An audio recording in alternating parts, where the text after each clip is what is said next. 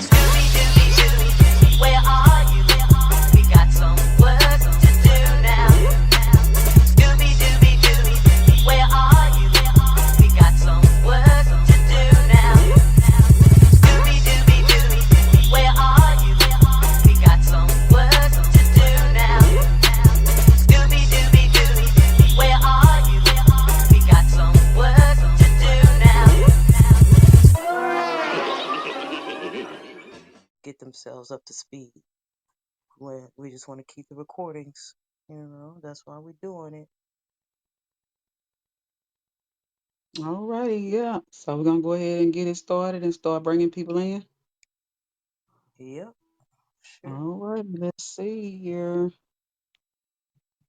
Ping some people. Yeah, that's what I'm doing. Um,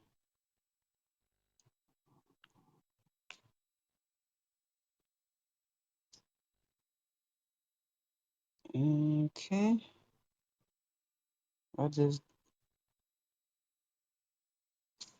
connected two people.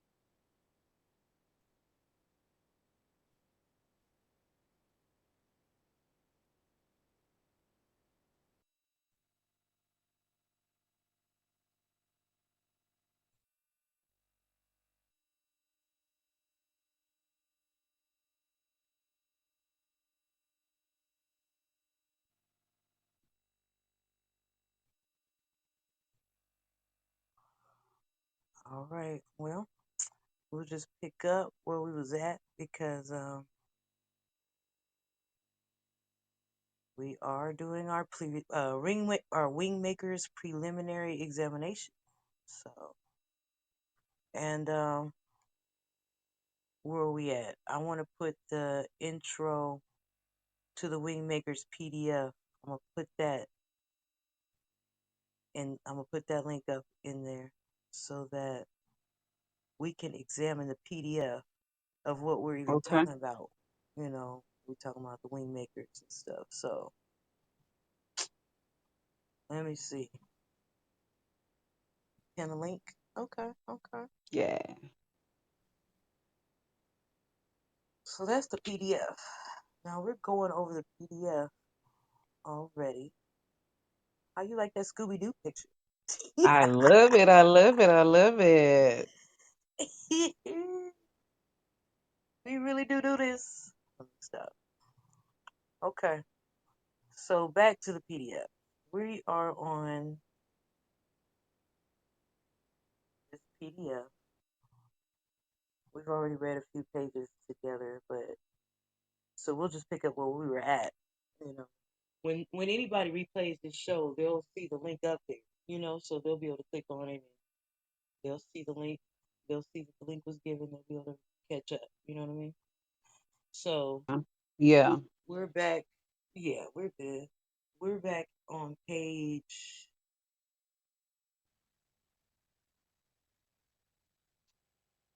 I'm getting ready to send the invites out too, so give me just a moment.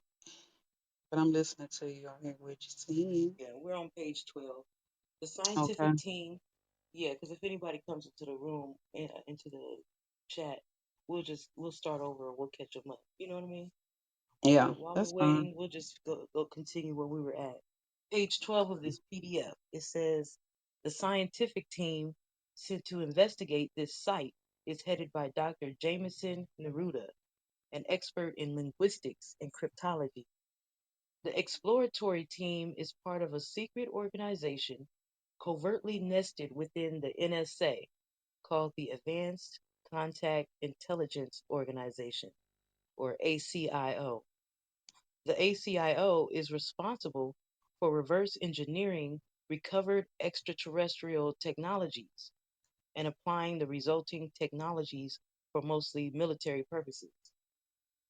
So, reading that, we were just talking about the brays and, different technology. But, when I was listening to the documentary, he was saying that he was talking about another group of aliens who were more peaceful and malevolent, is the word he used. So, either way, there's two ways this can happen.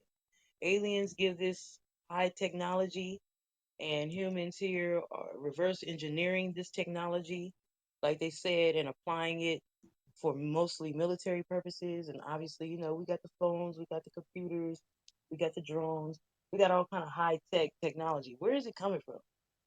Mm, And it really kind of burst yeah. on the scene, all of a sudden, but then also it made us, it reminded us, we said, hold on, wait a minute. There is a such thing as OOPART, OOPART. They call it out of place technology, right?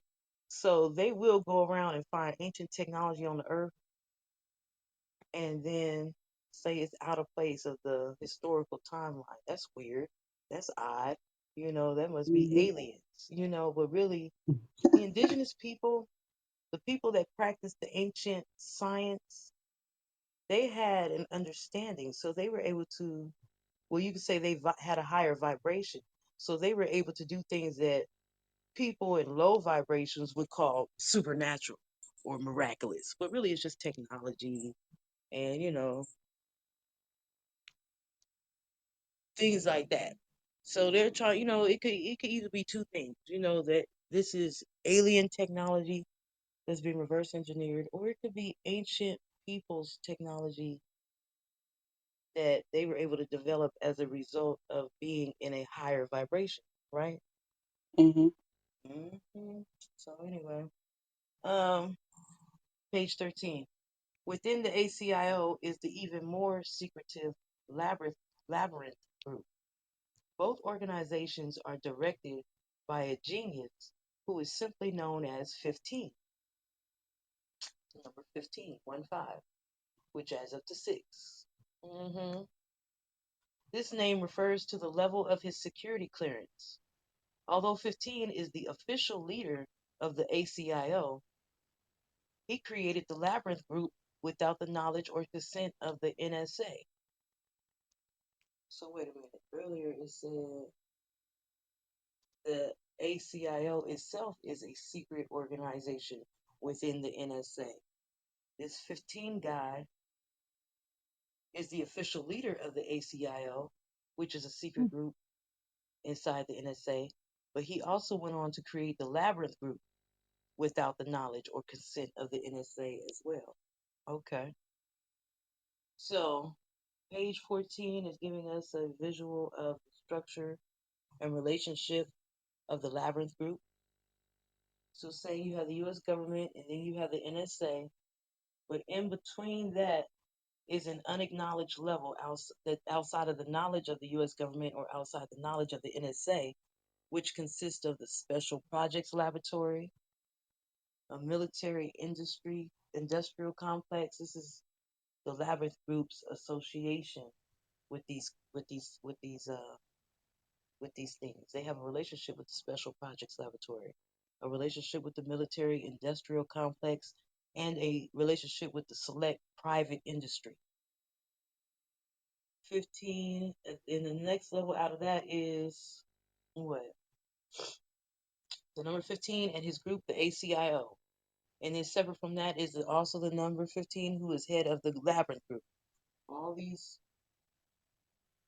they don't, the NSA and the government is not aware of the ACIO and the Labyrinth Group, allegedly. Right? Hmm. But that's what they tell us. We just going with what they say, with what they're telling us, So, okay, interesting. Next page 15. As the story continues, the technology artifacts recovered from the chambers appear to be objects of unknown substance and Wow. completely impregnable to ACIO probes. The artifacts do not play a major role in the story up to the time of creating this presentation, except for one artifact in particular. When the team arrives at the highest point of the spiral pathway, they encounter the last chamber, chamber 23, and they show you the painting that was in the on the wall in chamber number 23. They said aside from another wall painting, the artifact is entirely different from all the others. This artifact in chamber 23 is an optical disc, presumably full of interesting data. So, at the site where they found the Wingmakers time capsule, one of their 7 time capsules in New Mexico at a place called Chaco Canyons. Hmm. The time capsule is in a chamber with 20, is in like a spiral, an ascending spiral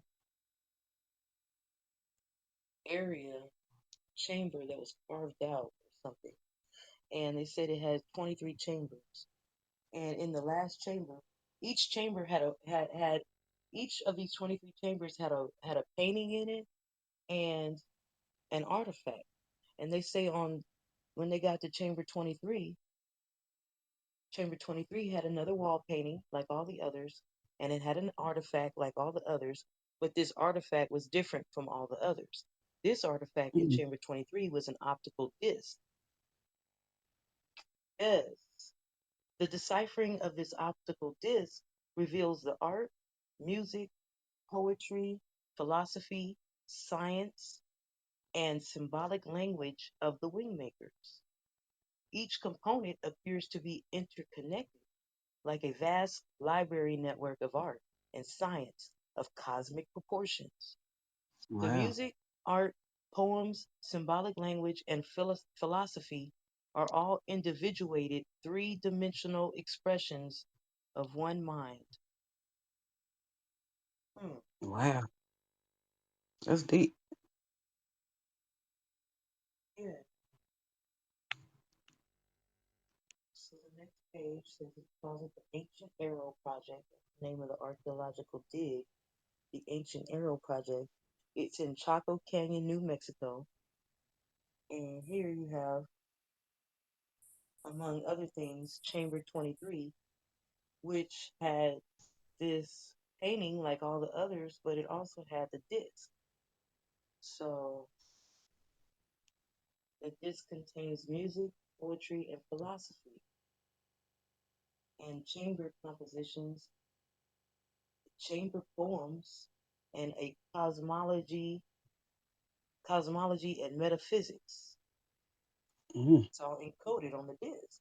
Interesting. Very Yeah. interesting. So you have the visuals. Yeah, okay, so I'm on page 19, selection of the 24 chamber paintings. So I see these different paintings.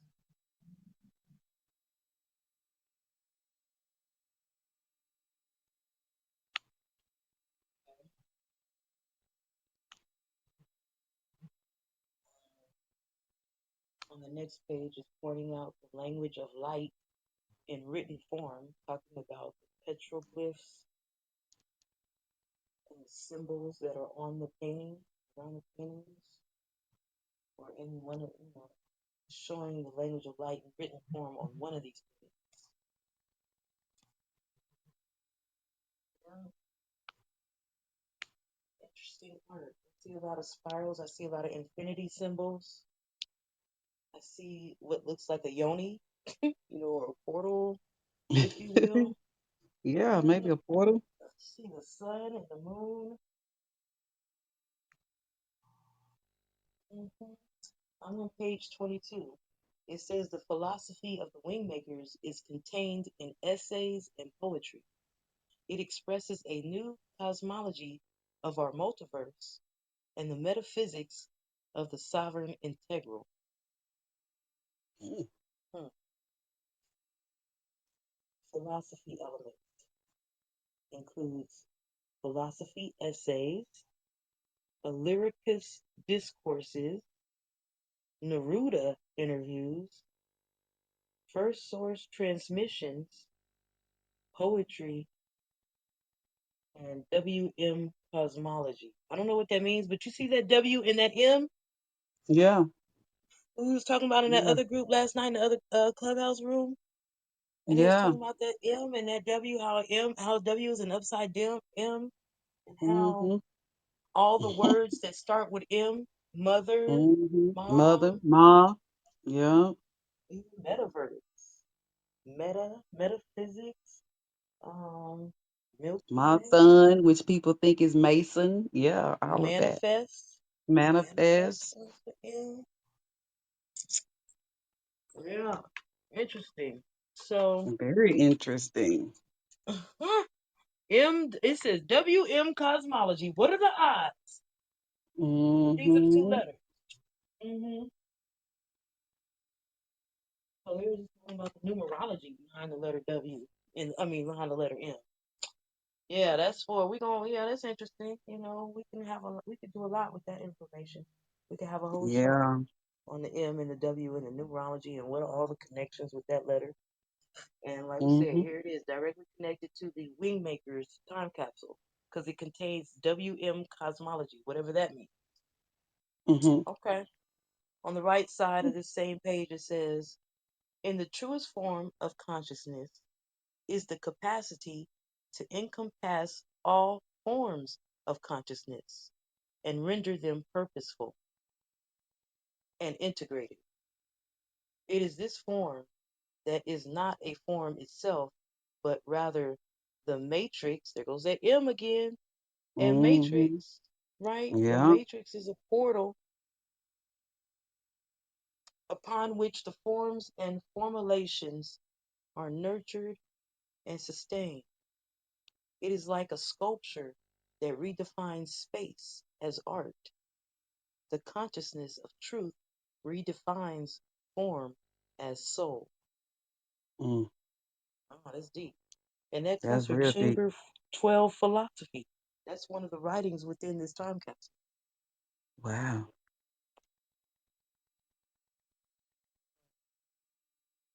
And the truest form of consciousness is the capacity to encompass all forms of consciousness and render them purposeful. Use all the energies, the negative and Mm-hmm. the positive. It Yeah. all has a purpose. Now it has a Hmm. purpose. Because you Render can't them have one without purposeful the and other. integrated. Mm-hmm. Hmm.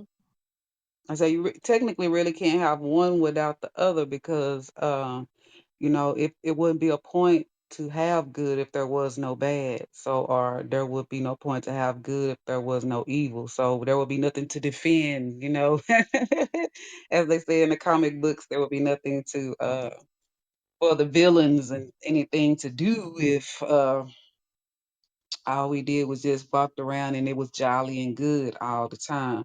We wouldn't even really know what it would be like to experience pain. That's why, and that's why we have to experience pain so that we can experience joy. You know? Hmm. Yeah. Hmm. And it says render them purposeful and integrated. So we don't dismiss it, we integrate it. And the key is to find balance. Mm-hmm. You integrate them together. You don't dismiss the light or dismiss the dark. You integrate both of them. And Hmm. integration is balancing both of them. And it is this form that is not a form itself, but rather the matrix upon which the forms and formulations are nurtured and sustained. It is like a sculpture that redefines space as art. I like that. That's beautiful. That is The beautiful. con- you know, the consciousness of truth redefines form as soul. Deep. That's deep. That's real deep. Uh, The visual artwork The visual artwork also appears as composite digital images based on the chamber paintings and digital images combining photographs with chamber paintings. Mm. So digital stuff is in this time capsule that was found in an archaeological dig in 1960, but that's been there since the 700s. Wow. You know, And this is why the we brought thing, up Umpart, because this is yeah, high technology in the 800s. Where's that coming from? yeah. Where is it coming from? Yeah. You know, And how did it stay hidden for all of that time? That's a very long time for something to stay hidden and nobody, think about it. You all these excavations and stuff they having and gentrifications and terraforming of stuff of the earth and stuff. And with all that going on, none of this ever came up before it was actually found. That's the amazing thing. They were not able to locate it. I mean, and this didn't even come around to where they even knew what it was that it was even there. So it stayed out of their sight all of this time. That's deep. see, Yes. So was it intentional? huh, Sounds like it was. Sounds like there was some intent behind them not finding it. I wonder what the and why. Yeah, I'm listening. interesting to say the least. The next page, an example of a composite digital image. Composite image based on meditations on time space DVD. I don't know what that's saying, but here's an example of a composite digital image. Gotcha. Mhm. Combination of painting and computer graphic.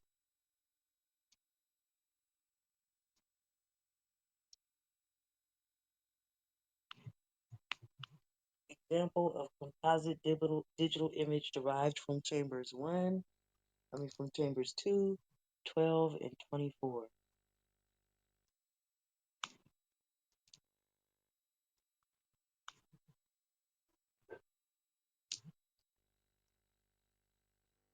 The primary character of the Ancient Arrow project is Dr. Jameson Neruda. In an innovative extension of the novel, Dr. Neruda shares additional details of his story in the form of interviews with a journalist.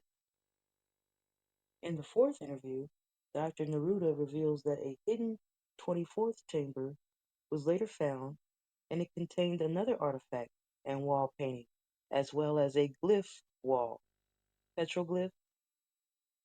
This was the largest chamber and largest painting found at the ancient Earl site, the one found in Chamber 24. Hmm.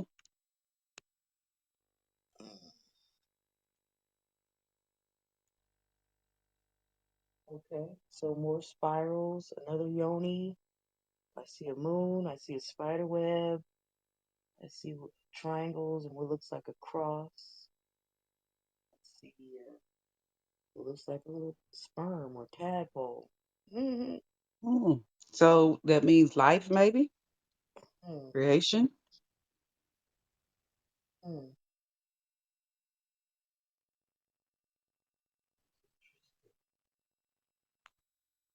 Okay.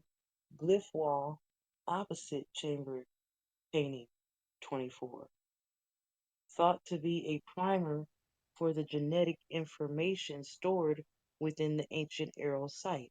Hold on. Genetic information that was stored in the site? What? Hmm. So it was more than just the capsules that was found. Sounds like to me.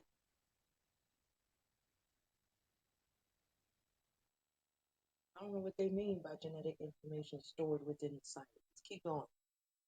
The next page, genetics. At this point, we learn that the ancient Arrow site is a symbolic representation of a single DNA helix. Hmm. The 23 chambers appear to be symbolic representations corresponding to the 23 chromosomes of our DNA.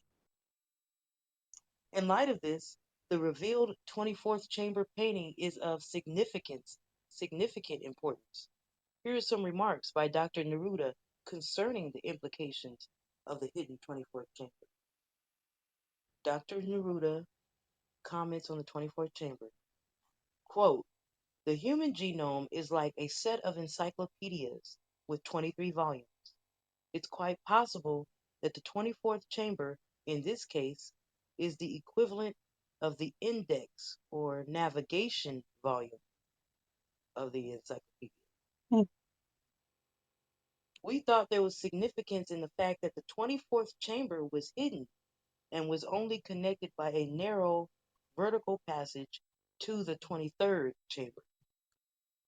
It's possible, in theory, that the 24th chromosome isn't a molecular based gene repository. There may be a genetic mutation that is being foreshadowed in our future, or the 24th chamber is a metaphor for a new functionality of the human species that is as yet dormant or coded. Hmm. Mm.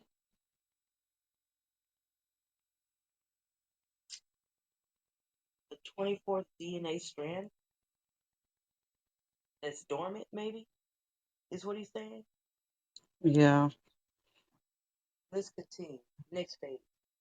Quote, there are several connections between the 23rd and 24th chambers, the most notable being that the 24th chamber is only accessible from the 23rd chamber. This suggests that the 24th exists as a result of the behaviors and conditions of the 23rd. In a sense, the tunnel connecting the two chambers is a birth canal, and the 24th chamber is the baby. Interesting. He says, since this is his thoughts, he's theorizing in some ways, but that sounds like an interesting thought to have. So he goes on and says, Very. since the 23rd is the sex chromosome, okay, so he's like, that's why he's connecting it to a baby. He's saying our 23rd,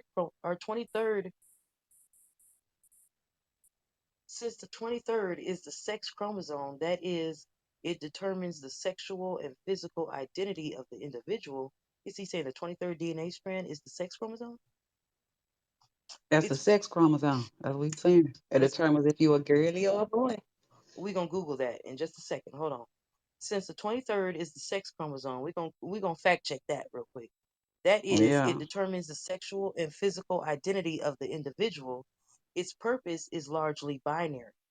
It's quite logical to conclude that if it were to give birth to a new chromosome, it may have something to do with our spiritual identity, particularly in light of all the other information we have about the central race. It's quite logical to conclude that if it were to give birth to a new chromosome, it may have something to do with our spiritual identity, particularly in light of the other information we have about the central race. Um, so once again, the Wingmakers on page one of this PDF, the Wingmakers say, hold on, let's go back just real quick. On page one, on page three, it says the Wingmakers are known as the central race. They were the first creation of first source. The central race was created sequentially based on seven distinct archetypal qualities of first source. Hmm. Consequently, the central race consists of seven distinct subgroups called the tribes of light. Among other names, they are known as the Elohim and Shining Ones. The Hmm. Wingmakers, aka Shining Ones, aka Elohim, aka Tribes of Light, aka Central Race, aka First Creation of First Yeah. Source. Breaking gotta go all the way back and reach back and grab it and pull it all the way up here so people can understand where how it applies to us today. Get it, sister? I got you. Yes. The Wingmakers, in turn, created the humanoid life forms, or soul carriers, which are the instruments used by entities for experiencing life in the universe. DNA is the product of the cosmic genesis of the central race. The central race were Genesis. And DNA is the product or their building blocks and is the fundamental building block of life in the universe. DNA is the product of the cosmic genesis of the central race. The central race, the Wingmakers created DNA, is what that's saying, is what they're saying is Yeah. going on. Right. This is what the Wingmakers said of themselves in the time capsule. They say they're the central race. They say they're the first creation or first source of God. They say that there is seven subgroups called the tribes of light. They say you might all other names they're known by are Elohim and Shining One. Trigger alert, straight up. So we just gonna be on our P's and Q's. We're Mhm. investigating. We ain't saying yay or nay yet. We just looking. You know. It says they also claim to have created the humanoid life form, which are instruments that they use to help experience life in the universe. They say DNA is something they create because they are cosmic genesis, and it's the fundamental building block of life in the universe. Interesting. So when we go back to Very. what we were reading on page 20, on page 32, it says since the 23rd is the sex chromosome, that is, it determines the sexual and physical identity of the individual, its purpose is largely binary. It's quite logical to conclude that if it were to give birth to a new chromosome, and the central race or the wingmakers say they created the DNA chromosomes, it may have something to do with our spiritual identity, particularly in light of all the other information we have about the central race, who claim to be geneticists and have claimed to have created the DNA with the 23 strands. Let's pause and Google if the 23rd strand of DNA is the sex chromosome. Let's Google some shit real quick. What they talking about? What's he talking about? Because that's Dr. Neruda's words. Mm.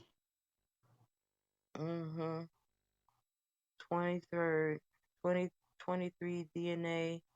I'm gonna just say 23. I'm gonna say DNA, comma 23, Well, we know that that comma number sex. 23 is significant because look at the movie The Number 23, and we know that 2 plus 3 is 5. That's going into, the number 5. We know that's symbolic as well.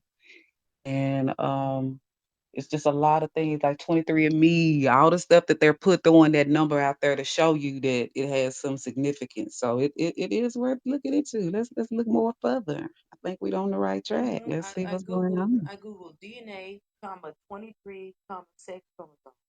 The first hit on Google from MedelinePlus.gov says, how many chromosomes do people have? Genetics, Medeline Plus, June 1st, 2021. The 23rd pair, comma, the sex chromosomes, comma, differ between males and females.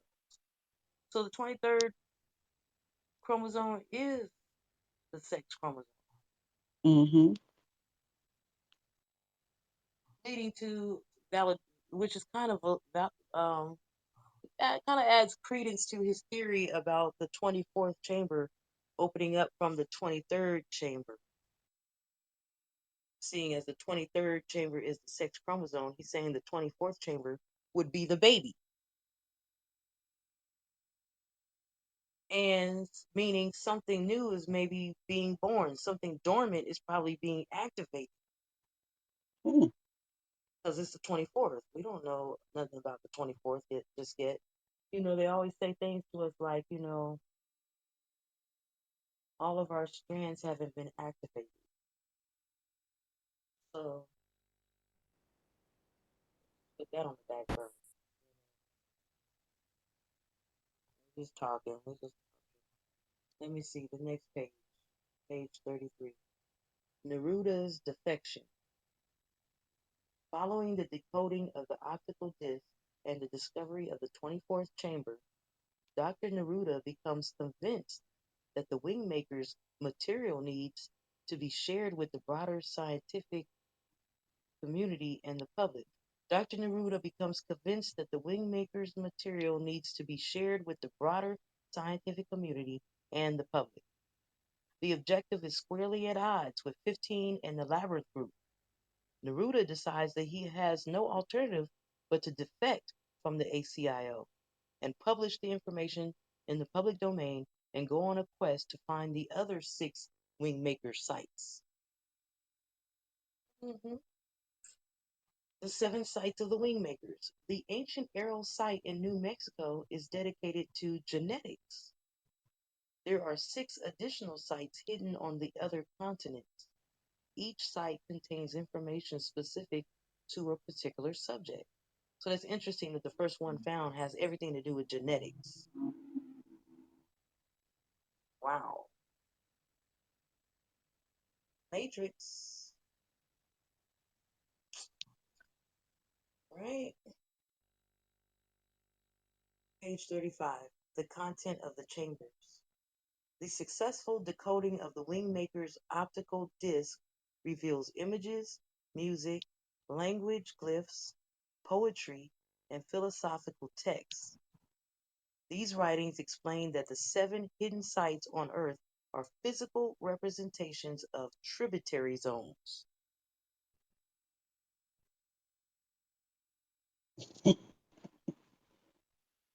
Hmm. The seven sites of the Wingmakers are terrestrial terrestrial counterparts of galactic tributary zones. So terrestrial basically means that they're from Earth. They're from Terra, which is Earth. So they're not extraterrestrial because an extraterrestrial would be someone or a being that is not from Earth. So those are terrestrial beings. That means they're earthly beings. I just want to clarify it. Let's Google. Let's look at the definition of terrestrial. Go right ahead. Let's go. Let's go. Let's On go dot solve the dot. games. The Yeah. seven sites of the Wingmakers are terrestrial counterparts of galactic Mhm. tributary zones. Let's look all these. Let's look up tributary too. Let's look up terrestrial and let's look up tributary. Okay. That's what they talking about. Let's see. Dang it.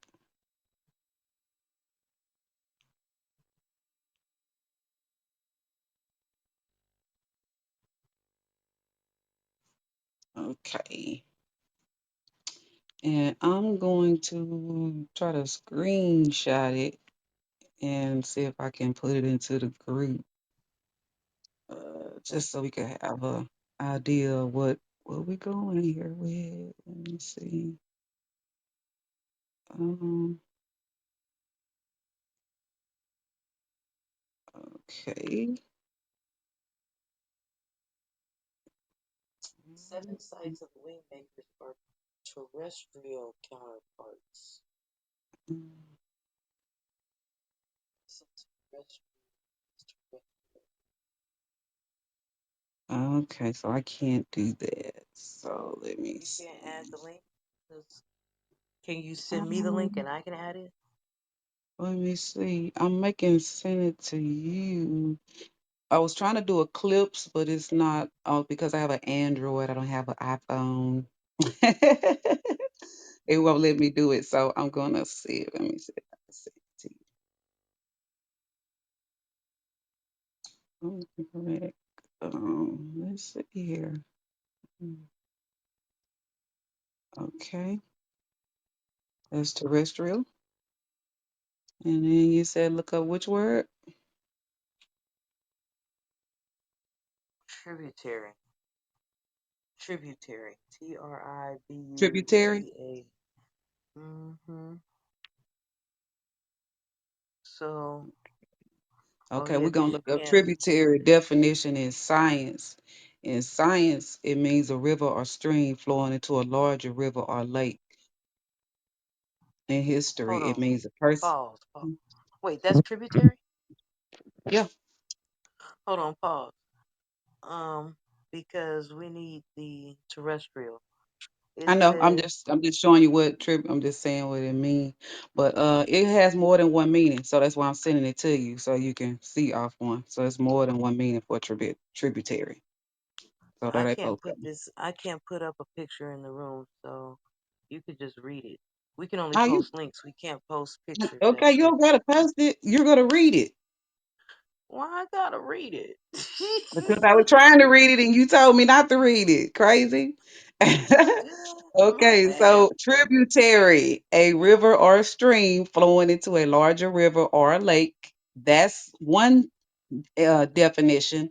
The second, on a historical level, means a person or state that pays tribute to another state or ruler.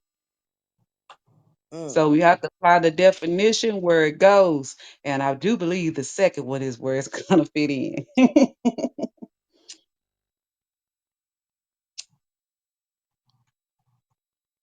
And the first definition was a stream. The first definition of tributary is a river or stream flowing into a larger river or a lake. Well, because when I hear that, I'm thinking about, how we have thoughts. We call them a Hmm. stream of thoughts or a stream Hmm. of consciousness, if you follow me. Hmm. So, Yeah. stream of consciousness flowing into a bigger flow, a bigger stream of consciousness. Like I'm Well, I thinking mean, ley lines in some way. I'm thinking ley lines and how mhm, ley lines, an electrical grid and ley lines are all connected or and which you could for since it's an electric, electricity, we call that moving through a stream too. So an yeah, that's electrical true because it's a grid, current. Yeah. right? So a stream is an electrical grid, so all these various streams can link up, or they can all benefit from the one main stream or current or tributary. But it's still the same thing. It's still both definitions apply. Actually, Yeah. Yeah. both definitions are true. You know, um, Yeah. because you have, but then like we said, it says terrestrial counterparts of galactic So if it's tributary zones. terrestrial, then it would okay. So terrestrial is let's go back.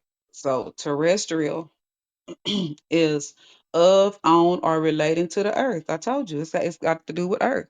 So whatever this is, it has to do with earth. It's not outside the earth. It's what's going on or relating to the earth. So go back and read that about the terrestrial. The seven sites of the Wingmakers are earthly or terrestrial counterparts of galactic, which is not earthly, that's galactic tributary zones. So see, I was thinking, like I said, energy grids, ley lines. Maybe the Hmm. seven sites are on ley Satellites. lines, satellites. Hmm. You know, Hmm. yeah, Because whatever this is relating to the earth. It's relating to what's going on. It's taking place on the earth, not outside of the earth. So it's on the earth because it's of, on, or relating to the earth. So it has something to do with what's going on with the earth. Keep reading. yeah. The seven sites of the Wingmakers are terrestrial or earthly counterparts of galactic streams, tributary zones, or galactic tributary zones. So outworldly or So galactic. this right here would be the counterpart to what would go on outside of outside of Earth. So basically, as above, so below. You know what I'm saying? So that's basically what it's saying. Hmm, interesting. Hmm. Particularly since Because like man and woman, there's a counterpart. There's two working together, but it's in one mind. You know what I'm saying? Or for one mission, or one agenda, or working toward one particular thing. Uh, so whatever this is, it's the counterpart to it. So it's helping. It's working with that for a purpose. So go right, back to it. yeah, like you said, as above, so below. So earthly, Yeah. this is connecting the Earth with the galaxy, or with Yes. outside of Earth. Yes. So the seven sites are all earthly sites that work together or tap into the galactic zone, if you will. So Mm-hmm. I was in the right mind. I was thinking Hmm. about energy grids and stuff like that. Yeah. Particularly since wherever the one that it was this arrow, what are they calling it? Arrow. Arrowhead Project.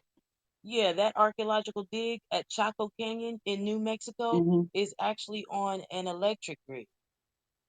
Or it's actually, is it Hmm. on an electric grid or is it lined up? We're going to get that in just a minute. So we'll put that to the back of our mind because we're investigating everything to see whether or not we want to take this case or not. So we're investigating and we're That's saying, right. this is interesting because so later on we'll go ahead and investigate Chaco Canyons and the architecture and whether or not it's up on a ley line because they're saying here that all the sites are are basically connecting the earth with that which is above a galactic tributary zone. So we'll get back to okay, the next page, galactic tributary zone. Girl, boo. Tributary zones. I'll jump the gut ass. Just read. Relax. Just read. The tributary zones.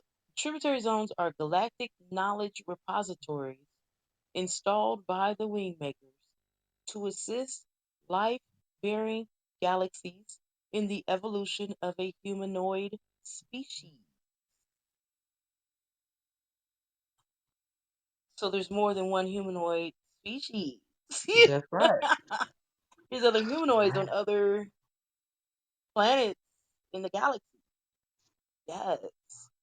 As a species becomes ready, terrestrial counterparts, earthly counterparts of the galactic tributary zone are installed on a planet. Their Hmm. discovery and ultimate application is a carefully engineered event. Oh my God, where's Chris? When we saying that earlier, like it seemed like this was planned. Yeah, yeah, yeah. And we were like, well, how you just said it. How is it this? How is it? How did it go unfound for so long? It had to be It it was had to be some critical thinking going on. I'll say that. a carefully So, engineered event. It was incredible. It wasn't coincidence. It was planned that way. So that's what do you mean? Okay. So tributary zones are galactic knowledge repositories installed by the Wingmakers to assist life-bearing galaxies in the evolution of a humanoid species.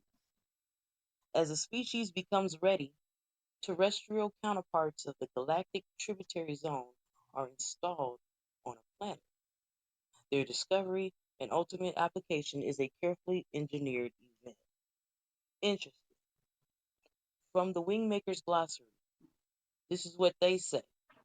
The Wingmakers mhm. say tributary zones are catalysts for awakening the wholeness navigator within the human instrument for the purpose of helping humanity discover the grand portal. Galactic tributary zones are 7 in number and closely resemble their super-universe counterparts. They're generally transposed by specialists from the central race and are established near or within the galactic core of a life-bearing galaxy. Galactic tributary zones are ultimately transposed to a planetary level as encoded sensory data streams. See? Generally, this occurs shortly after the planetary system establishes its first phase of the Olin technology or global communications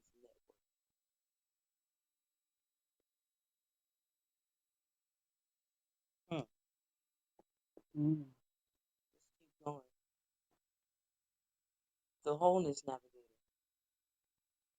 All human life is embedded with the wholeness navigator, says the Wingmakers. It is the core wisdom. The wholeness navigator is the heart of the entity consciousness. It is a replica of First Source or God, vibrating at the same frequency and capable of the same feats of consciousness of the God consciousness. The wholeness navigator pursues wholeness above all else. Soul or what the Wingmakers refer to as the Wholeness Navigator, is the replica of First Source, only compartmentalized into a singular, immortal, and wholly individualized personality. Mhm.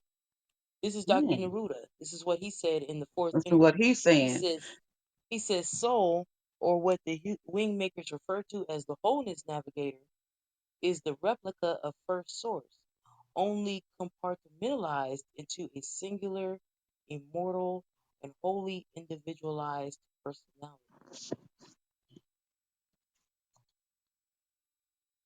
So the soul is the Wholeness Navigator, and the Wholeness Navigator, or the soul, is a replica of the First Source.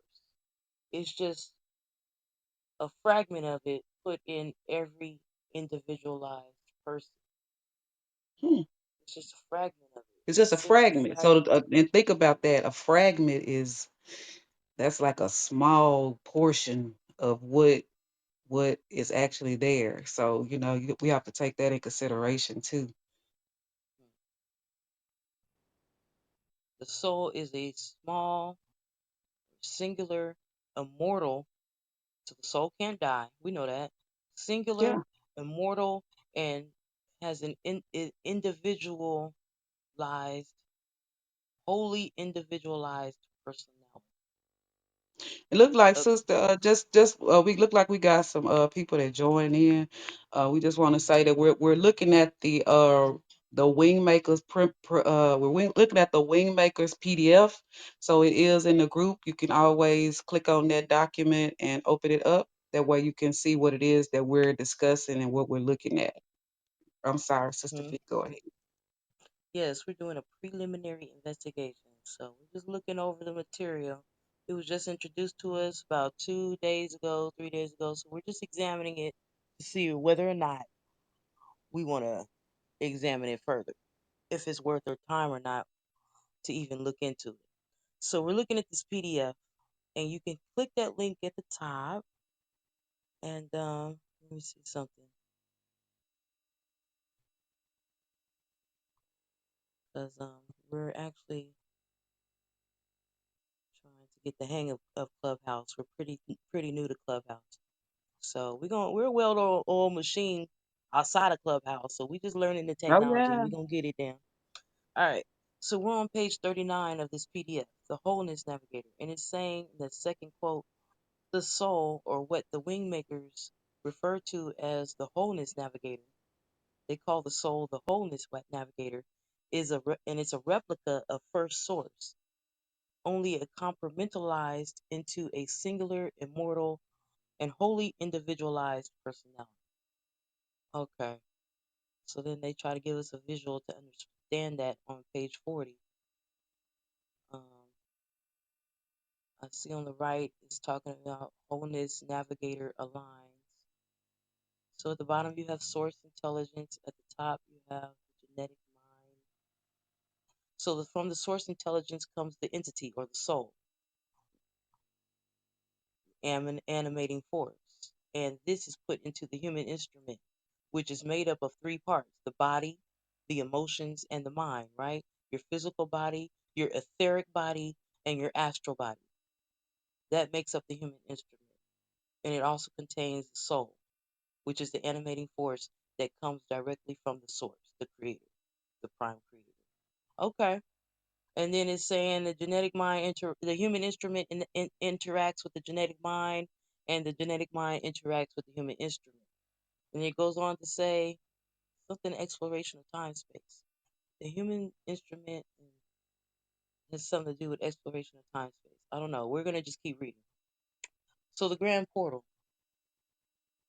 The grand portal is the irrefutable scientific discovery of the wholeness navigator, or the soul, and how it lives and performs its functions within the human instrument.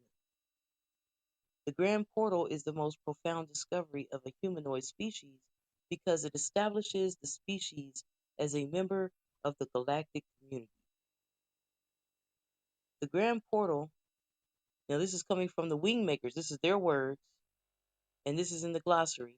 They say the grand portal is a lens through which humanity may observe source reality and communicate therein. The grand portal is the apex discovery of humanity and ushers in profound change to all sectors of the population. It conjoins science, metaphysics, art, and the super universe, placing humanity in a position to embrace all dimensions of the multiverse while existing in the third dimension.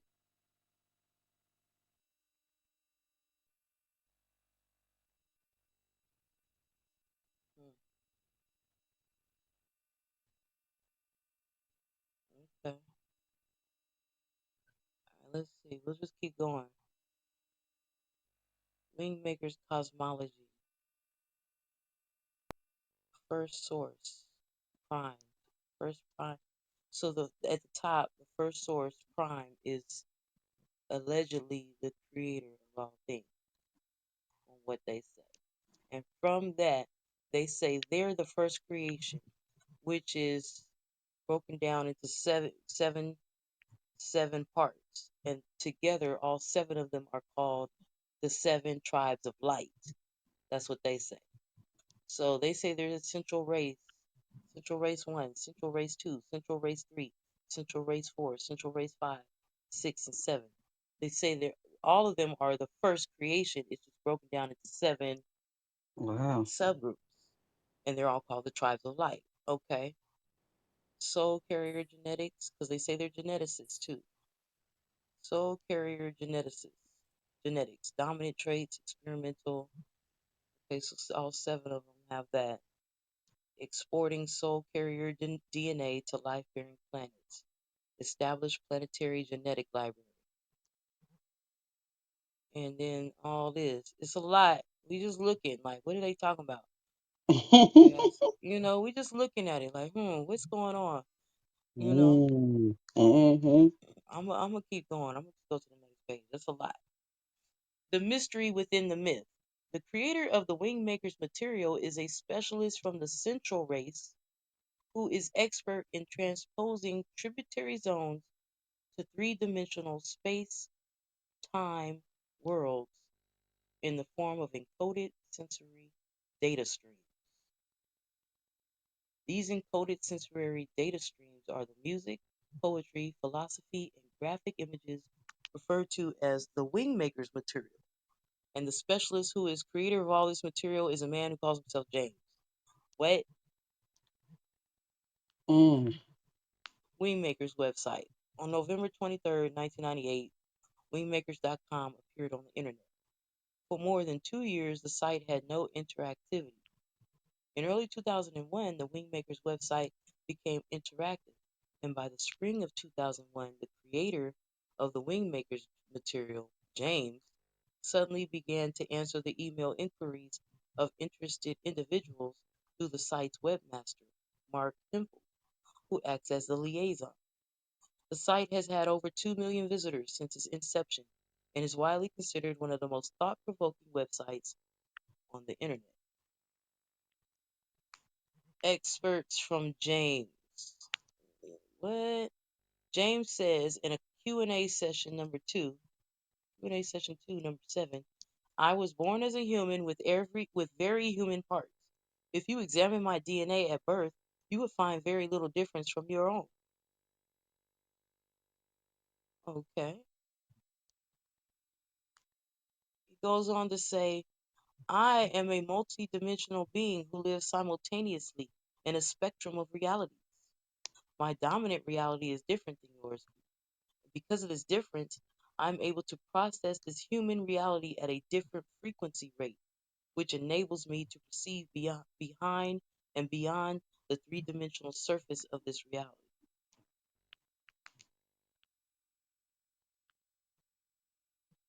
He said, as a result of this ability, I'm able to translate art, music, poetry, philosophy, and scientific insights that are from my dominant reality into yours. In so doing, I have translated sensory data that will catalyze future discoveries that will redefine the human soul.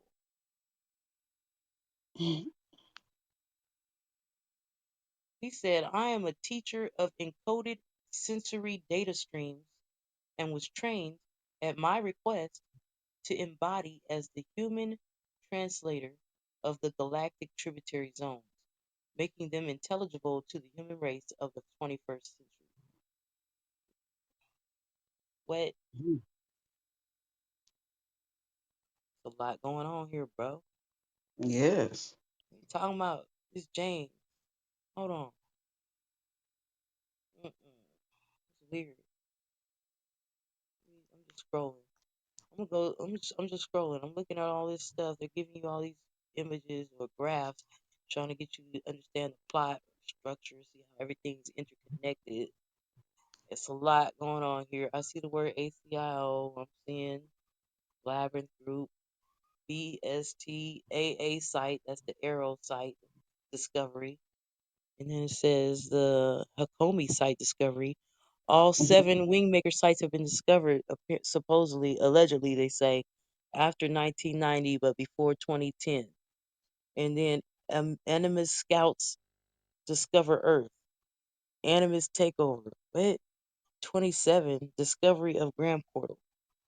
So they're pur- pur- uh, purportedly or allegedly telling us the future. Allegedly, yeah. Allegedly telling us, Allegedly. okay, I hear you, bro. I hear you. We just examining, we just looking. I don't know. Allegedly. Allegedly. So, in summation, on page, where are we at? We're on page 49. Hmm. So, in summation, the novel, art, music, poetry, philosophy, and other writings known as the Wingmakers material are encoded sensory data streams designed as catalysts for the next 3 generations of souls to be born in the 21st century. This process will inspire individuals to create a new civilization through the coming together of art and science. This will eventually lead humanity to the discovery of the grand portal, the irrefutable scientific discovery of the human soul, the wholeness navigator. This will lead humanity to the discovery of the soul. It is the culmination of science, art, and technology operating in unison, focused on the exploratory province of cosmology and metaphysics. I don't like that shit about this nigga James. Nigga. Is the Wingmaker's material fact or fiction? It is fact wrapped in fiction, otherwise known as myth. Myth. Mythros. Myth. Sarah DeRosnay, who is assistant to James, says, I have been asked by James to introduce him and the facts behind the mythology of the Wingmaker. It's important to understand that virtually every element of the story is based in reality. However, the story in its totality is not real. What is real is that a teacher has come to this planet at this time to transmit a multidimensional, multimedia story that will act as a catalyst. So, see, they say the story's not real. So, but the point of the story, so it's a myth. The story and all that isn't real, but the point is that the ideas being brought out will be supposedly a catalyst. I guess. I mean, I hear you. Why should I Well, they. care? I think when they, because you got to understand that what we're dealing with. So, with that being stated, we do understand that they do play on words, so they're gonna use their word play. You can't let the word play stop you. So when I see the word myth, I first would have to go back and find out what that actually means, and I would go to the etymology of that word and find out what it actually means as far as myth is concerned, because most times when they say myth, they want you to think that it is just fiction, but it's actually sometimes it's real truth, but they don't know how to describe it, so they pass it off to you as myth to help you to understand what the concept actually means. So myth does not necessarily mean that it's fictional. It's just meaning that it's supernatural to the point to where a regular person probably wouldn't grasp the concept. So let's go look up Well, myths. I'm thinking about how we've had many myths. We had the Greek gods, the myths of the Greek gods, Yeah, but we and then know that it upon was all further, to describe. We know it was all to describe the concept of what quote unquote a God would be like, or what a quote unquote God would accept or not accept. So we're gonna go to the definition of what myth really is. It's from the 1830s. It's French, directly from the modern Latin word mythos, from Greek mythos, speech, thought, word, discourse, conversation, story, saga, tale, anything delivered by word of mouth, a word of unknown origin. Myths are stories about divine beings generally arranged in a coherent system. They are revered as true and sacred. They are endorsed by rulers and priests and closely linked to religion. Once this link is broken and the actors in the story are not regarded as gods but as human heroes, giants, or fairies, it is no longer a myth but a folk tale. See, this is etymology. hmm, And it's good to use etymology because you know what the actual word really means.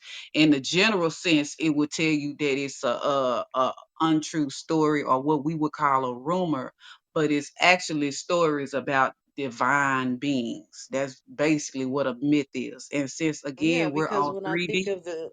when I look back and think about the Greek myths, upon further study as we've grown in knowledge, come to Hmm. understand that these Greek myths are describing planets.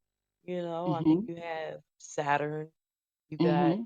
Zeus, Hmm. which is a sun god. So it's talking about the Hmm. sun, I guess. And then, you got Uranus, you got all these Greek gods. And I think maybe is are these gods also still being explained like in comic books?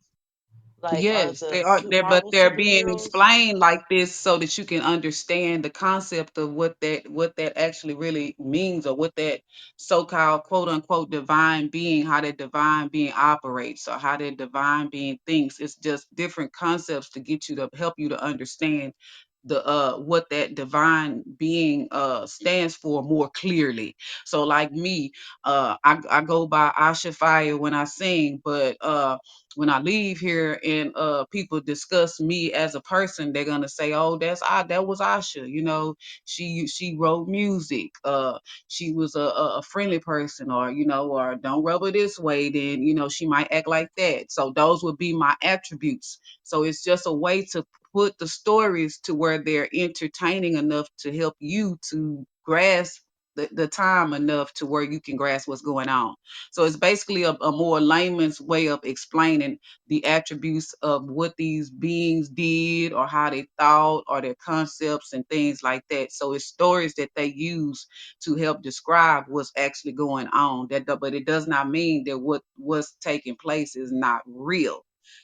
Right. It's a way of describing it. So I wanted to let that be known, because a lot of times when people hear the word myth, they think that that means fiction, and myth does not mean fiction.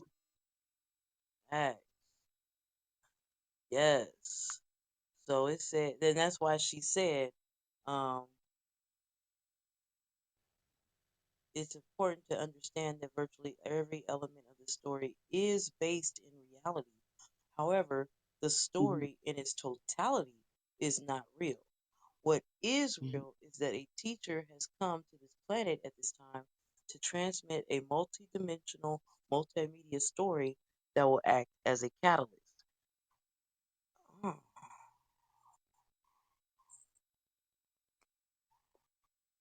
interesting. I'm just trying to put that in context of the Greek mythology, the purpose of Greek mythology. Greek mythology acted as a catalyst. The story and all the characters and everything was to help you get to understand. And even though the Yes. story wasn't real, The point of learning the story was to spark something within you. Yes, It and to was a help you to catalyst. understand whatever concept it was that was trying to be explained. That's like Right. a person who doesn't know anything about alchemy. You can't just go to them talking in those kind of alchemical terms. You have to break it down in a more layman terms where they could understand it. So you might have to put it in a story for them to actually get a visual of what it is that's taking place. Because most people work by visual. Some people learn by seeing. Others learn by doing, so it's a way to incorporate that to where you can understand what the point is. And really, they say that we are predispositioned to learn or understand things through symbols. I mean, we're saying that even words themselves are symbols because each letter and each number is actually a symbol. But within each symbol is a whole concept wrapped up in that one symbol. So when we sit here and talk about the number seven or the number one or the number 11, there's a whole symbolic, there's a whole lot to unpack from this one Yeah, the whole symbol. symbology to it. Yeah. Yeah, so you could say that's like a so the characters in myths and stuff are symbols and it helps you understand better. That's all. The character is a symbol. Yeah, You sit here and look at the Greek gods, and then when you look at astrology, you see some of these same symbols. And now that's you right. know from learning about the mythology and learning the stories, now when you get into astrology, you're like, oh yeah, I see Saturn.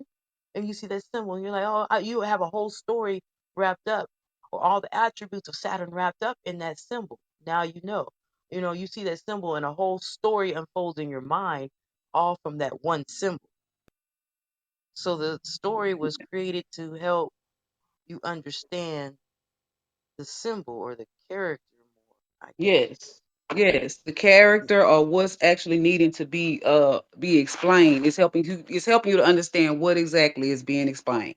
It's just a way to do it. Like even with movies. That's why people like why they put all this stuff in the movies. Because they're trying to get you to understand whatever it is that they're trying to explain. So the only way to get you to do that is through visuals because that taps into your subconscious mind. Facts. Facts. And The everything is subconscious deals in stored in the symbols. subconscious mind. Right, because the Yes. subconscious mind deals in symbols and stuff. Because see, Yes. languages change and stuff. But the Yes. energy behind the symbol is what it is. Still the That's why they same. Yeah. say that's why they say A is has the same frequency or energy as the number one, Hmm.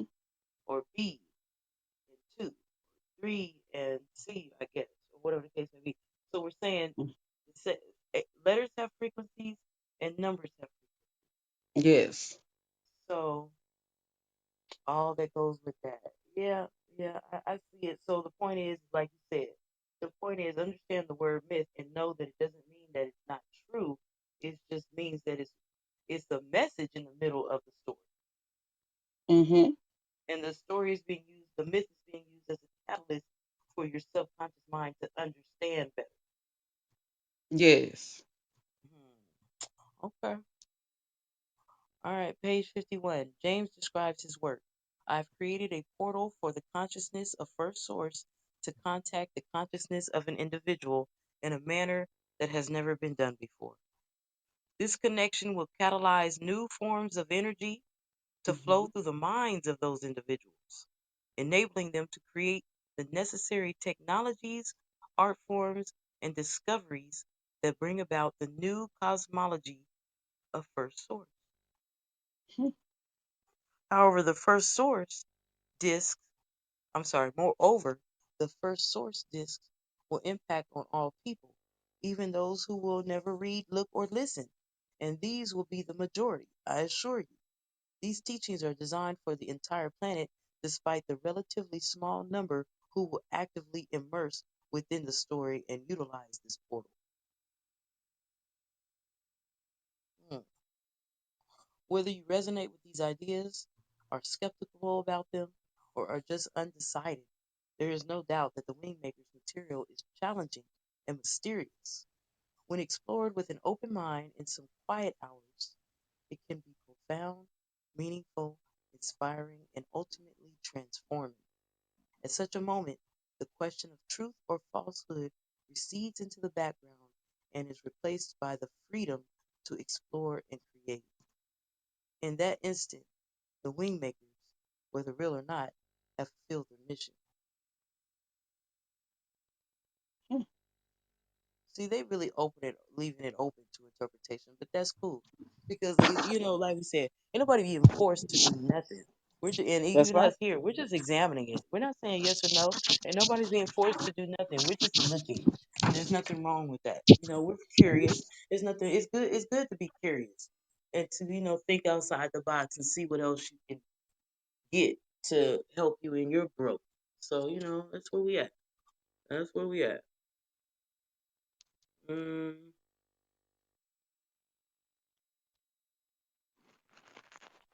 that's wild. Light encoded reality matrix, experiencing unification force, ability to manifest material objects is probable outcome. Mhm.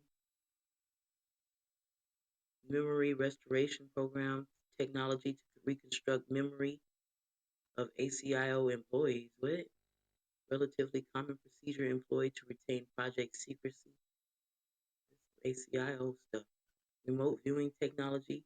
Replay is a technology that enables RV sessions to be broadcast. RVs are coveted, somewhat feared employees of the ACIO. So, personal mole tracking devices. PMs are Hmm. standard issue for all ACIO employees, inserted in the back of the neck under skin.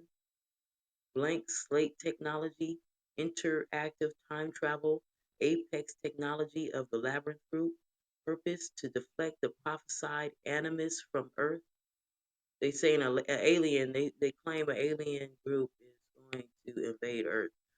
That's what, I guess the ACIO and the Labyrinth Group is saying. So they're trying to come up with a time traveling technology so that they can ward off the impending invasion of some evil alien race.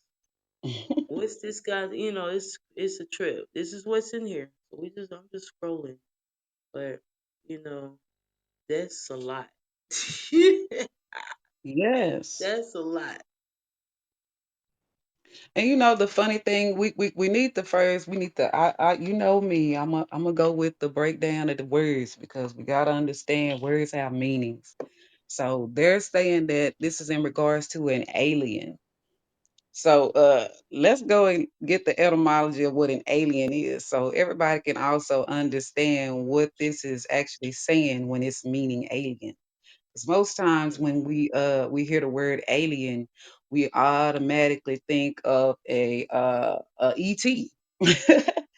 And aliens are can be a lot of different things. So let's go and see what an alien is. It says it's from the 1300s. Ain't that weird? How It this word is. came around in the 1300s. So before the Alien. 1300s, the word alien did not exist. Hmm. Isn't that something?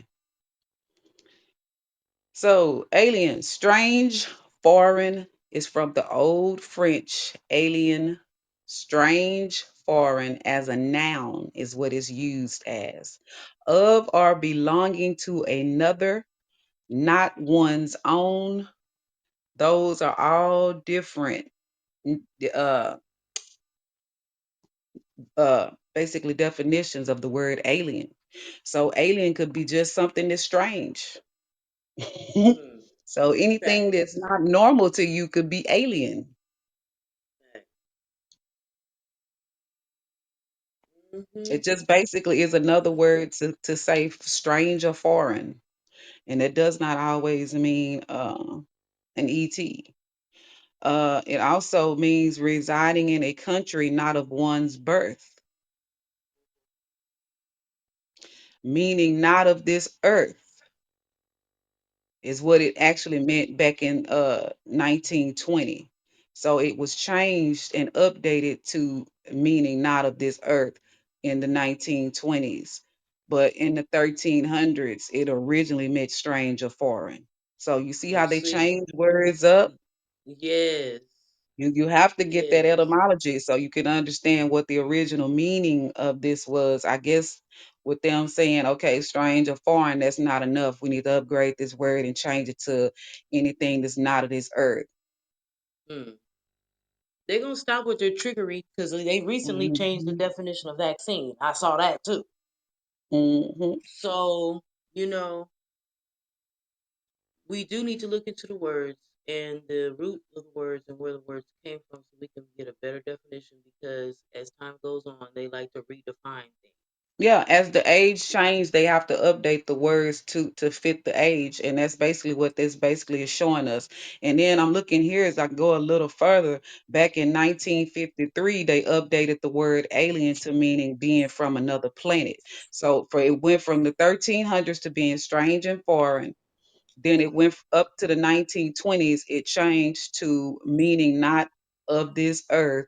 And then it went from 1920 up to 1953. So about 33 years later,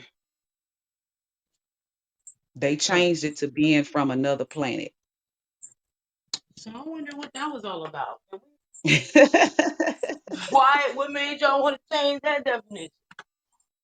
What's going on there? Well, What probably was because before that they that's when they started claiming that they started seeing the aliens back in the 50s. So after that, I mean, they had to update it because hey, wait a minute, this actually mean being from another planet because now we actually in contact with these things. It's not just strange or foreign to us anymore. We're in communication. So But that's are they? wild because I think I remember seeing old paintings before those times. I think where it was like a UFO in the paintings and stuff. Wasn't there a painting of Jesus, a white Jesus, you know, Yeah.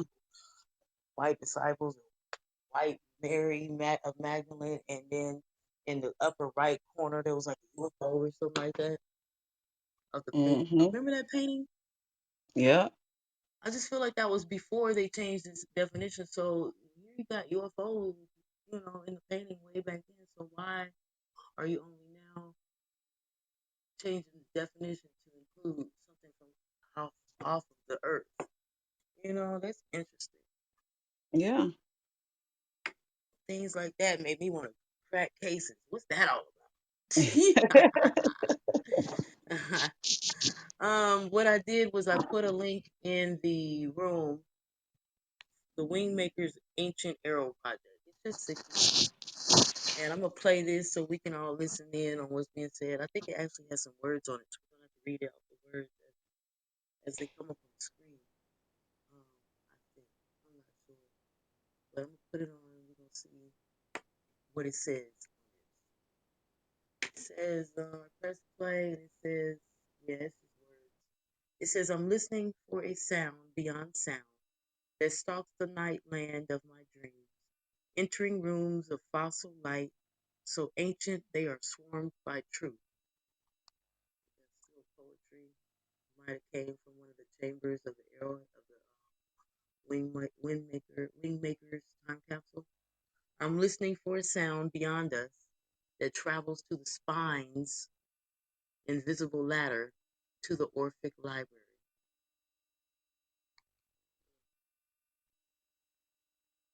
Yeah, that was in chamber. That was found in chamber one. Some poetry in chamber one. Can you hear this?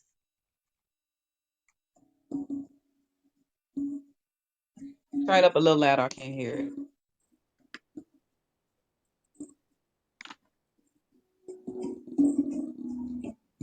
Okay, yeah, it's writings. Nobody's talking. It says from a galaxy so remote it is unknown to us. A light brighter than a billion suns is guided through the shaft of a wormhole, fading in intensity through the expanding cosmos, but not before some of it, however faintly, reaches Earth.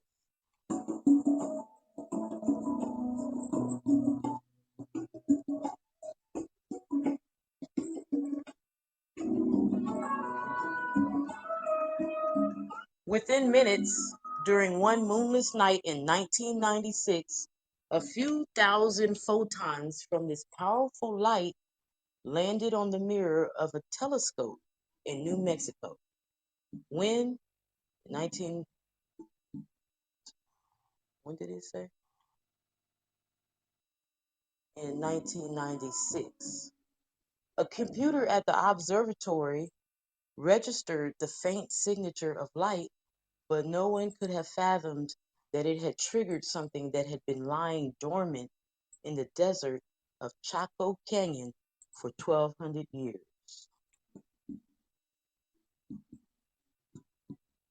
So this light that came at that time was registered on the satellites, but little did they know it activated something that was dormant at Chaco Canyon. So it says in the summer of 1996, so that same summer or that same year, in the summer of 96, two college students innocently stumble upon an otherworldly artifact while hiking in northern New Mexico near an ancient archaeological site called Chaco Canyon.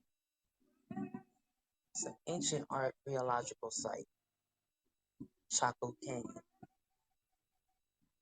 in New Mexico, 1996.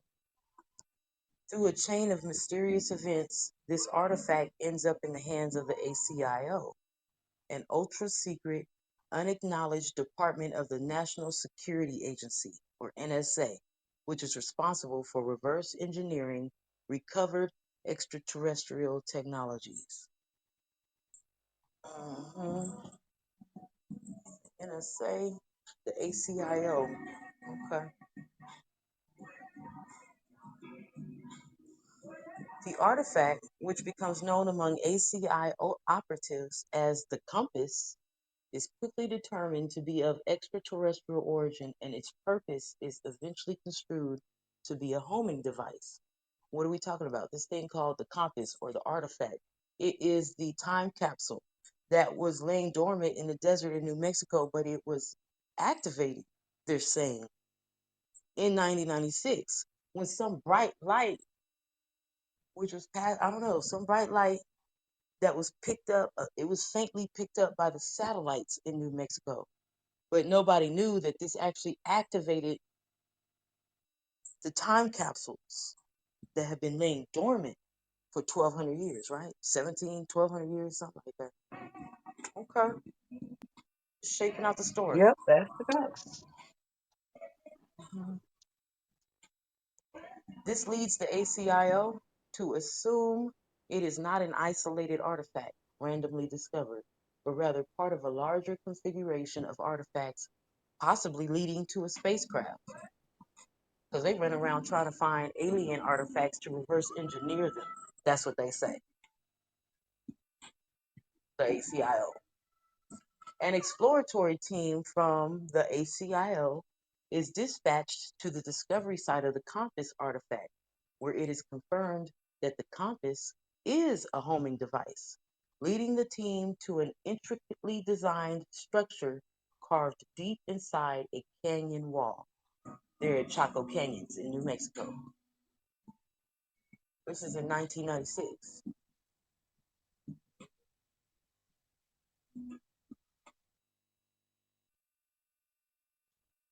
It says there they found a helix shaped corridor which spirals up through the rock with 23 chambers jutting out at 10-meter intervals. This amazing discovery is initially thought to be an extraterrestrial time capsule left behind by an alien race. We got time capsules, we got aliens, got a lot going on here. Each chamber, and there was 23, consists of, it contains an enigmatic wall painting and an impenetrable technology artifact. In the uppermost chamber, the scientists uncover an optical disc, presumably holding the information about the site's creators and their purpose. Hmm.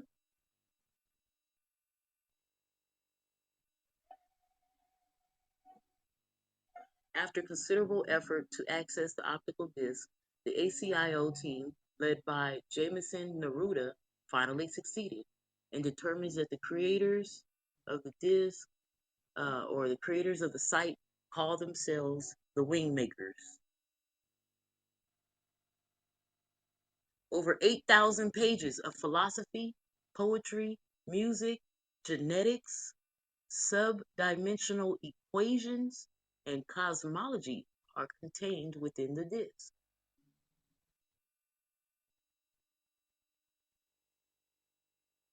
The Wingmakers are thought to be representatives of the central race, the most ancient race of beings in the universe, and the legendary creator gods of all life. I'm sorry, the legendary creator gods of life on all of the other galaxies. Representatives of the central race, the most ancient race of beings in the universe, and the legendary creator gods, plural, of life on all of the other galaxies. They are the genetic caretakers of the universe, once thought to be gods when they interacted with the human race in eons past. I don't like the sound of that in some ways. It sounds like, well, fallen angels and stuff. You know what I mean? Like it just sounds like it's not the creator. It's just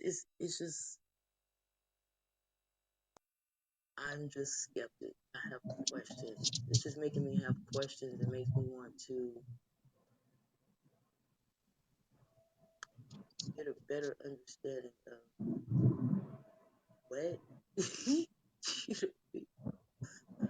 It says thousands of years earlier, aware of the Earth's distant future, the Wingmakers constructed and left behind knowledge repositories upon Earth on each of the 7 continents.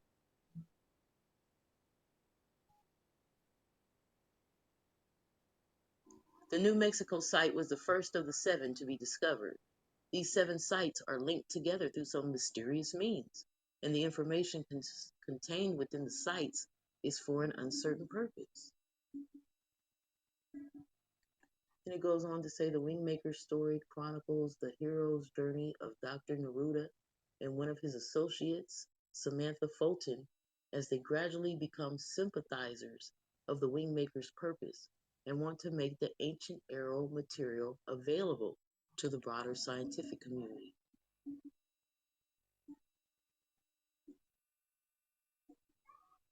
The leadership of the ACIO is squarely at odds with making such a disclosure, fearing that the ACIO's agenda and hidden power will vanish as a result. So, given no other options and with grave danger to himself, Dr. Neruda defects from the ACIO, taking materials from the ancient arrow site with him. Then it goes on talking about starring, and it shows a picture of some guy and it says Dr. Neruda, starring Dr. Neruda, starring 15, the leader of the ACIO, Emily and Andrews, scientists of the ACIO. And look, these pictures, this is what's tripping me out about this. You see these pictures, directors of ACO, it looks like this is Benicio del Toro and Samuel L. Jackson and Lucy Liu. It's tripping me out the way that this is like blurring or merging movies or TV, with the whole thing. It kind of like, for me, I can't, it's like you don't want me to really take this seriously. Like, is this a future movie that you're trying to come together to try to make? Or is this real? You know what I mean? Like, what's going on? Is this you see what I'm saying? That was weird to me. So, but,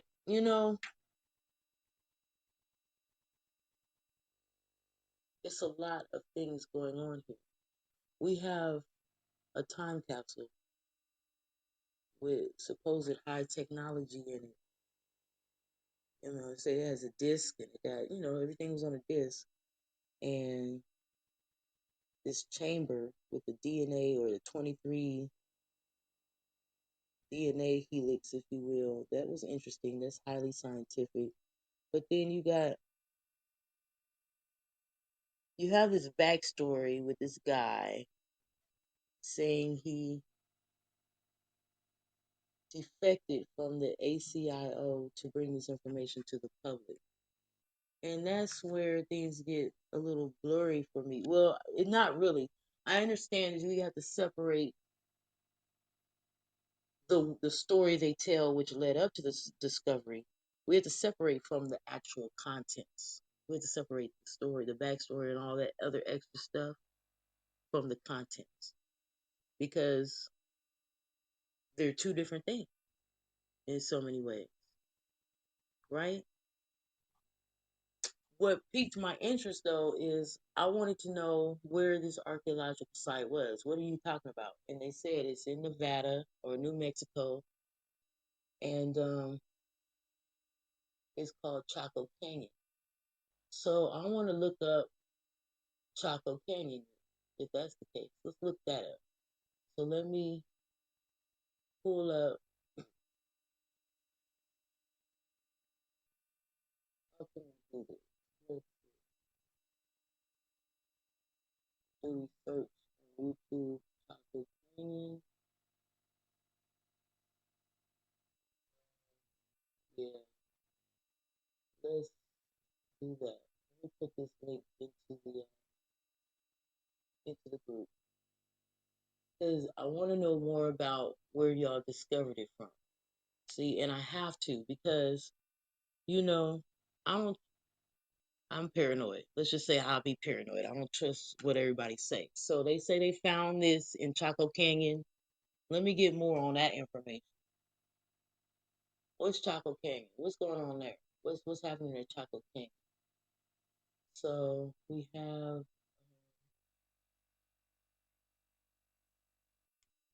Hold on a second.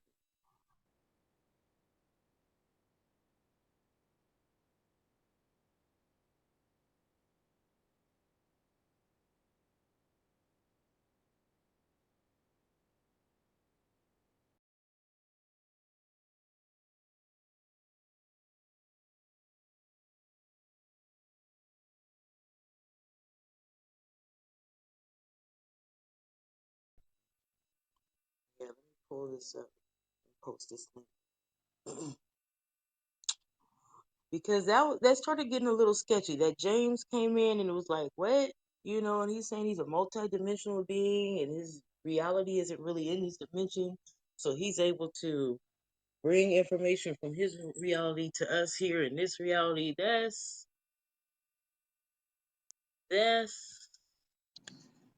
Well, I mean, it's really not hard to believe because listen, they they could tell us that these are three-dimensional beings and all these different types of beings, but we do know that they are able to do certain things.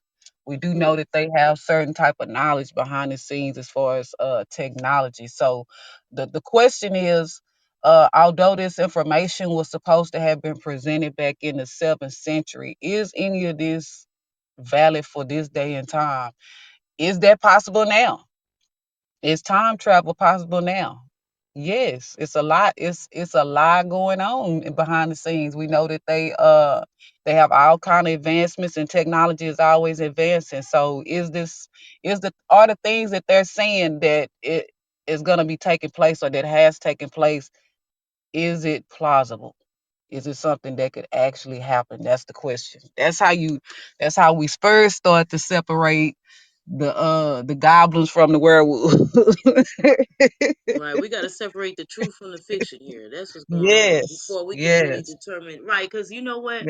What I yes. know is that a lot of stuff is shrouded in mystery that they don't want us to know about. So I agree that, I'm not ready to walk away just yet. I just have to, I mean, to do my due diligence, I would need to separate the fact from the fiction, the truth from the fiction.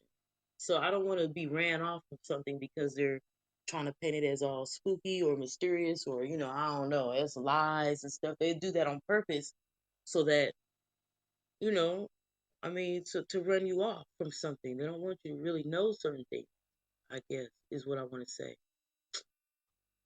I don't know. I feel like, I think when they were talking about the chambers and the 23 helix and the 24th coming out from the 23rd and how the sex chromosome and talking about something laying dormant and being activated, that piques my interest.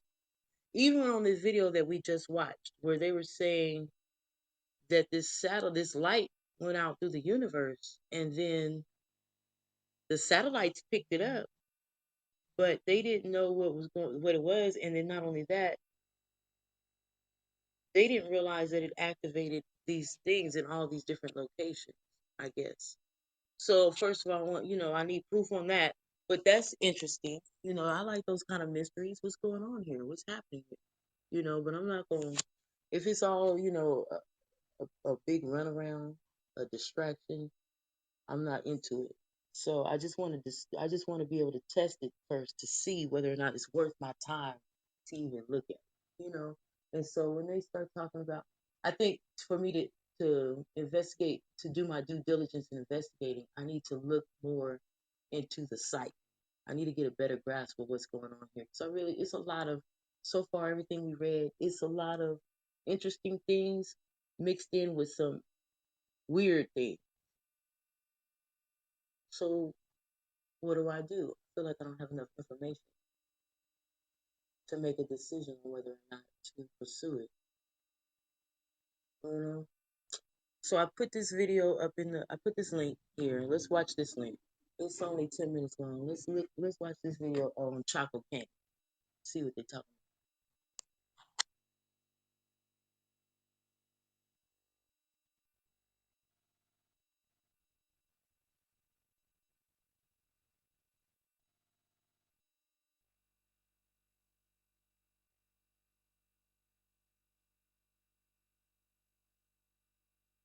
about. Oh, what's going on? Dang. Okay, I got it. Despite the fact that things like the Roswell incident, Area 51, and the atomic bomb are all relatively new occurrences, there seems to be a lot of evidence that suggests that these may be connected to a much older and hidden story that may reveal a new picture of what occurred here in the distant past. One site I had heard about for years but never took much interest in until seeing images of masonry walls that resembled those found in the rock wall is Chaco Canyon in western New Mexico. I had heard many tales in the past that the site was believed to have been constructed by extraterrestrials, but it wasn't until after visiting this massive site myself that I started to understand why. Sitting in a shallow canyon, 70 miles from the nearest town, accessible only by a 13-mile trek down a graded rock road at 15 miles per hour, Chaco Canyon is located in a desolate, remote area that is difficult to reach without the proper vehicle.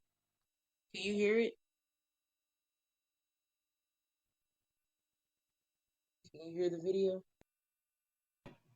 Not really. You might have to turn it up a little bit more. Okay. All right. Now they said that I'm sorry, what y'all. I ain't driving. he said what piqued his interest about Chaco Canyon when he saw the images and stuff. He said it looked like masonry walls and stuff. Did he say Freemasonry? Hold on, let me back up. I want you to be able to hear it too. Can you hear this? Hold on. Area 51 and the All atomic right. bomb are all Now I relatively can new hear it. occurrences. You can Okay, now you can hear. All right, let me Hmm. start at the beginning. Yeah, start it Um, over. Thank you. yeah. Okay, no problem. And we'll pause when things are brought up that's interesting. So the states of New Mexico and Nevada both have a storied history that includes not only ancient sites and mysterious lost cultures. They both share a connection to high-level military operations, including Los Alamos, White Sands, and Area 51. Despite the fact that things like the Roswell incident, Area 51, and the atomic bomb are all relatively new occurrences, there seems to be a lot of evidence to suggest that these may be connected to a much older and hidden story that may reveal a new picture of what occurred here in the distant past. One site I had heard about for years but never took much interest in until seeing images of masonry walls that resembled those found in the rock wall is Chaco Canyon in western New Mexico. Yeah, so you said masonry walls at Chaco Canyon. What's that mean? What's that mean? Masonry walls were found at Chaco Canyon. I mean, So that's because basically walls that they put up. In other words, they knew how to. They had the art of masonry. They knew how hmm to actually build walls with the bricks, brick and mortar, which is basically yeah. Chanel, I'm sorry, I had to let that go. Chanel, Yeah, so that's basically what they're saying. So they were builders. In other words, they knew how to make they actually knew how to make brick walls. hmm Okay, let's reset the room real quick. because we have a new person in the room. And go ahead and come up to the stage if you want to lend your thoughts to the topic. We are the Meddling Kids Clubhouse group, and we are investigators, an investigation club, and we take on cases or topics of mysticism and spirituality and consciousness to find their meaning. Yes, we get our name from the Scooby Doo cartoons. The bad guys wouldn't have got away with it if it wasn't for those meddling kids, right? So, what we're doing here today is just doing a preliminary examination on the Wingmakers to see whether or not we want to pick up the case or not. So we're just doing an investigation on the topic, a surface investigation, if you will. So we have the link here that we put up. We're watching this YouTube video discussing the archaeological site that the Wingmakers time capsules were found. One of them was found. Um, what's being said is that the Wingmakers have buried time capsules on every continent on Earth. There's seven of them, seven time capsules, seven continents, and one was found in New Mexico. The first one was found in New Mexico, and all since that time, and that was in 1960, 1994, 1996. Ever since then, since that time after that first one, all seven time capsules have been found. So we're like, okay, and so we're just trying to get an understanding on where it was found, the first one, where it was found. So we're looking at the archaeological site. It's at a place called Chaco Canyon in New Mexico. So we're watching the video. I had heard many tales in the past that this site was believed to have been constructed by extraterrestrials, but it wasn't until after visiting this massive site myself that I started to understand why. Sitting in a shallow canyon, 70 miles from the nearest town, accessible only by a 13-mile trek down a graded rock road at 15 miles per hour, Chaco Canyon is located in a desolate remote area that is difficult to reach without the proper vehicle. Chaco Canyon sits at an elevation of 6,200 feet and bakes in the summertime while freezing in the winter. Despite this fact, there is evidence of human occupation here going back to 2900 BC. Okay. In 200 AD, the first farmers settled here, and after 650 years of native occupation, in roughly 850 AD, something occurred which radically altered the entire culture of the native peoples. This happened not only at Chaco Canyon, but all across the United States around the same time period.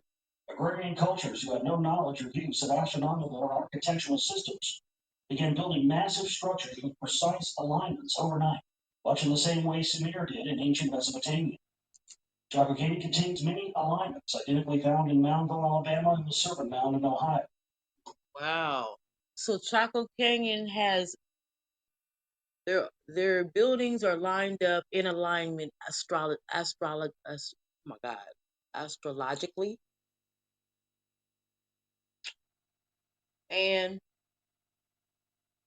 similar to structures such as ancient mounds. We're talking about indigenous people practices, right?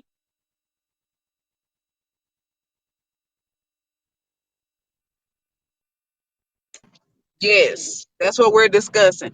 So, and then what really caught me was the fact that it said that it's really cold there during the winter. So if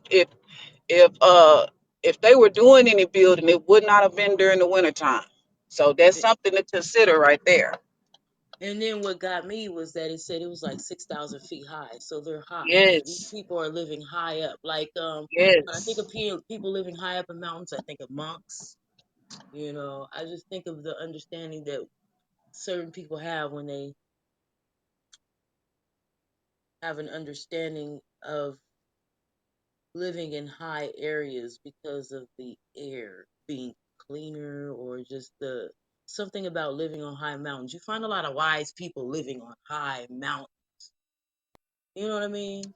I think So I thought, because the oxygen levels, I think because the oxygen levels are more higher there as far as with what you're able to breathe in. So you are getting a more cleaner air, and you're getting more air too because it's probably more trees or even though that's in the desert, but it's still more closer to what we would consider natural air or what we would Yeah, it's more consider fresher air. It's fresher fresher air. air. Yeah, Yeah, fresher air. right.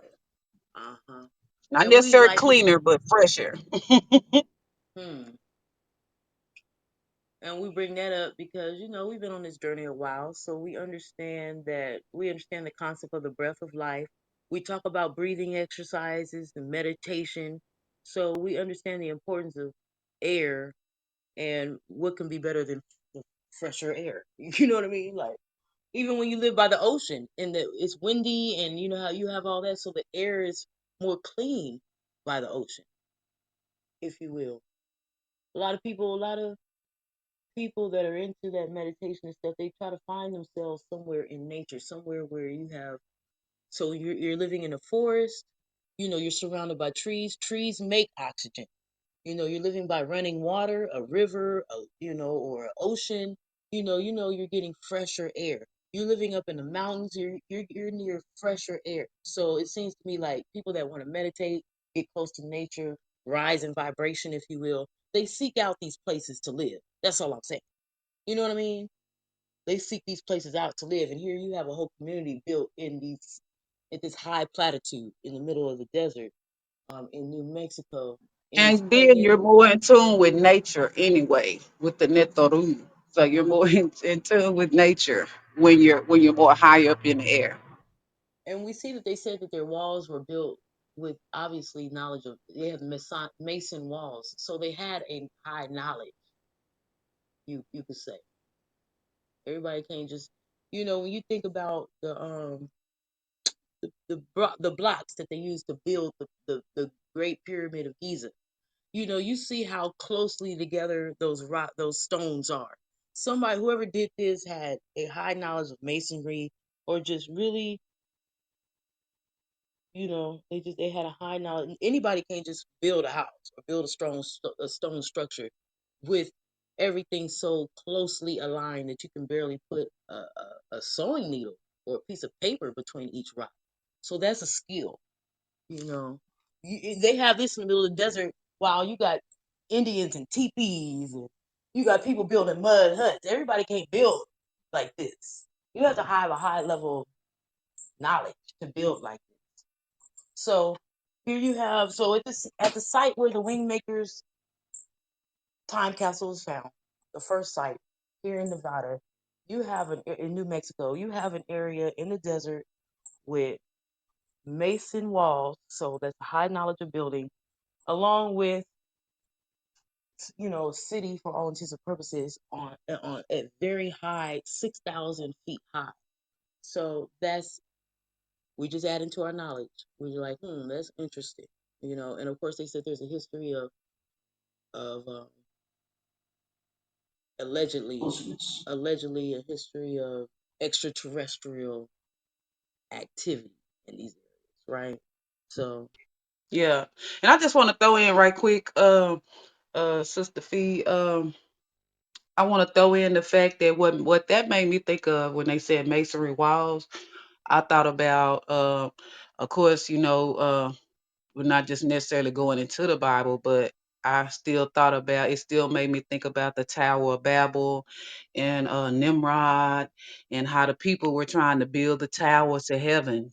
And hmm, it's just strange how all these structures are, a lot of these structures are, basically on that level. They're going up pretty high. And what is it that they were trying to achieve by doing that? So it had to be something dealing with consciousness or something from what I could possibly get from that for them to go try to get that high up. well, I don't think that was a stretch to make that kind of connection with the Tower of Babel, and because wrapped in that story is fallen angels. Wrapped in that story is, like you said, building and great heights. And here we are. We have building, great heights, and allegedly an extraterrestrial or fallen angel, right? Connection. Yeah, So extraterrestrial. But technically, extraterrestrial, yeah, aka what they like to call fallen angels, all that yeah. is wrapped up in this same spot. So I don't think it was a big, it was a huge leap. All that would come to mind for this. So, and like we said, they said that the buildings were astrologically aligned, similar to the serpent mounds and these other indigenous structures. And of course, remember the dates that he's bringing up. He said even as far as 4000 BC. He said the farmers didn't settle down until around 800, 700, 600 AD, but there's been activity noted in this area as far back as 4000 something BC. BC is what he said. Remember, did you hear that? Yeah, I did. Okay. I'm gonna press play. Strangely, just like Moundville, the people who are said to have constructed these sites later, for close to 300 years, apparently under the command of some higher force, before disappearing without a trace. This is the same as the ancient Sumerians who also disappeared without a trace shortly after attaining high civilization almost overnight, and supposedly they were wiped out as a result of a nuclear cataclysm. At the Wow. So he said the people that lived in this area in Chaco Canyon disappeared without a trace. And then he said Overnight. that's overnight. And he said Overnight, it's they similar to the disappeared. Sumerians or Yes. something. Yes, And similar to the Sumerians. And yes, even probably even the Egyptians, because well, we won't even say the Egyptians because we know they weren't Egyptians. The Comedics, even like them too. So maybe they're making these structures to leave in remembrance to show that they were able to achieve a certain thing as a people, I guess, basically. I just think it's interesting. It's like the Yeah, it mystery is is. unfolding even more. It's getting even more mysterious. They disappeared? Nigga? What? Why? It's just really mysterious. This is all mysterious. So we're gonna keep listening. Sumerian text described as the terror weapons. It became quite clear to me on my trek to the west that some cataclysm may have occurred here as well that turned this once fertile landscape into a barren desert wasteland, as evidence suggests happened in the ancient Middle East and Sumer as well as Egypt.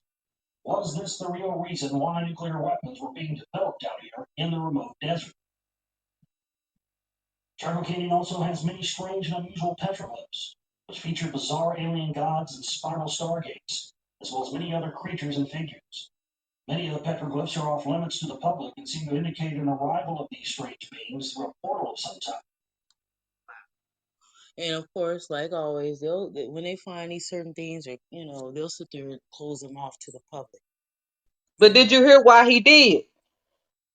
You hear why they why? say they closed them off to the public?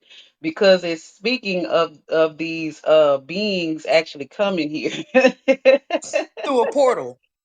Through a Yes, portal. coming back here through a portal. So I don't think they want to let that just be known with everybody.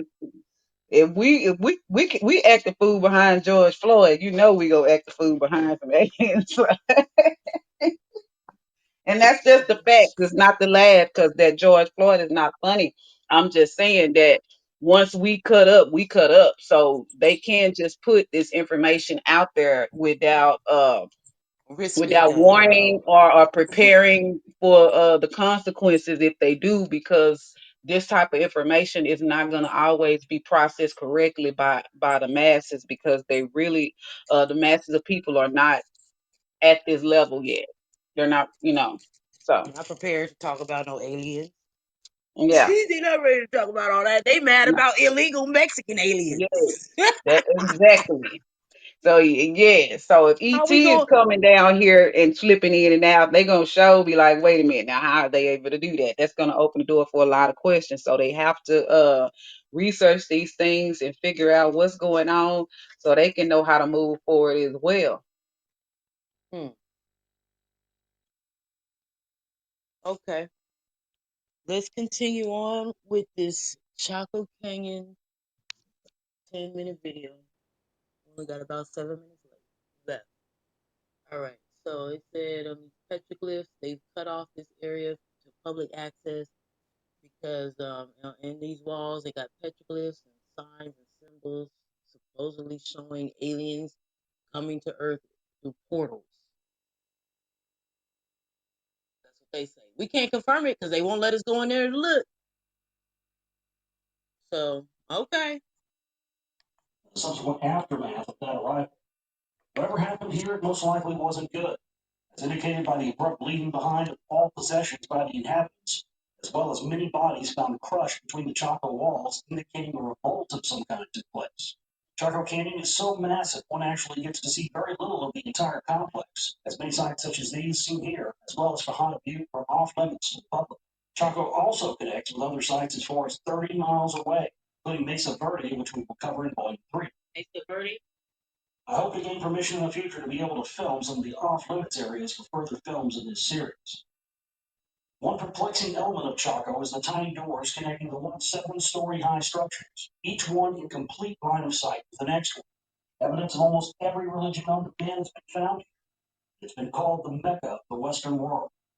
Strangely, no burials have been found here whatsoever to this day, though one would think an area inhabited for such a long period of time would at least have one graveyard, as a 300-year undertaking must have yielded many casualties due to the treacherous task of shearing off the sandstone from the cliffs to build the massive complex. Here you can see where they sheared off the materials from the cliff overlooking Chaco. One place in Chaco, however, where there have been bodies found is here at the curiously titled Room 33, where a number of skeletons, all of the same genetic lineage, considered to be of high stature, were found to have all been killed violently in a ritualistic manner. Oh, Whoa. Whoa. What'd he say?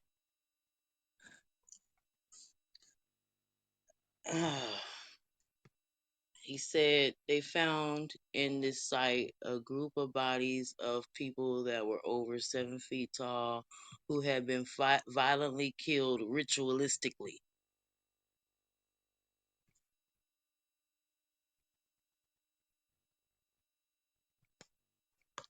And I have to say that I watched another documentary on Chaco Canyons. I'm not gonna post it up here because it was like an hour long.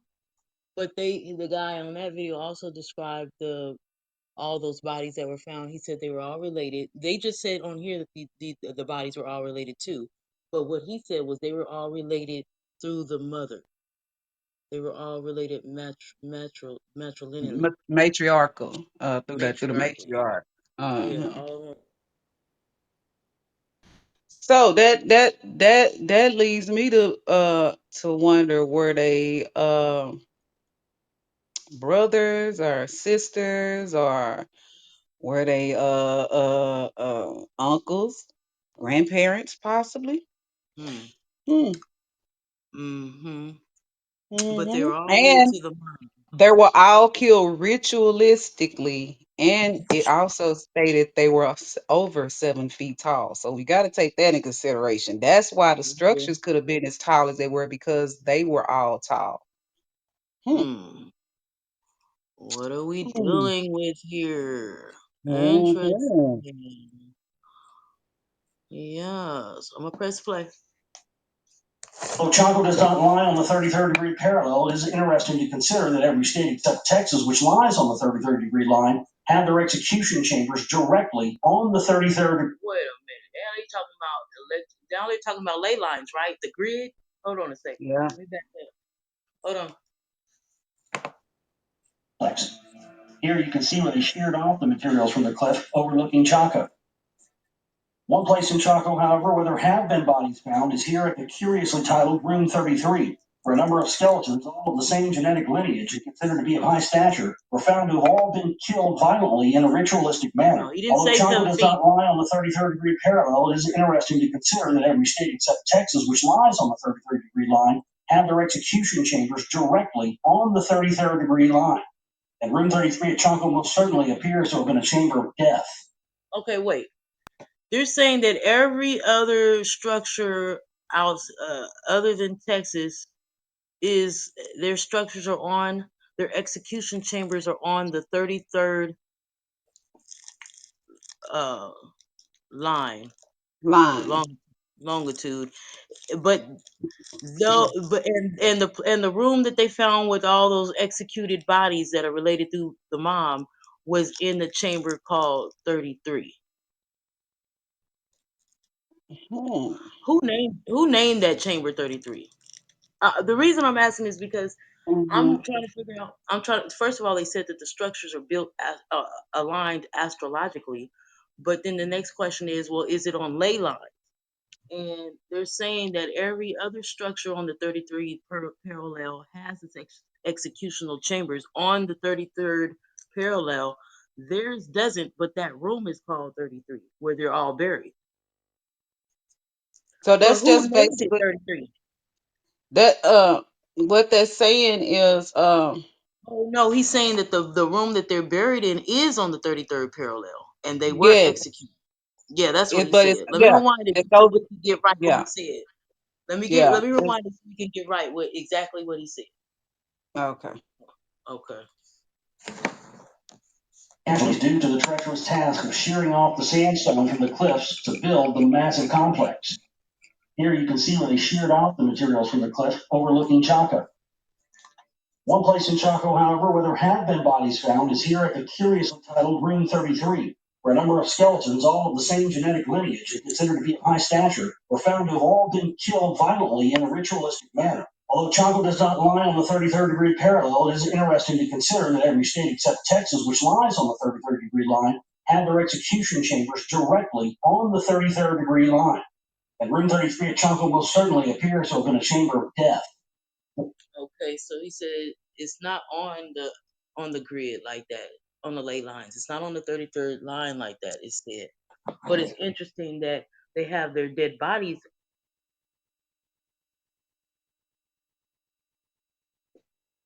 Why is he making this shit so confusing? Because the question is still, well, who named it 33? Okay, he said all the other places that have their structures on the 33rd line, they have their death chambers or their execution chambers on the 33rd. Theirs their structure is not on the 33rd, but their dead bodies was found.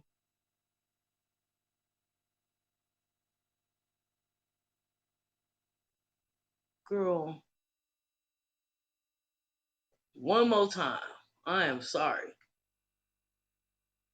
Casualties due to the treacherous task of shearing off the sandstone from the cliffs to build the massive complex. Here you can see where they sheared off the materials from the cliff overlooking Chaco.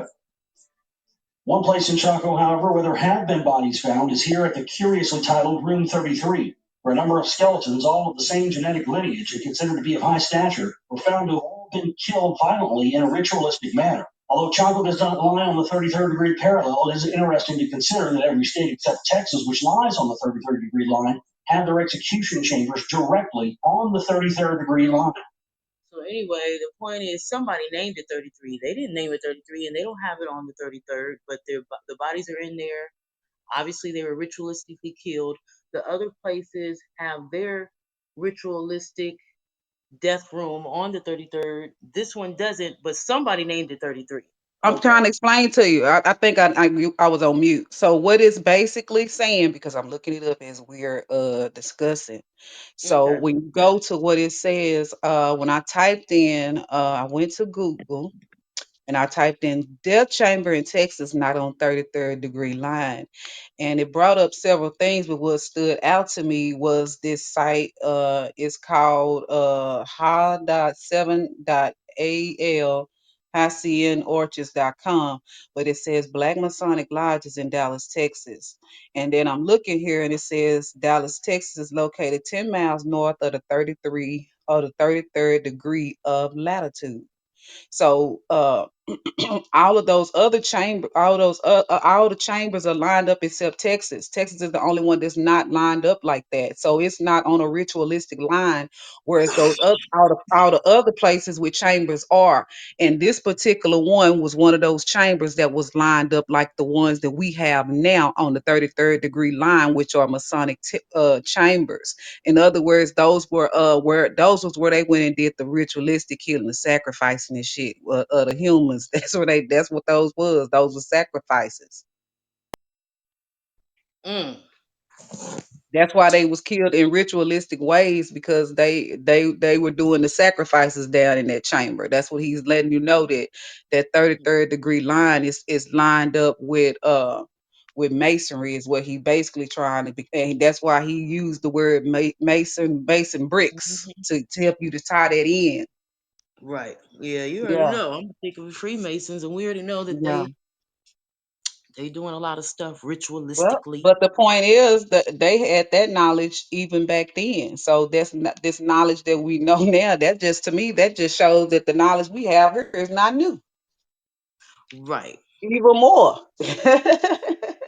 Right. Even more. So Hmm. how were they able to do that for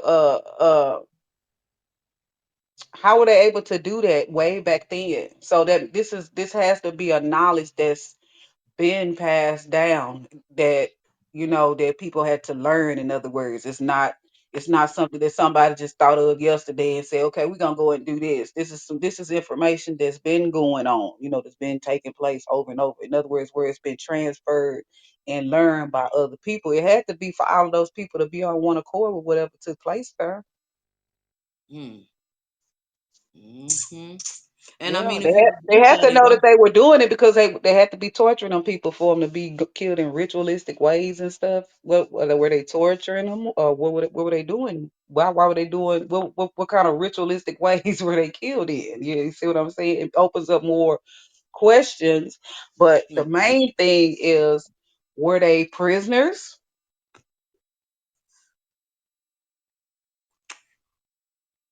the people killed. Yes, were they prisoners? Or I mean, people there just in the village. What were they killing them for? What was the purpose of them taking them to that one particular room and killing them, other than just getting a gun, shooting them and dragging them on down the You line? look good. Shut up, girl. Shut up. uh, okay, because now let's get focused. Look, what are we doing here? Now, we heard about the Wingmakers, and they're saying some pretty wild stuff, pretty bold claims being made. And so we're like, hold up, wait a minute. Who were the Wingmakers? First of all, so we looked at a little PDF, we see some of the claims they're making, and then it's like, well, wait a minute, pause.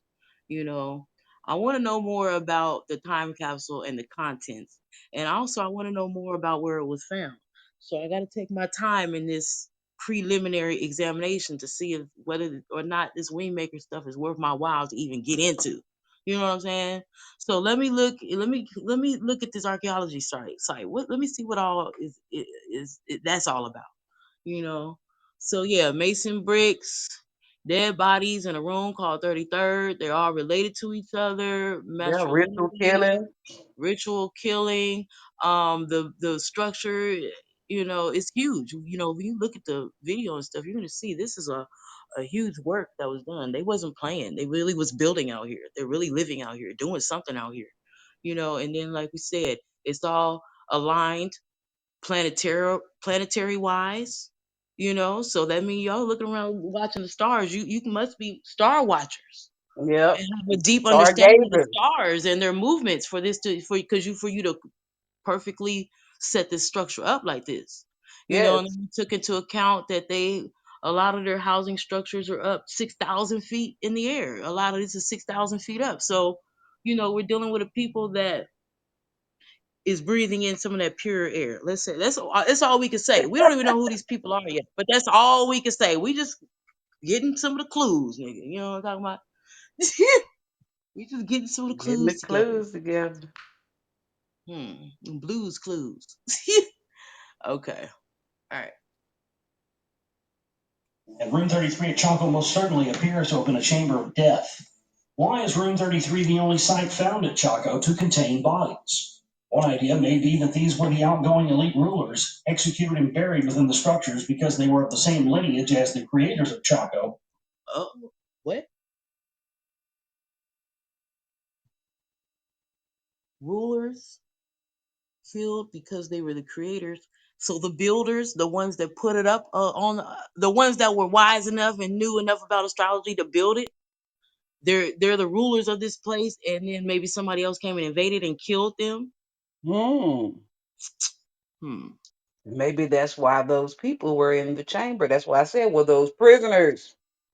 And then not just that, but it didn't say 7 feet tall. It just said of a big stature. But that's too ambiguous for me. You know what I'm But saying? I we can't sit there all and say that know, man a giant but we though. all know that if we've researched the Nephilim and the giants, we know that they were over 7 feet. Some were 8 and 9 and even 20 feet tall. But he So didn't say that. He just said they were of a tall stature. So I don't know what that yeah, means. well, yeah, well, we're gonna What see. that mean? You know what I'm We're saying? Give gonna me see, Velma. specifics and shit. You We're know, they gonna got see, the bodies Velma. and shit. If you We're got the gonna body, see, give me Velma. man, Google that shit. How exactly how tall? You just was googling already about this 33rd. Google exactly how tall was these bodies. All right, let's go see. Let's do Let's that. go see. Let's go see, Velma. mm, mm, mm. She called me Velma.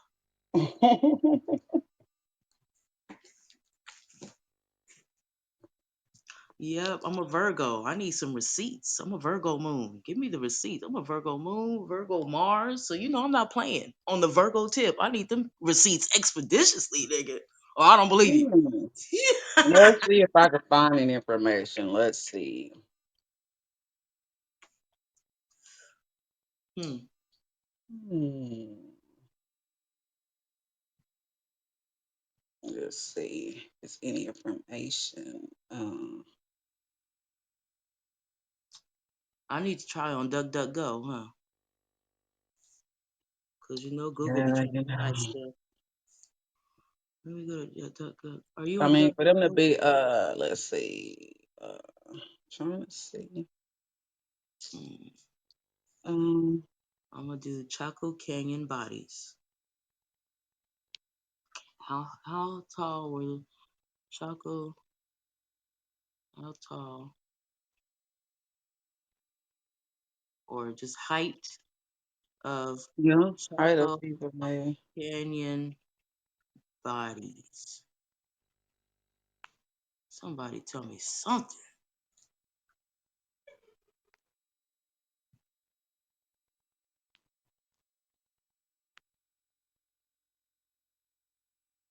Let's see.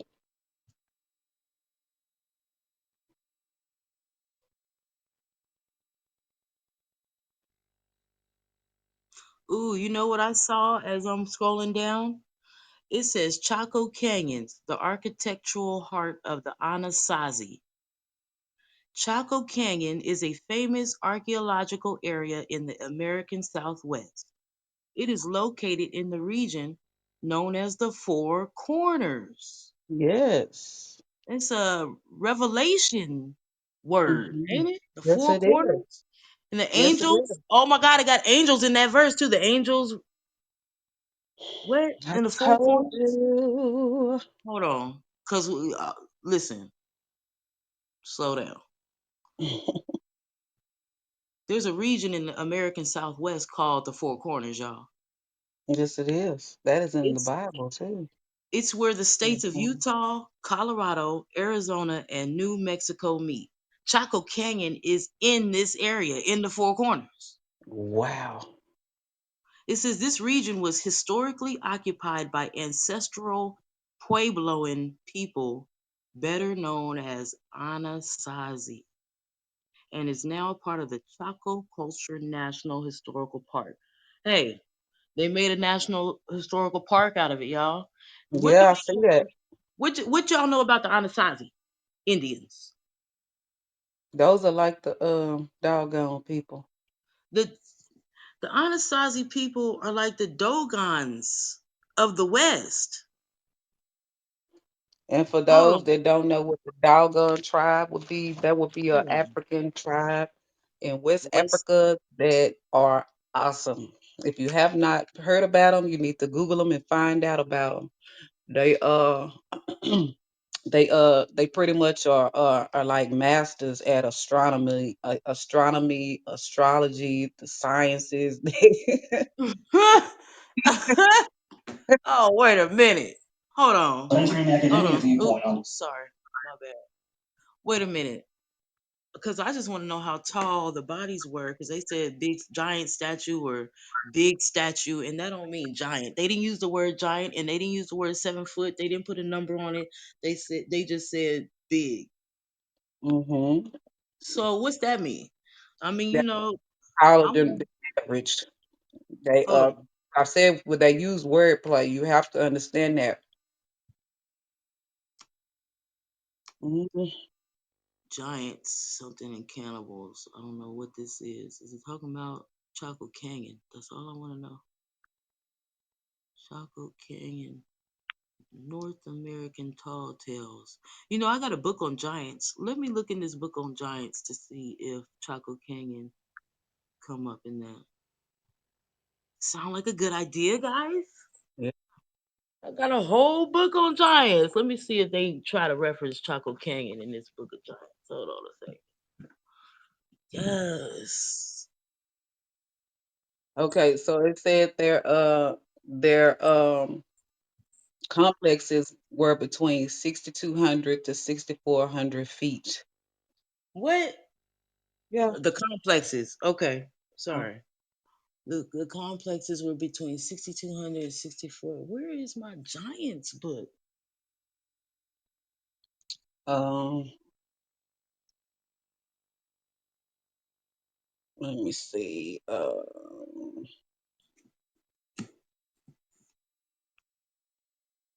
Okay, so it says Chaco culture. So I found a thing here. Let's see. Now, so the reason from what I'm getting from looking at this, the reason they use the word big again would be because whatever was in those cellars was taller than them. Those average people from Chaco says the average height of a Chacoan man was only 5 feet 5 inches tall. So for Mm, them big, that means that they were bigger than them. That would have to be over 6 feet or six. You see what I'm saying? mm-hmm. Yes. Well, 6 feet. I mean, yeah. I'm still not getting giant out of this. That's all I'm Well, saying. that would be a giant to you. A giant to you would be somebody 6'5". That's a giant. Your How old ass up there. Shut up. What are you talking about? Because I'm 5'4"? are you? Yeah. So So now that let's define this word giant then real quick. Slow down. Let's define this word giant. If that's what we're gonna go with it, you well, know? I mean giant as far as height, meaning that that's somebody that's way taller than you. It said big. He said big, so that means they were bigger than them. That right Okay. there is obvious. Okay. Okay. All right. So then let's go ahead and Google Anasazi, Anasazi, comma Dogons, Dogons. Let's get that real quick. The Anasazi of Colorado and the Dogon of Mali. Um, okay, let me go here and ask this. See if I can find it this way. Hold on. Hmm. So I guess I'll just read the one that came up, and then I'm gonna just skim through it, see what they're talking about, and then we'll come back. It's somebody's blog. A guy from 5 years ago on his blog. He says, a few years back, I took my wife on a quick trip, leaving my son with the grandparents for a brief getaway. Back home, Colorado in the summer, where the air is pure and clean and the mountains call. Winding our way upwards to the top of Pikes Peak, we come across a museum, old cliff dwellings of the Anasazi Indians that had been semi preserved. It was a tiny colony, really, not much of a city, but in the United States, where these things are cherished, it has become an attraction, complete with museum and a gift shop. Look what they done did to the Anasazi. Enjoying the quiet and that sense of peace one gets during a parenthesis in an otherwise hectic life, we stroll through the center, displays of some items found during a dig, conjecture of what this or that structure had been. We don't know what the Anasazi used this for. The laminated signs in the museum read, but we think it might have been a shrine for the gods. We're not sure. That's what they're telling them at the tourist place. At the latest, I had to laugh. Laugh. No, I said to myself. Of course, that was where they stored their grain. My wife and I were on a hiatus. Blah blah blah. From a grueling assignment in Mali, West Africa, a hard place, town that hasn't changed much in the many hundred years of Timbuktu, which was the old seat of the empire from when Mali hosted a civilization. Dogon cliff dwellers, animists who still made their homes under the cliffs of the lost West African escarpment. Ooh, he's being wordy. Okay. So he's talking about the Dogons in West Africa because his wife and him were working in Mali in West Africa. So they were seeing the Dogon stuff out there all the time. But now they're on vacation in Colorado in the Four Corners where you find the dwellings of the Anasazis. So he says, as I wandered through the Anasazi Museum, I couldn't help think back the few months to my identical time walking through an identical village in the heart of Africa, right? Where he saw the Dogons. So he said, okay, so he says it looks just like that. And then he's just talking because it's a blog. So he didn't get into any details. Let me keep scrolling. Did West African did West Africans live in Four Corners region of the United States? That's from ancientorigins.net. And this is by Clyde Winters. Y'all know Clyde Winters? We know Clyde Winters, right? Does anybody know Clyde Winters? Because he wrote this article about West Africans living in the Four Corners region of the United States from the 12th century. He said William James Vail and Seafarers from the Levant do ancient inscriptions rewrite history of the Americas, Part 2, published in Ancient Origins, provides a detailed discussion of the Mande descriptions, the Mandi, how do you pronounce it? Mandi? The Mandi inscriptions that are found in South America left by Abu Bakari and his followers along the coast. It also appears that some of the Malians who explored the Americans with King Abu Bakari of Mali also settled in the four corner areas of the American Southwest, where they left numerous inscriptions and have built many and may have built some of the cliff dwellings found in the area. So they're saying that West Africans came over to America and some of them settled down in this area. And this is who we're calling the Anisaki Indian who lived there at Chaco Canyons in the Four Corners.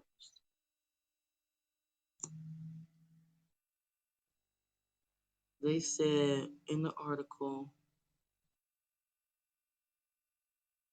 that there's inscriptions and Mandi language written in this area. But see, that don't mean that's the same people. It's interesting though, they have the same buildings though. So they had to have been the ones that built them if that's the same people. They had the knowledge of astrology, which is what the Dogons have, a deeper. Yeah. And I'm looking here online. I'm just looking, and it's when I typed in, high tower with the people in Chaco Canyon. I go when I scroll all the way down. Anyway, I see what caught my eyes. This book is called Spirit Traveler: Unlocking Ancient Mysteries and Secrets of the Unlocking the Ancient Mysteries and Secrets. Trying to see what the top of this is. Oh, this is a book that came up. Okay. It's called Spirit Traveler: Unlocking Ancient Mysteries and Secrets of Eight of the World's Greatest Historic Sites.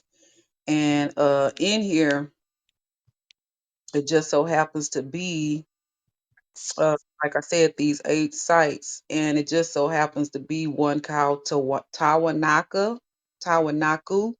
Is called the Gate of the Sun. So they are saying that the people that were found there are pretty much similar to the people who were at Chaco Canyon. I just wanted to throw that out there. Hmm. Okay. So it's saying these people went from West Africa um, to South America,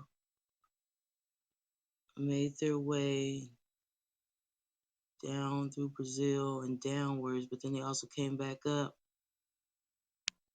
through the Caribbeans, and then, as we're saying, they made their way up through New Mexico, Nevada, Colorado, and Utah. And this is because they're saying the guy that comes from Mali, Abu Bakari,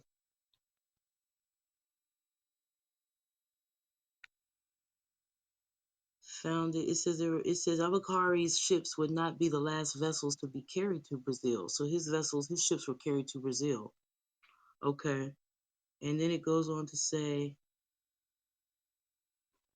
in 1528, the Spanish explorer Cabeza de Vaca and Estevanico the Moor, or black man, from Azamor, discovered numerous people living in the American Southwest as they sought to discover the seven cities of Cibola. The seven cities of Cibola were supposed to be centers where fantastic amounts of gold could be found. In what is now known as Four Corners region, where the states of Utah, Colorado, New Mexico, and Arizona come together at a common point, the Anasazi tilled the earth and even irrigated their crops.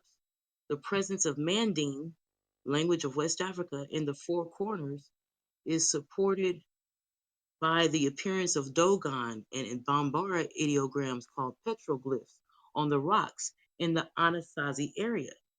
Moreover, there are several tablets found in Four Corners which have been deciphered that were written in the aspect of Manaliki Bambara, the language spoken by the king of Mali and his royal court. And that's West Africa.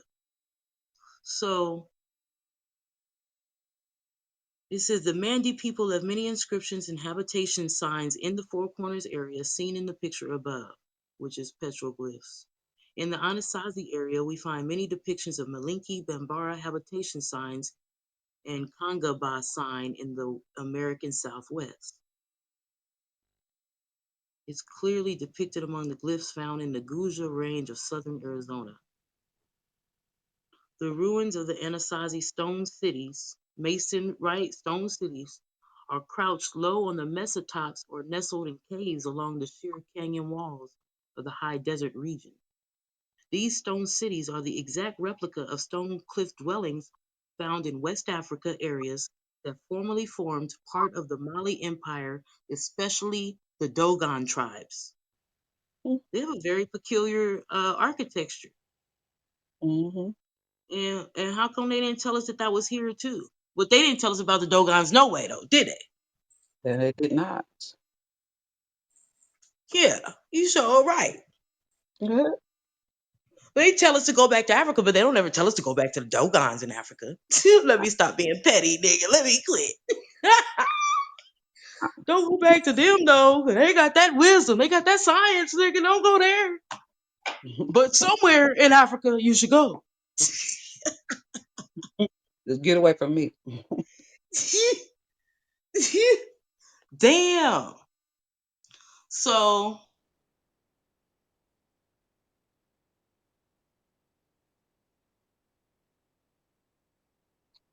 And then we have to take in consideration one thing too, you know, well, a few things. Although we don't want to necessarily say quote unquote giants, we do have to understand air was much fresher back then. I don't care. They didn't even have to climb up in the air to get fresher air. The air was fresher back then. It was already that way.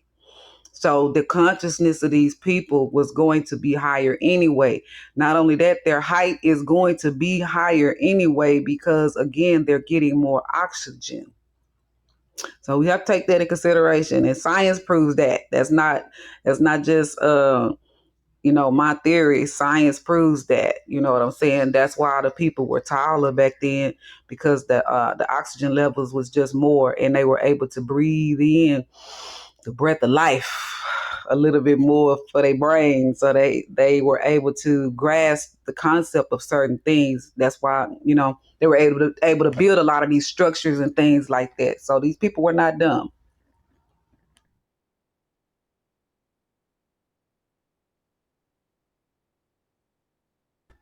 And I guess Sister Vita kind of fell off a little bit, but we're on here tonight talking about the secrets of Chaco Canyon, and this is where the 10 time capsules were found. Sorry, the time capsules were found that were spread all over the 7 continents. We're going into this. We're looking into it, seeing if it's something that we think we need to go a little more deeper down the rabbit hole on. Do you guys have any questions, or what do you guys think about the information that's been presented so far? And if you're just coming into the room, if you scroll back up, you will be able to see a link for a video that we're actually listening to and discussing and going over. So this is a very deep subject.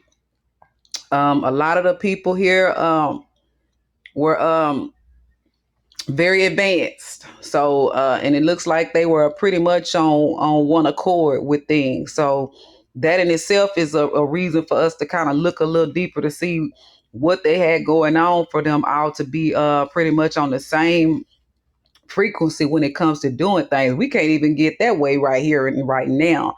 We're struggling right here and right now over small things. So for these people to be able to come together and get on one mind and one accord to do a deed or a thing, is that's beautiful. So even though there were bodies found, but again, that's because the people actually disappeared. So that in itself is, like I said, something to just kind of look more into. And I'm gonna see if I can get Sister Fee back in the room. So just a moment.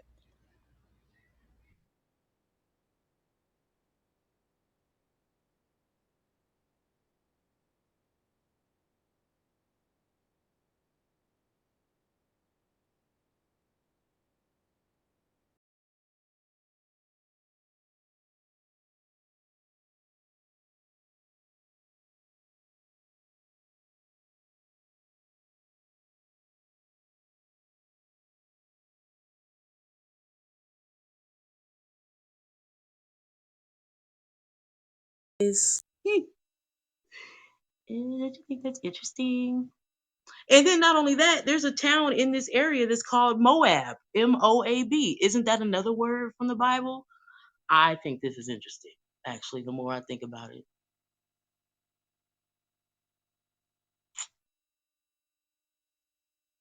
but we still got questions. We're still investigating the evidence.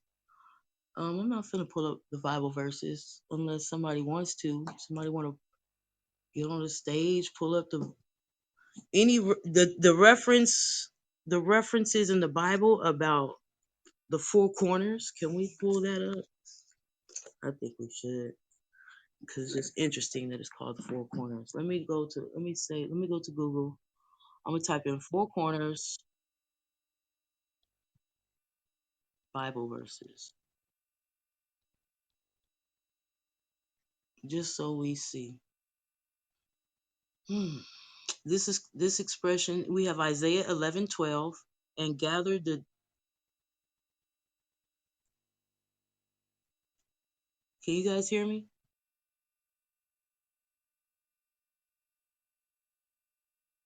Hello?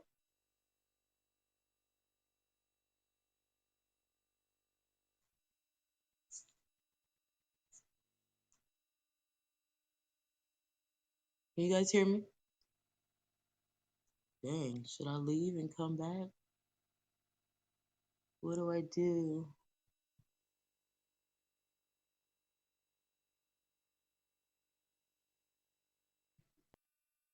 Can you hear me? Hello? Can you hear me? Yes, I can hear you. Okay. I don't know how Sorry. to I don't know how to work this whatever this website, I mean this app is called. Man, This is my look. first time on it. Man, So look, you right on time. You in the right place because almost everybody in this room is new.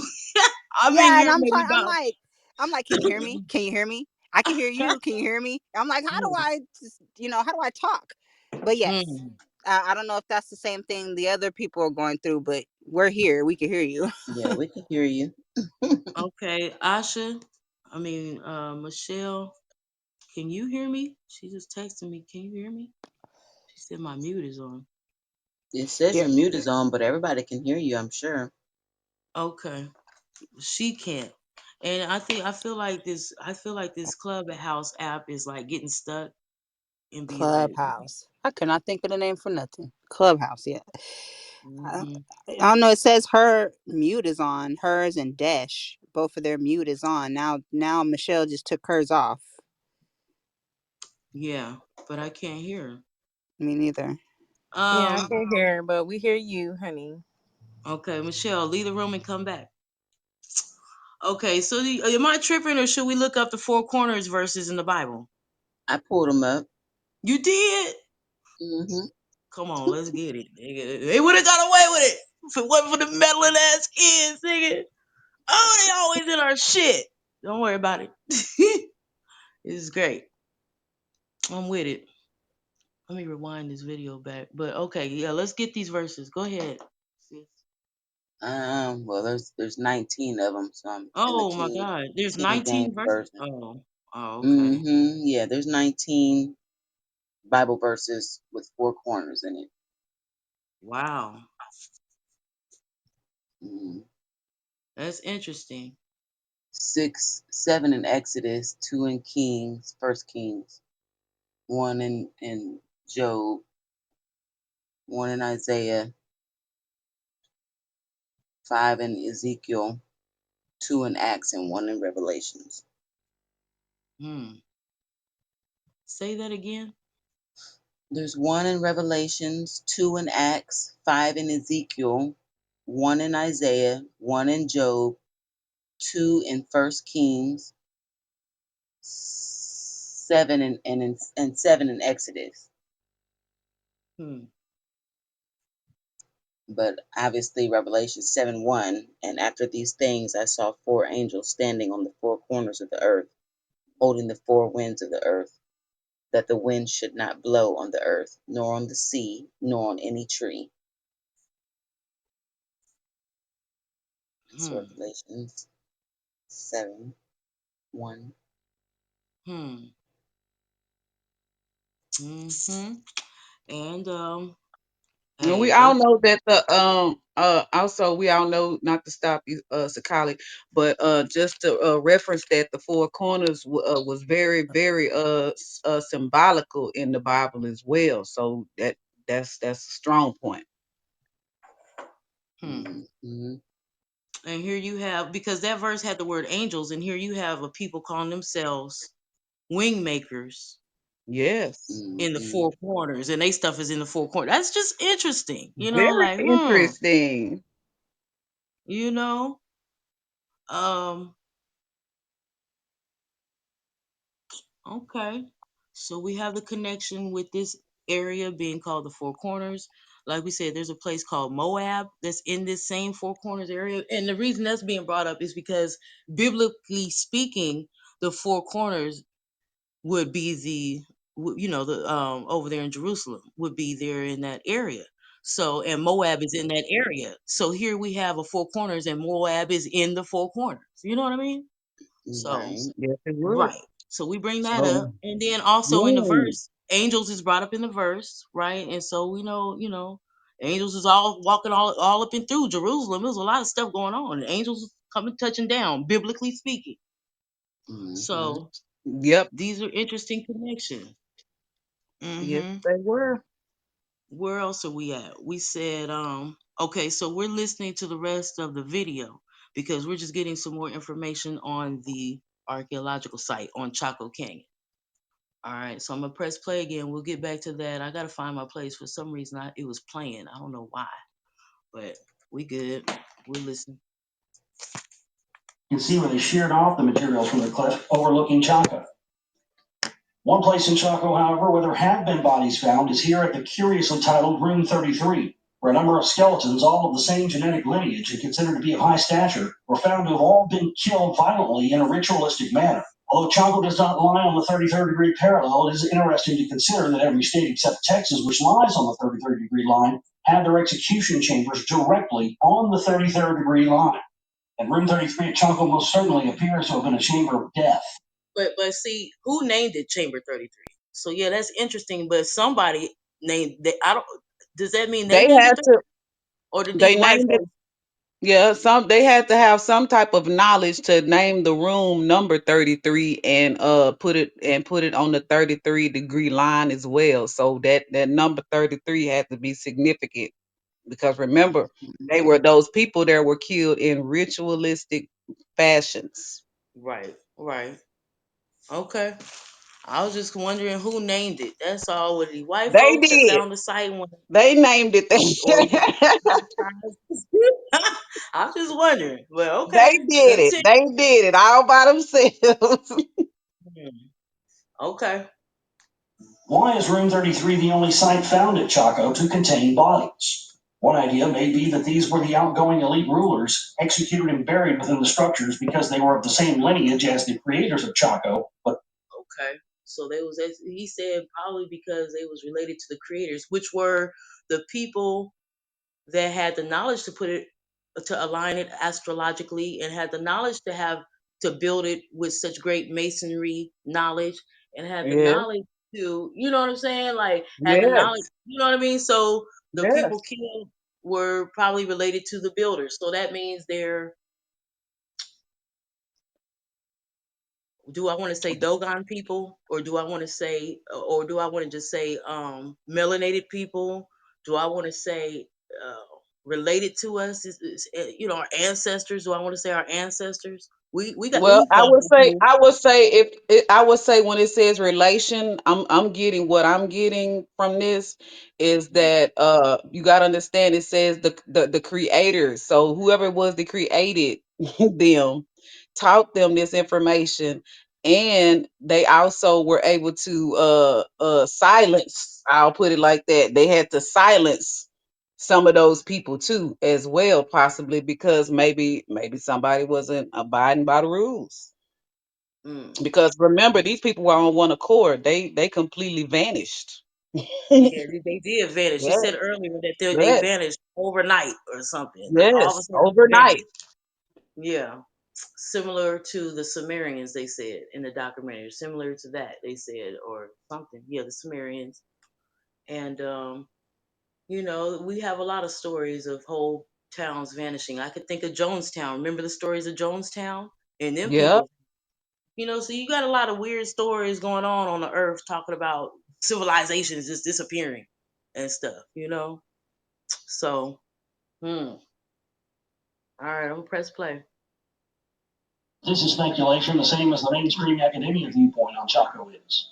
What isn't speculation is that whoever gave the plan to the Chacoan people to build this massive complex, they were master engineers. They knew how to combine the right materials for desired effect, as well as a knowledge of precise solar and lunar cycles, some of which happen over very long periods of time, and they are encoded into the architecture here at Chaco. These large trees, harvested from hundreds of miles away, were used to reinforce the sandstone bricks. The Hollow Butte is by far the most striking and recognizable feature of the canyon. This massive rock formation that appears to have been carved at some point is off limits to the public and served as the observatory for the Chacoan civilization.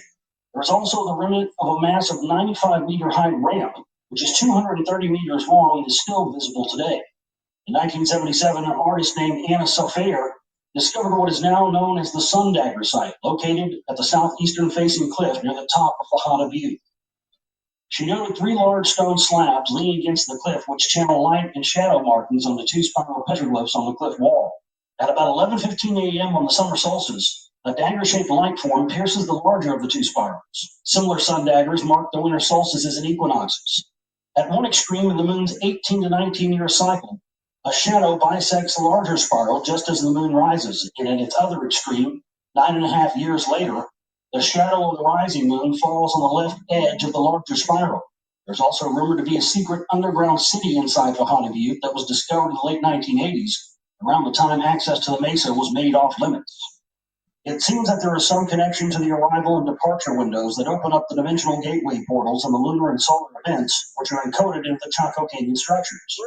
The entities depicted in the Chacoan petroglyphs are believed to be the ones who entered through the gateways and set themselves up as gods to the local natives, enslaving them as their earthly servants and forcing them to construct the massive complex honoring not only them, but the event and location of their arrival. There's a lot being said. What is going on? What's happening? This is mysterious. God portals, God's coming down, enslaving the people. I'm gonna keep playing. enslaving the people. I'm gonna press play. There's a lot going on, because I ain't, is that what this is? Because I'm not with that, So, what is this? You know. Let me Is see. this the reason why such great detail and attention were But then again, you can't just take what they say for. They doing a lot of speculation. We don't know if what they saying is true or not. They done wrote the area off. They won't even let us critique their theory. Let me see Well, what it's. well, Uh, that's why you gotta understand the word play and go to, like I said, that good old etymology is it'll serve you good every time. Because no matter how many words they use to play on, you can always go use etymology to see what it actually really means, as we did with the word aliens earlier. yeah. Look, y'all. She looked up the word aliens earlier, and they changed the definition similar to how they recently changed the definition of vaccines. Like we know they'll do that shit. They'll change definitions or change the definition. And so she said when you look up that alien, they changed the definition in like the 18 when was it like the 1800s or some shit They like that? yeah, they changed it in the they changed the meaning. It originally meant in the 1300s. It just it actually meant somebody strange. That's what an alien actually meant. Hell, I'm an alien. Hey, I'm strange. Anyway, so they went and then they changed it in the 1800s, and then they changed it one last time in 1953. But you got to understand what happened around that time on why they changed it. And when they changed it, they changed the definition from just meaning strange or foreign to somebody who is not from the planet. Not from Earth. And that Yeah, that definition, they added that definition when?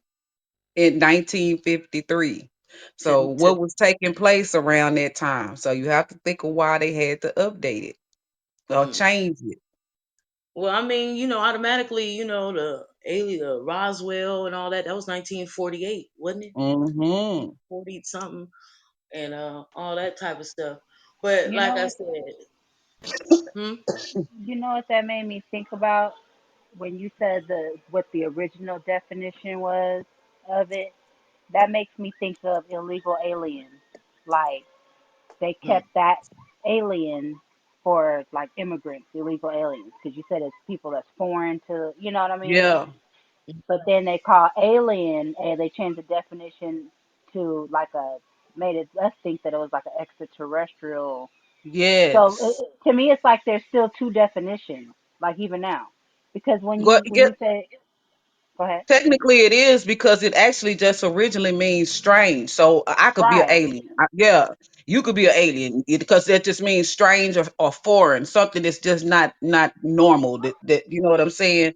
You don't normally hmm. see that person, but somebody exotic would be considered strange right, because you don't.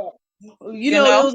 it was a lot of black people never seen a white person before, and vice versa. Yeah. It's a lot of white people never seen a black person before, so when they see him, it's like, look at that that's an alien over alien. there. It's Yeah. strange. Where's your Look melanin? at that alien over there. What happened to you? Right. Mm-hmm. So the crazy thing is, like I said, they did it in 1953. So, with all the stuff that they had found, that was around the time that they claimed that they had that they really just came out and just told everybody about, the fact that they quote unquote was supposed to have had an alien issue, but they we know that they play on words because do keep in mind too that a lot of this stuff an average person is not really going to understand it. So they're playing on words also to try to describe what it is that they actually saw. So what they actually saw was way more than what you can imagine if you're not aware of what an alien or what people would consider an extraterrestrial would be or something. Why would they even consider it what they saw strange first? You see what I'm saying? To even put it in the category as an alien. So whatever they saw was not something that you regularly or normally see.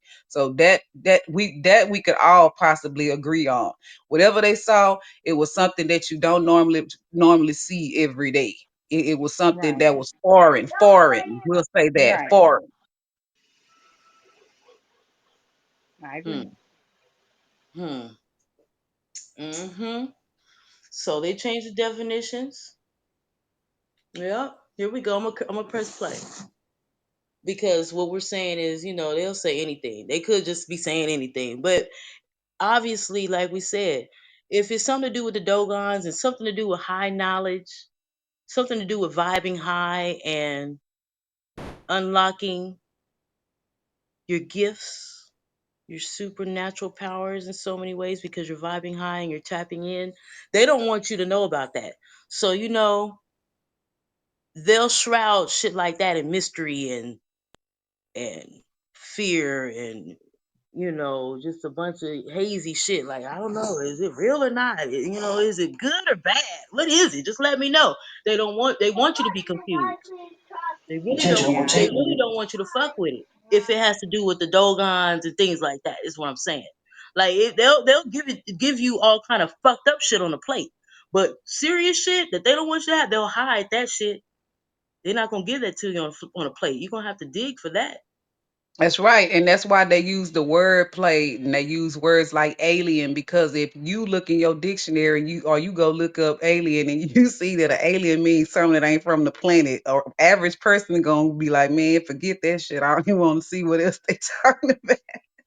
Right. So you're not going to want to even go to that site to even try to see what it was that they saw because they know that once this stuff get out, it's going to be certain people that's going to spark their interest that they going to want to go there and find it. Look at all those people in Area 51 and trying to get over there, and they was trying to start a whole movement just to try to go over there to Area 51. So they're trying to keep people from coming over there being nosy, being the meddling little kids and seeing what's off in there. So Yeah, that's why they use words like alien. But it right. just means something strange, something they ain't never seen before, or that's foreign to them. Period. Mm. Whatever it was. Mm-hmm. That's it. Yeah, they just use fear so people won't look into it. Or they made it seem like it's like an alien is make believe, like there's really no aliens, you Mm. know. Yeah. That Mm-hmm. Yeah. They give it a little bit of fantasy. Hmm. Yeah, that's a good word, Mm-hmm. fantasy. Yeah. Yeah. So I'm gonna press play. We'll continue on with this and see what else unfolds. precise astronomical alignments at Chaco. It is possible that they commemorate not only an arrival, but also serve as a warning of a future return to the same location when the right alignments occur that facilitate the opening of the portal. I walked away from my journey to Chaco Canyon feeling changed, as if I had visited a place which made you feel a deep spiritual connection, as well as a deep feeling of woe for some tragic set of events that occurred here. I can see now why it has been compared to the holy place of Mecca and is a UNESCO World Heritage. Ooh, to the holy place of Mecca. See, that's what I'm saying. Now, and at no Yes, time did he yes. say the four corners, but anytime you think of Jerusalem or Mecca, the four corners and Moab, all that is wrapped up. So Yes, it's it just is. interesting his points of words. You know what I mean? Yes. Very Yeah. interesting that all of Right. these things are biblically tied together. Go right ahead. Mm-hmm. Okay. Inside. This plaque shows beyond any shadow of a doubt that today's elite know full well the importance of the site, and it makes a lot of sense why they make it so difficult to get out to. Mm. The most important thing I walked away with, though, is that my hunch about this place was correct. I originally wanted to see this place based on the similarities of the stonework to Rockwall. Little did I know, two key pieces of evidence would present themselves to us at Chaco Canyon.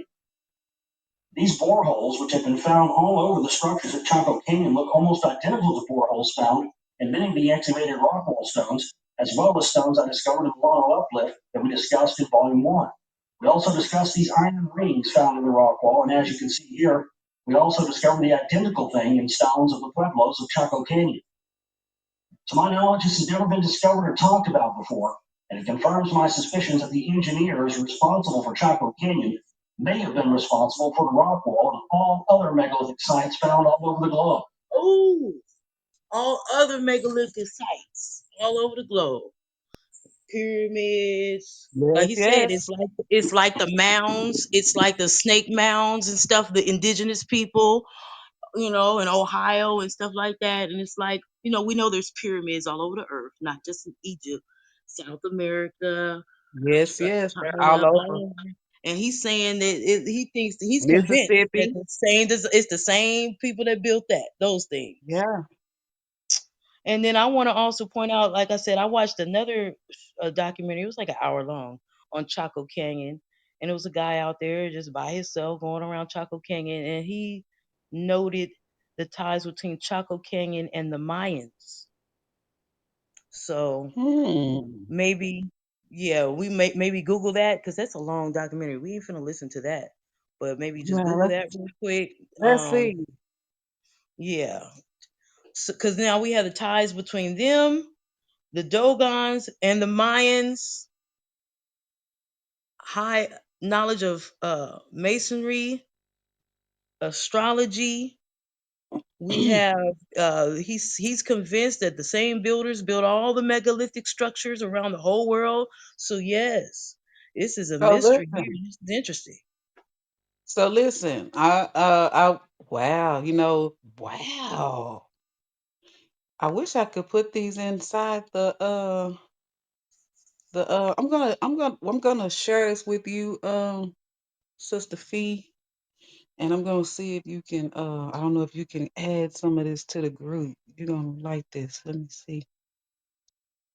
Okay, so this says Mayan Inca Aztec.com, and it actually has a photo of Chaco Canyon.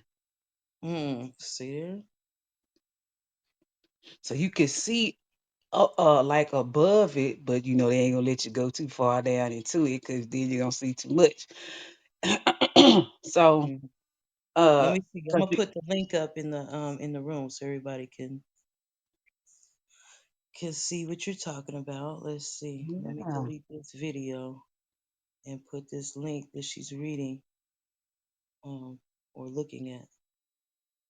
So Um, they the wow.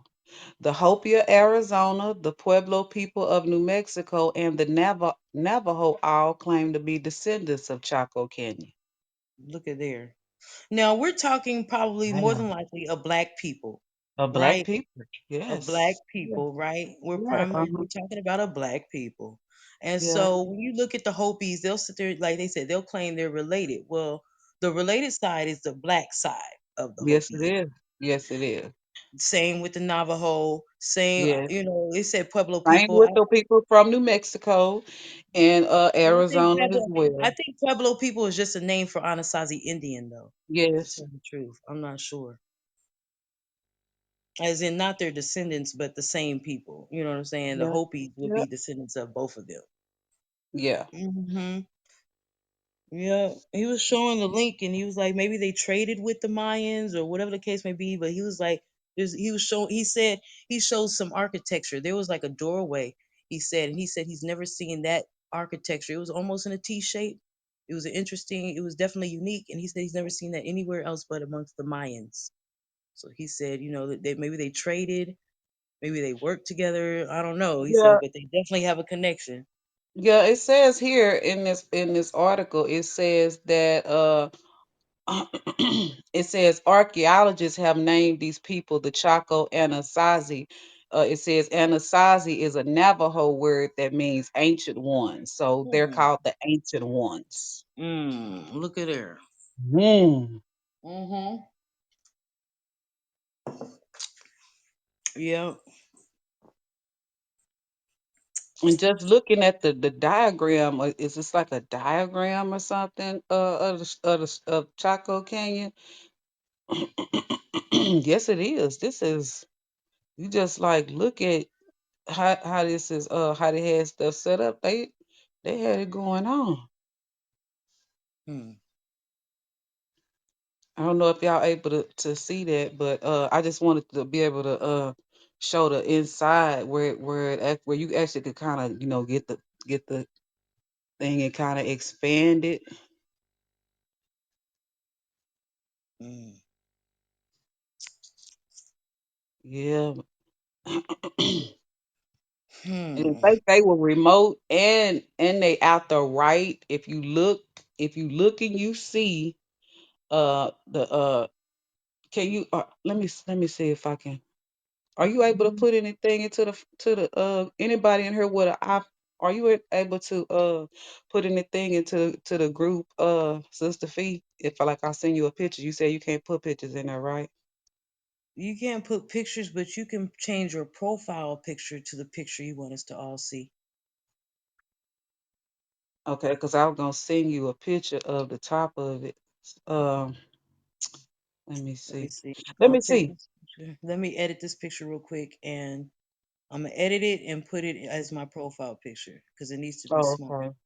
So hold on a Okay. second. I'm gonna crop it, and then I can fit that into my profile picture. Dang. Huh. That's deep, ain't it? Mm-hmm. Yeah. So,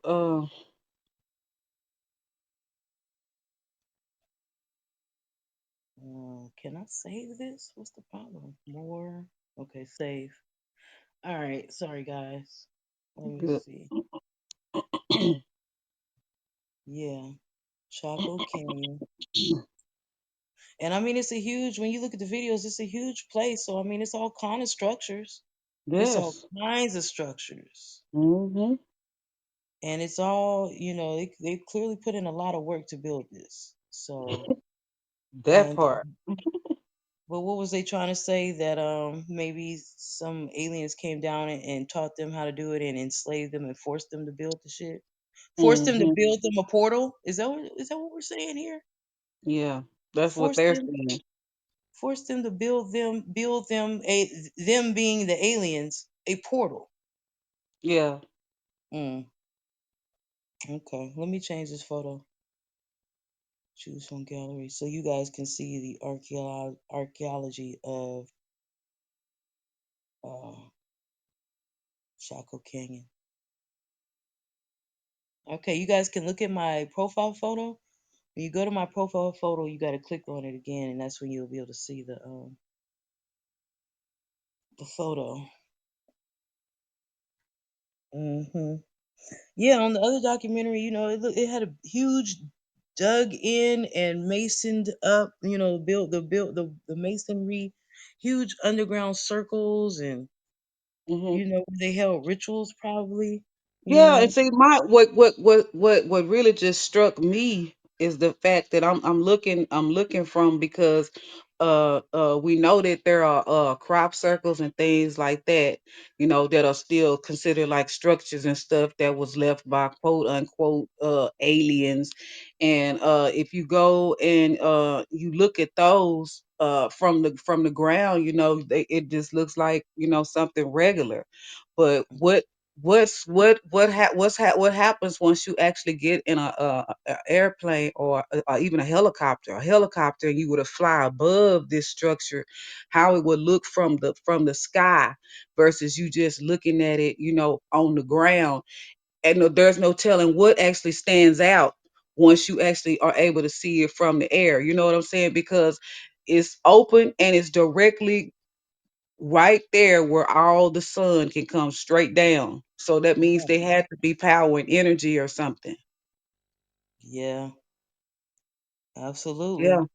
That means it was some energy being powered out there. That's why it was built like that. You know what I'm saying? And when they needed to go inside, they went inside because they had everything built inside as well. So they're not even showing you that the picture is not even showing the inside of here. This is just Mm-hmm. the outer shell. But I'm Mm-hmm. saying it probably looks way more amazing from the sky because it's kind of in like one of those crop circle forms where it's in like a circular 360 degree you know angle, I guess you would say, or direction. Like they said, they like so now when we get to talking about the time capsule that was found in Chaco Canyon, they said it was like a spiral, an ascending spiral. So think of a staircase, a circle staircase going upwards. And they said it was 23 chambers. So think of like a stone, a square stone tile every 10 feet, they said. And each stone tile led off into a chamber. And there was 23 of these spiral stairs going or ascending upward. So they said in each chamber was found artwork along with some kind of Yeah, technology, yeah, they said. yeah, But all the technologies were different or something, mainly similar. I don't know if it was similar, but they said the 23rd chamber had an optical disc in it along with the art. That was a technology in the 23rd chamber, an optical disc. Hmm. yeah, yeah. And keep in mind, this was during the 60s, the 1960s, when they found this capsule. So there were no discs in 1960 as far as the masses knew. As far as the masses, I'm glad you said that because they be having technology and they'll well, we could have that conversation about, because the stories are, on one hand, the white people, or the governmental people, the colonizers, those in control, the hierarchy, the Illuminati, are in negotiations or some kind of pact with gray aliens for technology, I'm right? telling y'all, y'all need to watch. And I know that y'all might not watch TV or stuff like that. But Oh, we do. I've been telling sis, she needs to go watch American Horror Story, the last one that just came out, about the aliens. It goes Yeah. back to when Eisenhower made the treaty with the extraterrestrials to sacrifice a certain amount of humans in America, of course, in order to get technology. And that's how we got the microwave, and that's how we got, you know what I mean? Like Yeah. that, Fact. it was just too deep for it to just to be made up. Like, no, they're telling you right here in front of your face that there's been a deal made with the gray aliens, with the extraterrestrials, to sacrifice. And but in the show, they wanted us because their planet they had went extinct in their planet, and they wanted to breed with us to populate their planet again. So I mean, it's just hitting on what we're talking about right in this moment, and that's what it makes me think of. I think you Yeah. guys should check it out though because it's deep. Oh, I've Like, I seen it. think I've I'm watched gonna it. watch it. I saw it already. oh, I'm you gonna did? watch it Okay, so then. Yes, you see, ma'am. it was Mm-hmm. deep. I was like, Mm-hmm. oh my god, I cannot believe this is. I think that's the best season. Just that last part, just the alien part. That Yeah, right there. was wild. Mhm. So they say that they're in a pact with the gray aliens. They get technology from the gray aliens, and then what they do with this technology is they reverse engineer it, create watered down versions, and sell it to military people, government people, private sector, rich ass people, you know what I'm saying? And this is how, our world has been, we're witnessing high technology. So we're like, well, where is this coming from? You know what I mean? And we know that they have Yep. even stronger versions of this technology because we can see that they're kind of like unleashing it when they want to. They're trying to kind of get, even like Apple. Apple will unleash a version of its iPhone so it can get as much money as possible, and then unleash the second version, even though they probably had it all at the same time. You know what I mean? Like Yeah. they water it down. They just trying to squeeze the tech as much money as they can out of the Yeah. technology, Yeah. but that they're getting the technology. So we're saying on one hand, the story is they're in a pack with gray aliens. They're getting technology from these gray aliens, reverse engineering it and selling it on the market. And in exchange for getting this technology from the gray aliens, they're allowing the gray aliens to abduct people, do cattle mutilations. It's all kind of human trafficking and prostitution involved in this because apparently they're doing genetic experiments. So they allow them to abduct people, do something with Yes. these fucking animals, the cattles, and use their laboratories to conduct their genetic experiments. And like you said, this story on motherfucking American Horror Story sounds like too much. Like you can't make this shit up. That sounds it's so crazy. It might be true, Truth is but there's stranger than that fiction. because we're looking around in our world and we hearing people saying they're getting abducted by aliens. We see these stories about cattle mutilation. I don't know about y'all, but I have gone down that rabbit hole Yes, and watched a bunch of I have documentaries too. on I have went that direction cattle. myself. Mm-hmm. And it's very deep once you actually start to go down there and you start to look and you like, no, that's not nothing. That's alien. That would be considered foreign or strange. That's not anything It's weird. that For real, that's for real. weird. That's Very weird weird. for real. Because some of these animals, they really don't even have wounds, or the wounds are like seared, hella like with lasers and shit. What the fuck is going on here? Like their other organs aren't really touched, but it's like this one thing was seared, and it's like they really went in this cow and just needed the liver. Yep. I just need I the just liver need the to liver. I'm do just some gonna kind of go get the experiment. liver, and that's all they got. And everything else was fine. It's like, That's crazy. like with no problems, the animal can get up and walk around, or if they decided to go ahead and terminate it, they handled their business as far as how they cleaned it up.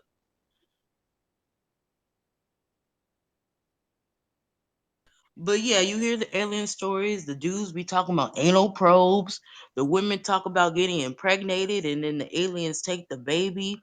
So genetic experiments, cattle mutilations, human abductions, all that shit, sexual slavery, aliens, all that shit's wrapped up in that topic.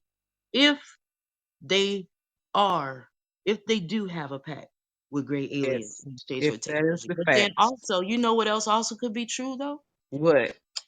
They could be going to these sites and finding our ancient technology, reverse engineering it, and just giving us a whole story on this shit to creep us out. Hey, that is That a could be that is true a too. very good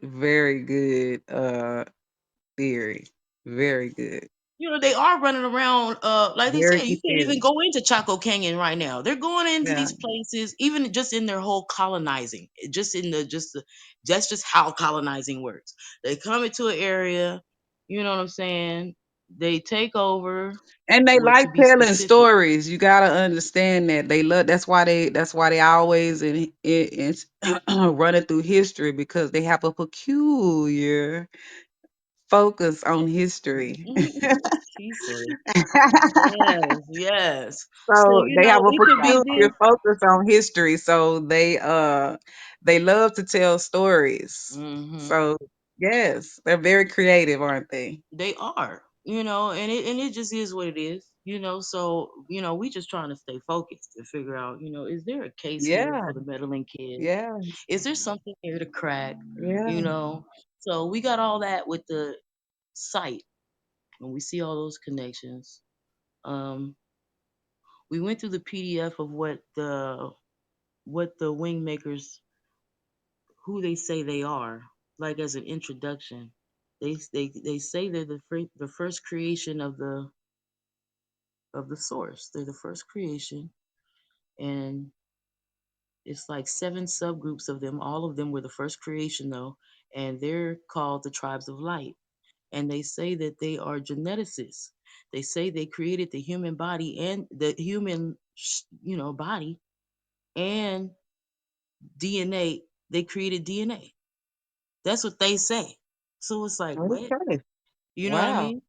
So just, we're just like, so is this something we should look into or not?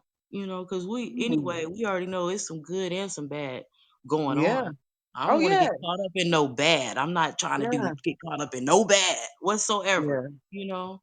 Yeah. So I see the duality of the situation. I see that Yeah. all I can do is keep investigating because I really can't make a decision. It's some good and bad that we've heard so far. I'm Yeah. inspired by the Dogon aspect, the astrological aspect, the alchemical and the indigenousness of it. Like we said, the serpent mounds, just the ancient practice and the ancient science. I'm inspired by that. But also all that other stuff that's being said, I'm not trying to fuck with fallen angels or ritual killings, and I'm not trying to fuck with, you know, aliens, nigga. Or bad aliens at the least. All that killing cattle and UFO abduction. I ain't fucking with none of that. So because it just seems like low vibrational to me. So no, I'm not into that. But everything I'm having like a duality here. I'm getting a little bit of both. Well, So uh I think that you can still go that direction and you don't I mean because it's levels to this. So everybody choose which level they can go to.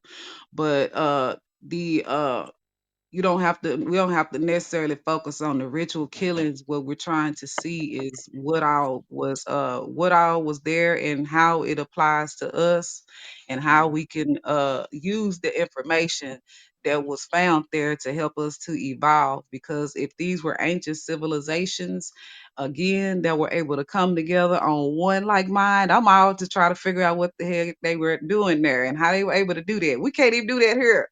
We can't yeah, even get but on you one can come mind here. together. Listen, there's a mob mentality. You could come into some kind of group think or one like mine, but it could be on some low Yes. vibrational bullshit. It could You know what be, I'm saying? but But we don't know where they were at. That's why we need to dig deeper and find out where their mind was at. And as far as what I've read, as far as the Wingmakers glossary, it sounded like they were on some high vibrational stuff to me. So that in itself lets me go down the right track.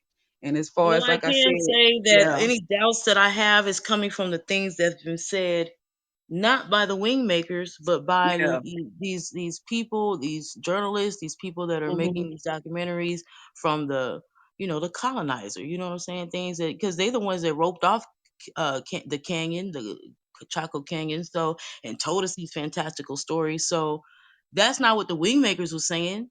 You know what I'm saying? None of that was what exactly, they were saying or what's in the time capsule. All that was what these people are trying to paint a picture of. So I got to say, you know what? I don't want to hear no he say, she say. I want to hear what they say.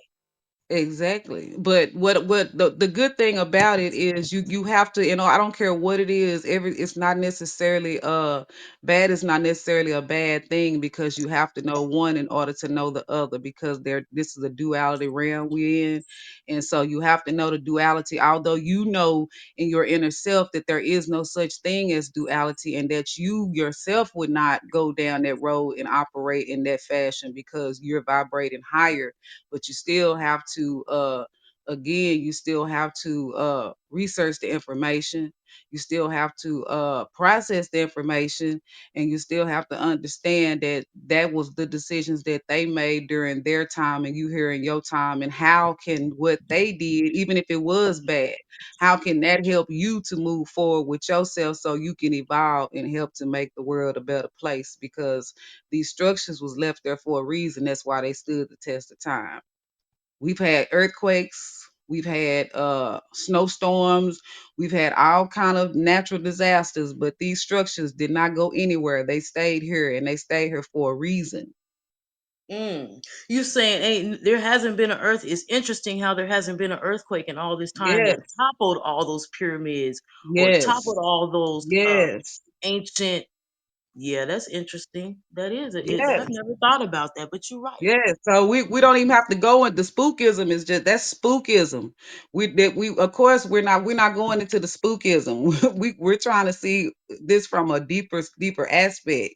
So we you know what I'm saying? So some things don't really need to be, like I said, explained. So Mm, we're going into the deeper aspects of all of this. Why were these structures never destroyed? They mm. still look the same Right, as when they and all first, that, yes, and all, it's and when they all that first was colonization, built. in all that colonization, they still ain't destroyed these things. Why? How come they haven't been destroyed? How could they have not been destroyed?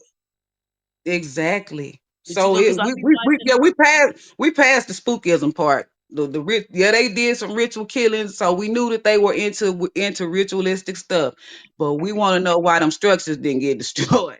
We want to know why they still sitting there, and what is it that they, for them to know how to build something like that, they had to be operating from something that was high tech and high level as far as technology and construction and manufacturing was concerned, because they had to get those supplies to be able to make all of that stuff. Look at how they put that stuff together. Where did they get the supplies to make all of that? That's a Mm, desert. It's hot out there. I that's a mean, lot. really hot. Yeah, yeah. And I heard what he was saying about deserts and nuclear wars. I heard what he said.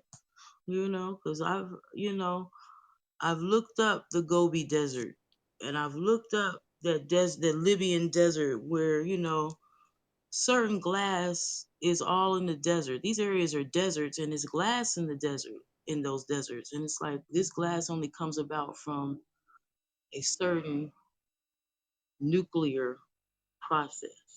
So there were ancient nuclear weapons. There was nuclear weapons used in the past. And so, here we are talking about a place that is a desert too. Nevada, they got Death Valley in Nevada.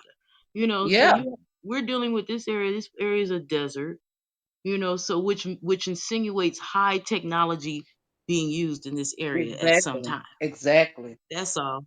That's Yeah, all. So exactly. yeah. So again, we're back to technology, high technology. What's going on? You know what I mean? Like we're hearing stories about contacts with little gray aliens for high technology, but then we're also hearing about I don't know, It seems like they the possibility. it seems Mm, like they make these places where people are less likely to go. Like ain't nobody gonna want to go to the desert. Ain't nobody gonna want to go to at all. Antarctica because it's Mhm. cold. Definitely. You know, it's like they put them in places where they know people are less likely to eat to go. Because I Yeah, don't think the desert is in. I think Antarctica has a lot of extraterrestrial activities that we don't know about. They don't allow us there. yeah, And Yeah, they want to keep I us out. believe that too. It's something I going know. I on. heard. You know, I know. I heard that there's a pyramid in Antarctica. yeah, I believe it. Google that. yeah. There's a pyramid They in all Antarctica. they all over the world. But that goes along with the pole shift. A pole shift. They say an ice age happened before. Animals were caught in the midst of eating food and they were frozen so and preserved and frozen so quick. You know what I mean? So they're saying it was an ice age, and with our knowledge of planetary things, we know that there's a pole shift going on right now, and this is nothing new. There's always been pole shifts. So yeah, we can believe the ice age story. So we're saying that area was green and lush at one point, and there was people there, there was animals there, there was people there. They built a pyramid, and then a pole shift has occurred sometime in history, and all that is covered up in snow. It's cold there now, but the poles are shifting again right now, and as this shit melts, the pyramid is being exposed. Uh That's huh. right. Yep. Yeah. Yeah. There you have it. So everything in the dark comes to light. We'll say that. That part. All right. So, okay. So I put a link up in the room, everybody. It's called the Wingmakers Glossary. Let's pull that up and we just gonna read. We're just gonna listen to what the Wingmakers say then. We heard what these other people are saying. We hear the fear tactics, if that's what it is, or the warnings, if that's what it is. And so we just gonna see what the Wingmakers got to say, because I ain't scared. I'm just reading. So when we clicked on the Wingmakers link, it says the glossary, and that's what this is a glossary, is derived from the optical disc found in chamber 23 of the Wingmakers time capsule. They found this glossary. This glossary is on the disc that was found in Chaco Canyon in chamber 23. It represents the definitions of key words and phrases that are used in the first two philosophical papers written by the Wingmakers. As subsequent papers are made available on this website, the glossary will expand accordingly. This is not a glossary of the terms used in the writings of Anne or Dr. Anderson. These are not these other people's words. These are the Wingmakers' words. Their words can be found in the interview transcript section of the website. Okay, we got it. We understand what we're doing here now Yes, we do. and where it comes from. Yes, we Okay. do. All right. Human instrument. The human instrument consists of three principal components: the biological or physical body, the emotional, and the mental, right? Your physical body, I would say your etheric body, and your astral body, right? These three distinct tools of perception in aggregate or working together represent the vehicle of the individuated spirit as it interacts with the physical dimension of time, space, energy, and matter. See, we're talking about time. What's time, Destiny? Let me shut up. It's time. Me and Destiny had many conversations on what is time, nigga. These three. Exactly. Nigga. Now I see. I see why we here. We getting the answers maybe to some of our questions. That's Okay. right. Anyway, the human instrument consists of three principal components. Because what this is saying is true. I agree with what's being said so I far, do. right? I do. I do. Okay. The human instrument or the human body, the human instrument consists of three principal components: the biological or physical body, the emotional or what we would call the etheric body, and the mental or the astral body. These three distinct tools of perception, because they're all perceiving, together they represent the vehicle of the individuated spirit as it interacts with the physical dimension of time, space, energy, and matter. So you could say all those are parts of the 3D. Anything outside Yep. of 3D is outside of time. Yep. I agree. It's definitely outside of matter, Yep. right? Time, space, and We're matter. not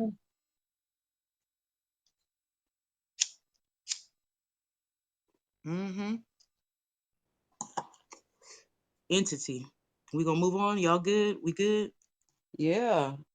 And that's also, think about it, that's also how astronauts are able to do certain things because they're outside of time. Are they? Just thought I'd put it All in right. there. Yes, Allegedly. if they're going to space, if they're going to outer space, then they're going out of space and time. That's Let's what they let's wanted beam to me up, know. That's what they Scotty. want us to think, huh? That they going Yeah, outside of beam, time, outside of beam me space. up, Scotty. That's interesting. Right, right, Right, right. right. Okay. Okay, entity. The entity model of consciousness encompasses the individuated spirit, sometimes referred to as the higher self or soul. We're going to take our time here. Hold on. The entity model of consciousness encompasses, which means what? The entity To model of surround, to surround, it's around you, or oh, my hand.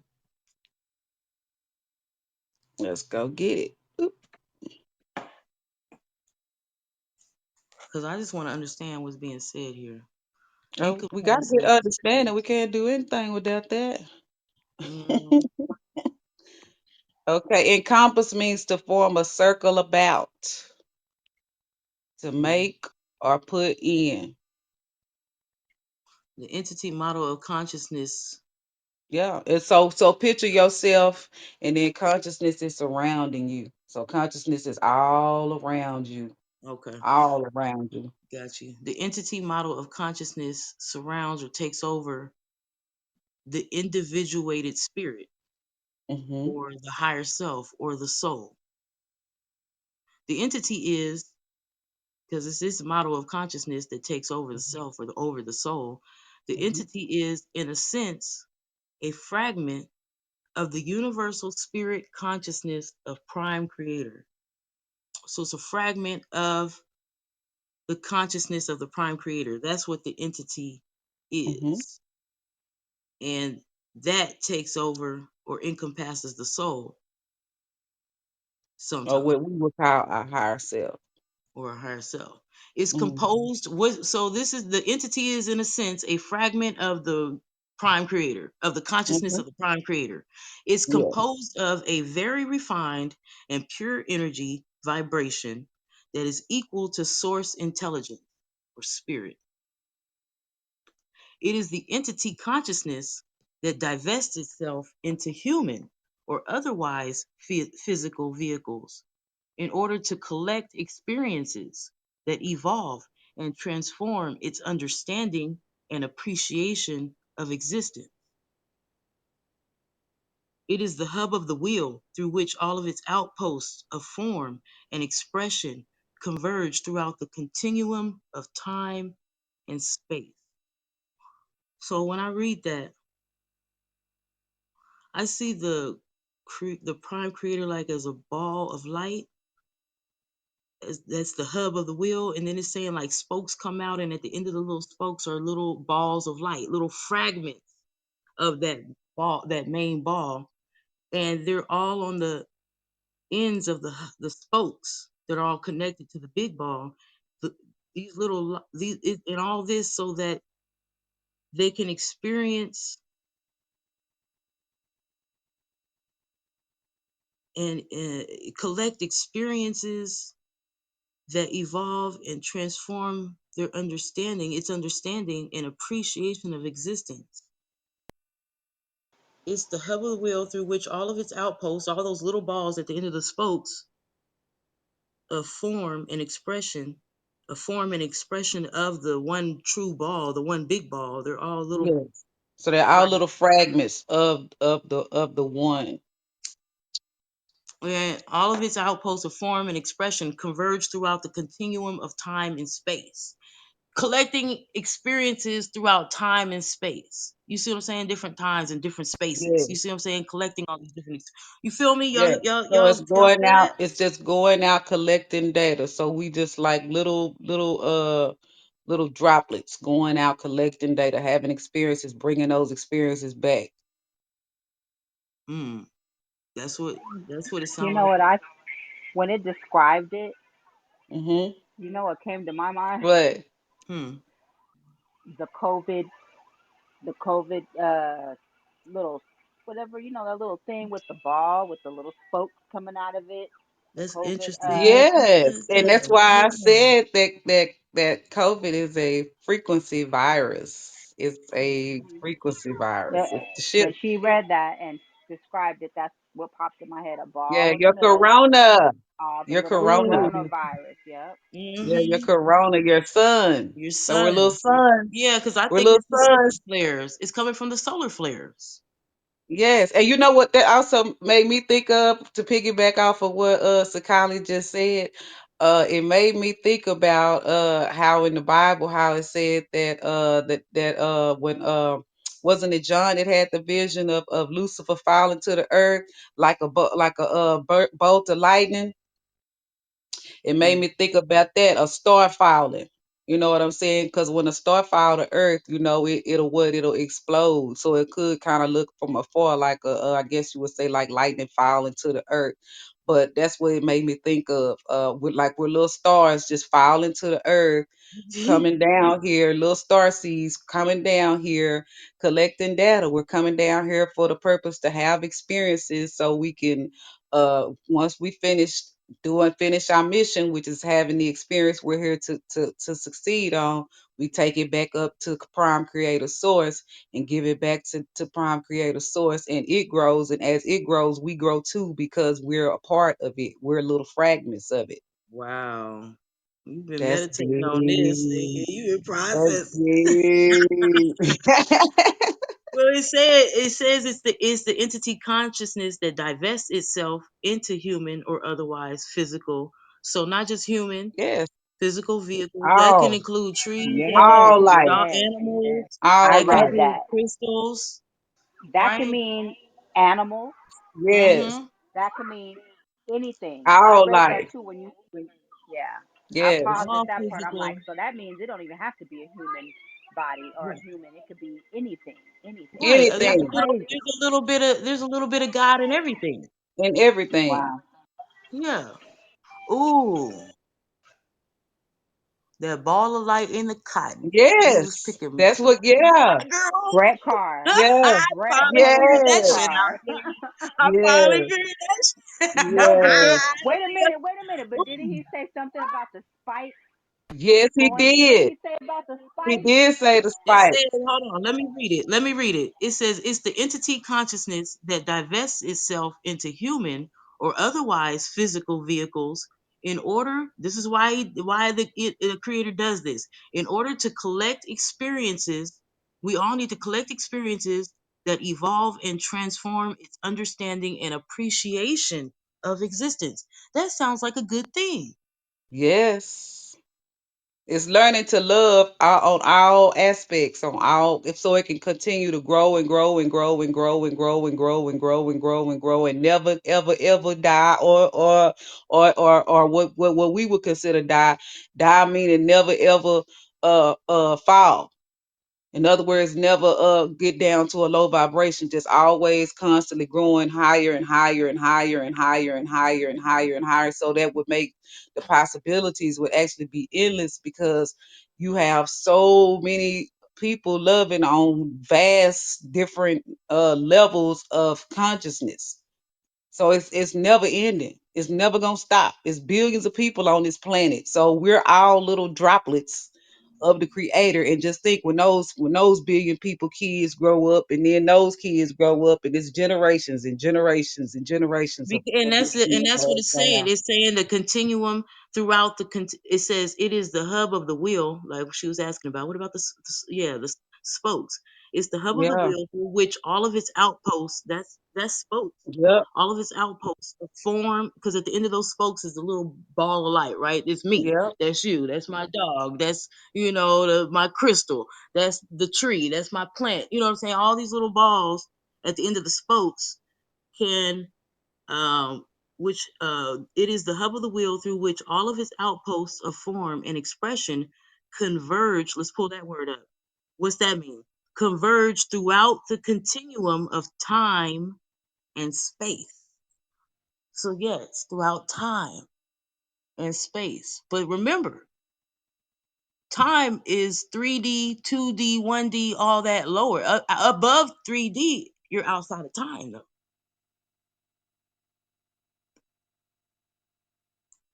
Right? Science is, hold on. Yes, that's right. And then it says converge means to meet at a point.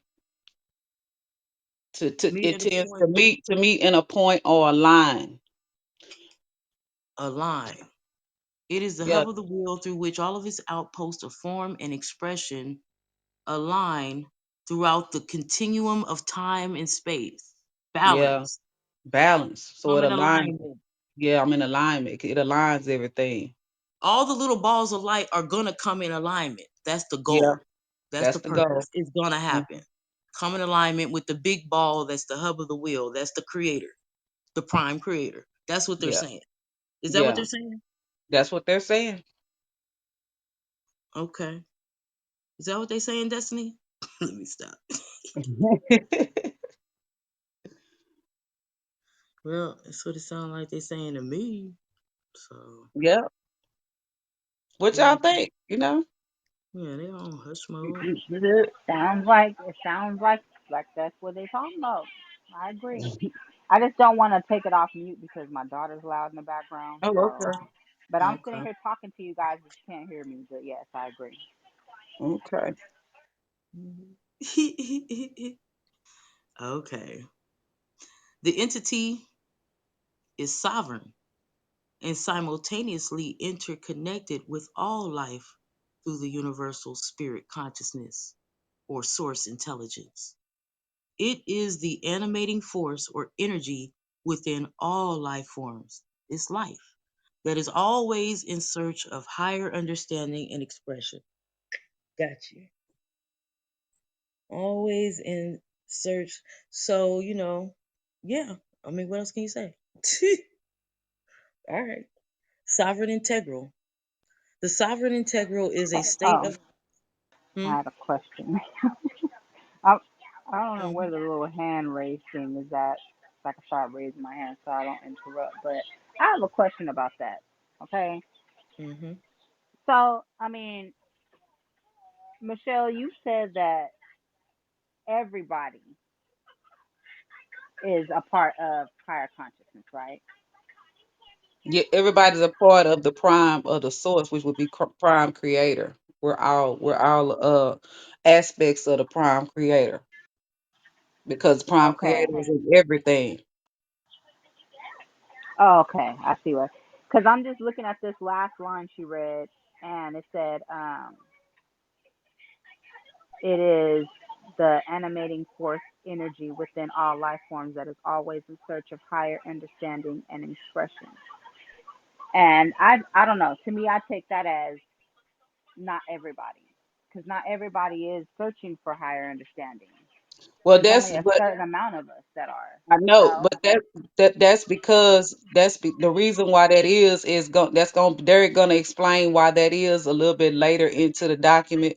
But the Oh, whole point, yeah, the whole point is it's always gonna be somebody that's not at the same level as you is because look at it like you at school. Like some people are in first grade, then you got others that's in second, then third, fourth, fifth, sixth, seventh, all the way up past college, and then you got those of us that went past high school and we went on to college. Look at our mission to get back to prime creator in that same way. Some of us fell and we flunked. Shit, we just bullshitting and playing. We wasn't trying to pass. Hell, we were just enjoying shit, just doing us. So we failed 3 or 4 or 5 or 6 damn times, but it's all right because all that's gonna happen is we gonna reincarnate back, come back here to school and learn some more until we get it right. And then once we get it right, we go back up to prime creator. But you can't get up to where on that level unless you're vibrating on that frequency. And that's what the problem is. People are not vibrating on that frequency. And that's why we can't get back up there. But we all gonna get there eventually because that's the goal. Either way, we all gonna get there. No matter who we are, we're all gonna get there. Dogs are gonna get there, cats. They are everybody's gonna get to where they but everybody is prime creator. We're all aspects of prime creator, and the goal is to get back up there to where mhm. to where that is. You're gonna come down here and start from the bottom. Now you're Started from the bottom. Now it is. Okay, I got it. here. Yeah, sounds about right. So, sovereign integral.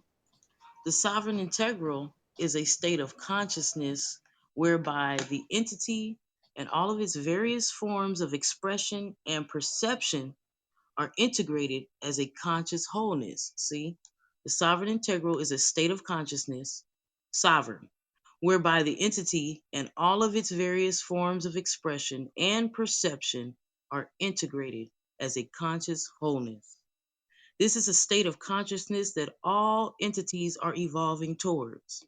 And at some point, each will reach a state of transformation that allows the entity and its instrument of experience, like the human instrument or, the dog, the crystal instrument, whatever the instrument is, to become an integrated expression that is aligned and in harmony with source intelligence.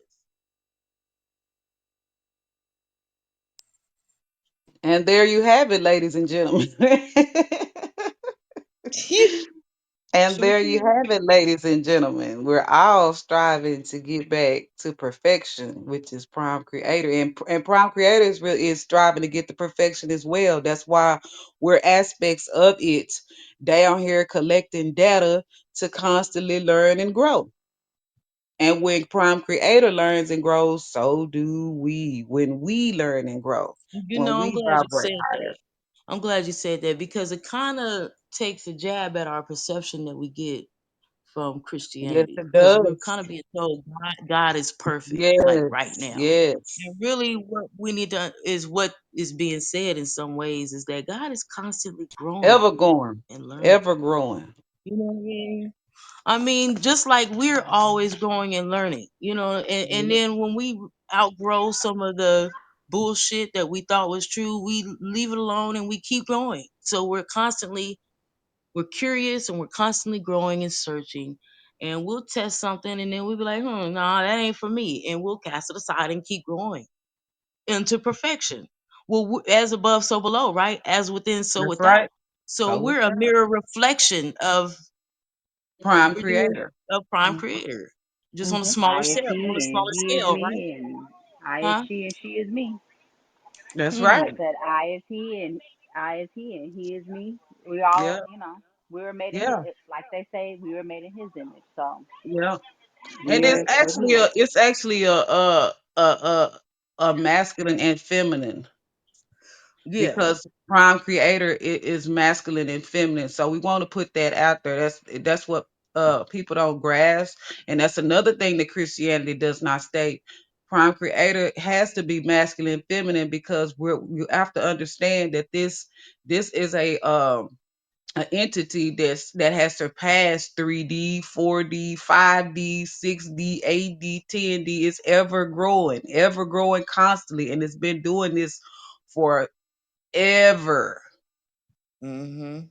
So it doesn't Mm-hmm. even think like we do. So it operates off of frequency only, not gender, but frequency. Feminine Amen. frequency and masculine frequency, and it operates with a balance of both of the two.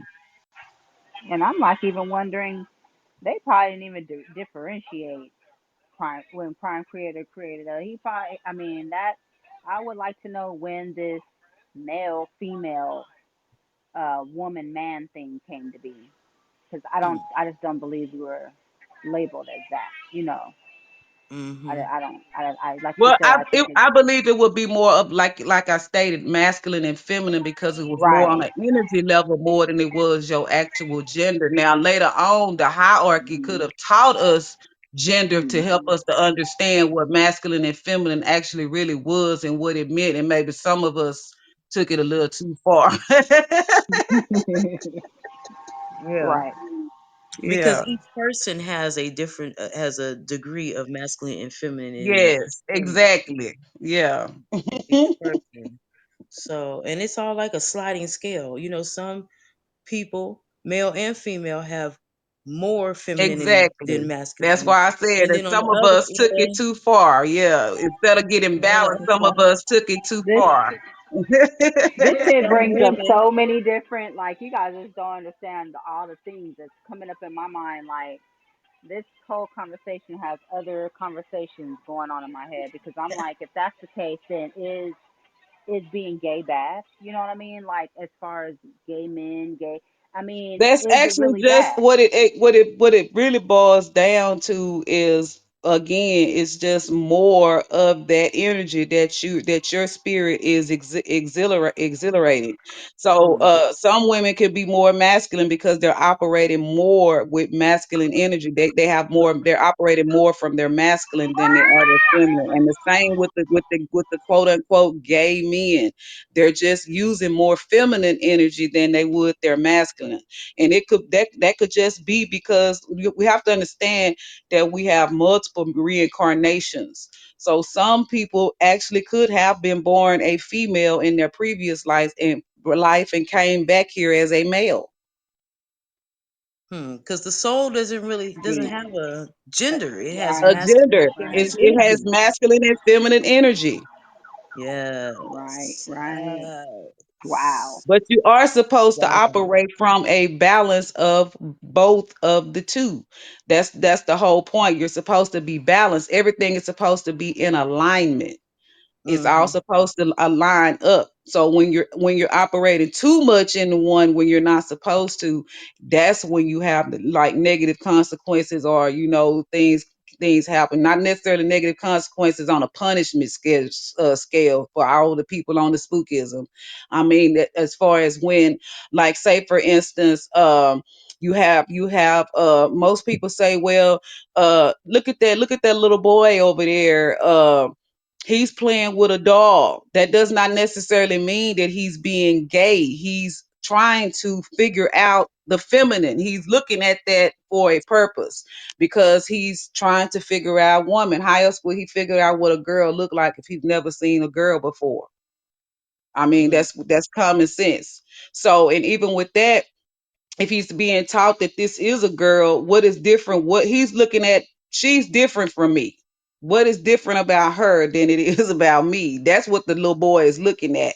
Whereas you're over here being, uh, too far in your masculine being, as being homophobic or whatever, and then you're going over there and well, don't play with that doll, you're gonna be gay. That does not mean that. Mm-hmm. And that's what we have to stop doing. We have to stop all this damn spookism. Let's get away from the spookism, Mm-hmm. because that has been very heavily embedded into us, and we need to first remove all our spookisms all the way across the board. And that's really what it is. We just have to be balanced. At anything we're doing, we need to be balanced. You could choose to be what gender you want to be if that's what you choose to do, but at the end of the day, prime creator only looks at masculine and feminine energy and the balance between the two. And it has to be the balance between the two for it to, in order for it to be loving. That's Mm-hmm. basically what the balance is. The balance is love between the two. Balance. You speak whatever Mm-hmm. frequency you own need to be balanced at the end of the day. If you want to be all masculine, do that, but be balanced in your masculinity. And if you want to be all feminine, then do you, but be balanced in your femininity. It's really simple. We make it hard, like Lauren Hill said. Mm-hmm. Yes. It could all be so simple. But you rather Right. make Yes. it hard. You know? Yes. Well, I'm Okay. equally yoked, so I guess I'm okay. That's what's Cause up. I think that I think I embrace both. And Hmm. I used to think You that know, I was, huh? I said, yeah, because we all working on something, and that's really what this is about. We all here working on something. We all got something we got to work on. Yeah, I'm Yeah. working on I'm working on Yeah, balancing my masculinity and my femininity out too. shoot, look. So sometimes as a woman, you do have to walk in a masculine way, and it depends on the situation. But that don't mean that I can't still be soft and loving when I need to be soft Right. and loving either.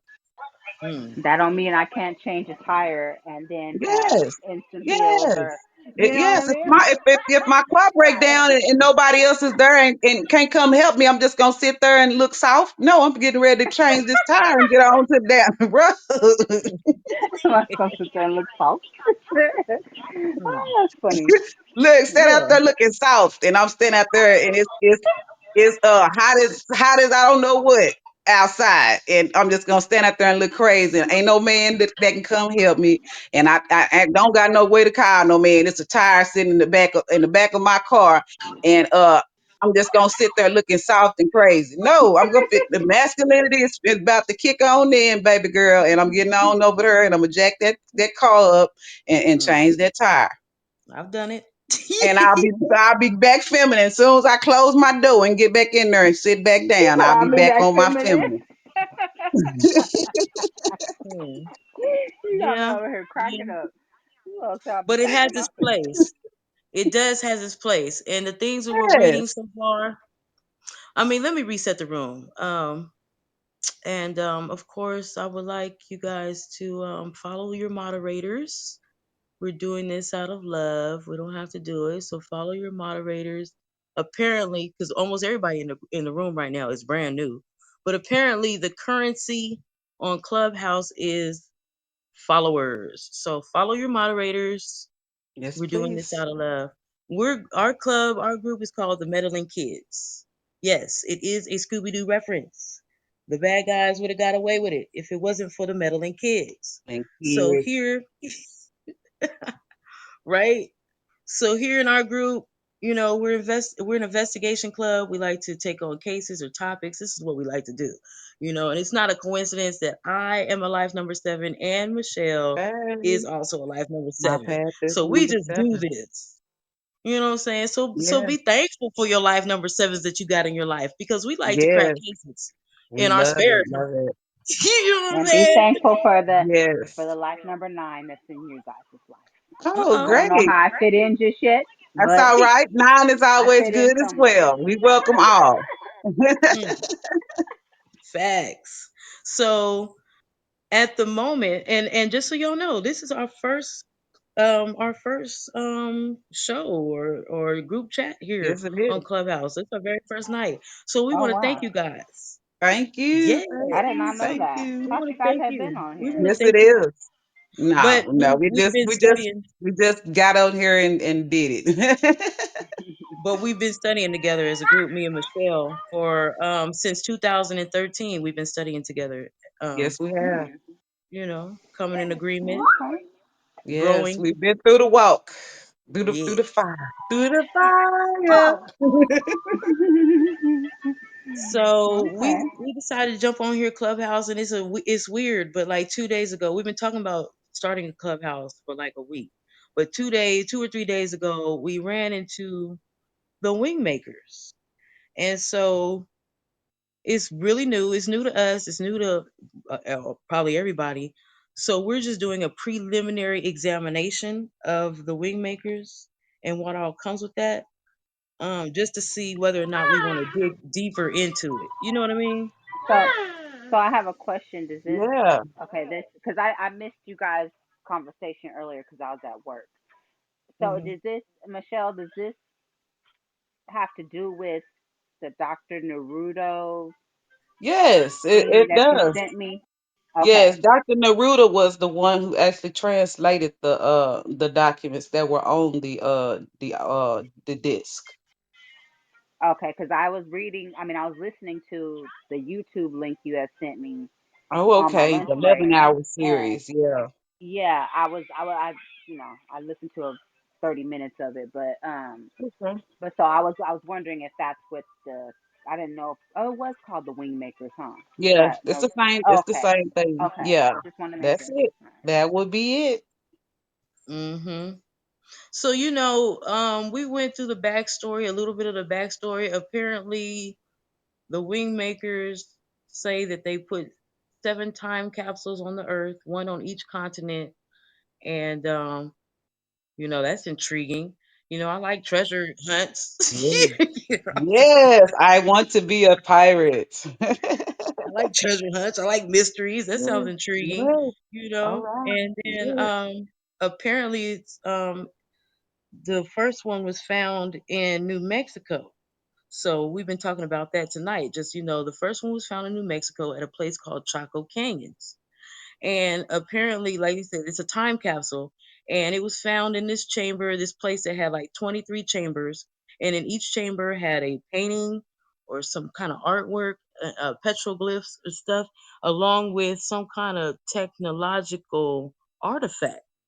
And they said, so we don't know. We don't even know what all is included in this time capsule. We've only just begun. So, like I said, everybody is on time. We haven't even dug too deep into this yet. And in fact, that's why we called the show tonight our preliminary examination. We're not sure we want to take the case or not, We just want to look. We have a sense of humor. So, we're the meddling kids. We don't know if we want to take this case or not. You know what I'm saying? But we Yeah, looking into it. We cool with that? Does that sound like fun? We just having fun, I think, I you think. know? So, but we're very serious. So, Well, I tell you this, if anything, if we do not decide to take the case and go dig deeper and find more information about what's going on with the information that was in these tablets and capsules and all of those good things, we could first see what is it that we could take away from the information that we did gain and that we did find. Like, how can we apply it in our lives today, and is it anything that we can use to help us in our lives moving forward? yeah, right. I don't waste time with things that can't help me. So I just want to look That's at it and right. see if it's going to help me or Yeah, make me see if it's better. on here And you or know make what? me a better person. At the end of the day, we can experience this and then be like, you know what? This is something other people need to experience. Let me spread the word. Or if we looking through this stuff and we're like, you know what, this is not cool whatsoever. We need to ring the alarm and warn people. So either way, we get something out of this. Something can happen out of it. You know what I mean? So I don't That's mind right. experiencing life. So Yes, we it's an experience. experience. It just popped up on my radar. I'm like, what? And that was a weird story, a fantastical story, and interesting and intriguing and mystery. I'm like, you know, my spidey senses started tingling. So Yes. And by the way, let me tell y'all a brief story of what happened last night. So, Sister Fee and I, yesterday, we had spent like a whole, 8 hours going over this. Just decided we were gonna even do this and even go it just to even check into it. We were just trying to figure it out. So we were just going over what we thought, and I hung up the phone with her and I decided I'm going to watch me a movie, and I pulled up Amazon Prime and put up Amazon Prime, and I went to look for me a movie, and I'm a horror fan, so I want to find me a horror movie. And then I said, well, I'm gonna look for something else and try to find something in a different category store. I start to go to the drama section, and I scrolled down. Right at the bottom of my screen was a movie on Chaco Canyon. Hmm. Now, Wow. I'm not even looking for this movie. I'm looking for me a drama. First I started out looking for a horror movie, and I wasn't even looking for it, and then bloop, scroll down to the bottom, and there it said Chaco Canyon. And I said, oh my gosh, it's an actual movie on this canyon. So I said, wow, I need to check more into it. So I hurry up and screenshot it and sent the screenshot to Sister Fee, and I said, I'm gonna check this out and see what the movie's actually even saying, because it might go more into detail. So I'll let y'all know more about that tonight. But if you want to try to find the actual movie that I did find on Amazon Prime, I can tell you what it's called. It is called The Mystery of Chaco Canyon, and it is on Amazon Prime. It was looks like it was made in 1999, and it's about 55 minutes long. It says the mystery of Chaco Canyon examines the deep enigmas presented by the massive prehistoric remains found in Chaco Canyon in northwestern New Mexico. Mm-hmm. Yeah. And so speaking of that, so then also we was like, okay, Chaco Canyon. So now we like, let's do a little investigation on the archaeological site where this stuff was supposedly found, right? So now we looking up Chaco Canyons, and in our investigation that we've just been doing, this is like an hour ago. In our investigation, we're seeing ties to this. Look, they said the archaeology, the architecture is mason work, really great mason work. Um, the person that was doing the video said he's convinced that all the monolithic sites throughout the world were probably built by the same person that built this. And then we find out that this area in New Mexico is actually in a place called the Four Corners. It's in the midst, it's in the mid, it's the connecting area that connects Nevada, New Mexico, Utah, and Colorado. So we're like, wow, the four corners, that's really interesting. That's a, for a lot of us, that's a biblical reference, you know? Yeah, So we're just looking at the different references in the Bible, the different verses that we didn't go through the verses, but we saw that one is in Revelation, one is in the book of Isaiah. I think it was one in Acts, six in Ezekiel, I think it yeah, I think was, we one had in Job. 19 of them. It was references of Yeah, the it's four 19 corners. references, four corners. Right. And And also there's a town called Moab in the Four Corners here in Southwest America. So we thought hmm that was interesting because when you think of the Four yeah, Corners and when you start looking at the verses, they're describing what we think to be is the Middle East, probably is, or it might not be, whatever the case may be. The Middle East comes to mind, Jerusalem, that yes, area, the Four yes, Corners, sir. and Moab, biblically speaking, is in that area. But then here we have a Moab in the Four Corners here in America. We In just thought that America. was really intriguing, combined Yeah. with the Mason work, the great architecture, and then also one of the guys on the documentary said he saw a doorway there that had some very unique architecture work that he's only seen one other place, and that was in South America where the Mayans were at. So the Mayans are tied to this story or this site. And hmm then they said the buildings are built lined up planetary wise, astrologically. It's all lined up. So we found that interesting. And then come to find out they said that the people that lived in this place and built this were the Anasazi Indians. Now the Anasazi Indians, you have a direct link to the Dogon of West Africa. So we're just collecting And they clues. also had the link, remember, to the Navajo and two other Indian tribes as well. So that's pretty deep for the genetics. But I want to quickly piggyback off of what you said about the walls. Every like I said, every time I see these structures, I think about the wall that Trump wanted to put up in between Mexico and Texas, and it kind of makes me wonder why he was now trying to do that, considering that the word quote unquote alien is being used here, and we all read earlier that alien does not necessarily mean something that's not from the planet because we know they changed the definition up twice because it originally meant just something strange or foreign to them, so something that they had never seen before. Not necessarily something Yeah, that's from that's not outer from planet space. Earth. Yes. hmm So we just found all that interesting.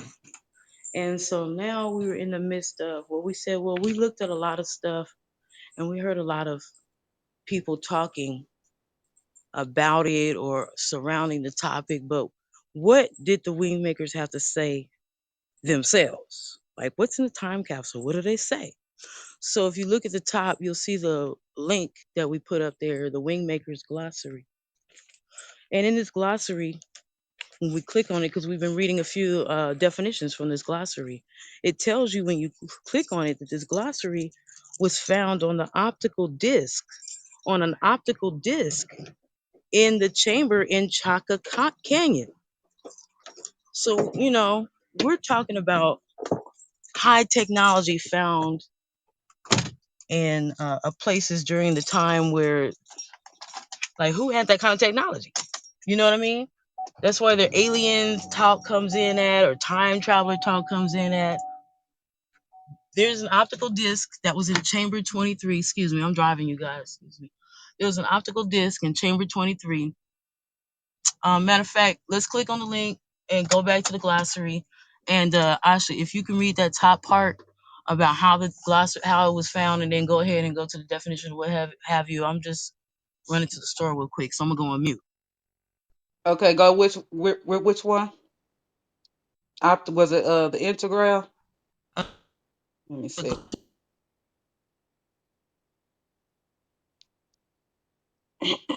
Just a moment, y'all. Let's see here.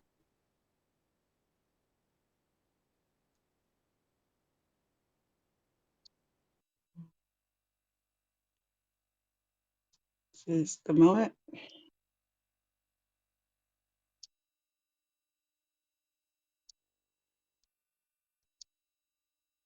Okay, Wingmakers glossary. Okay,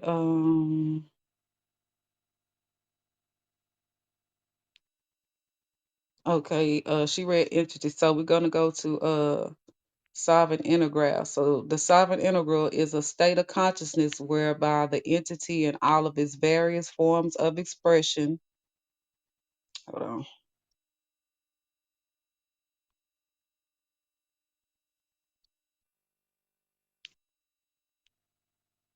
Okay, I just want to make sure my mic was still on.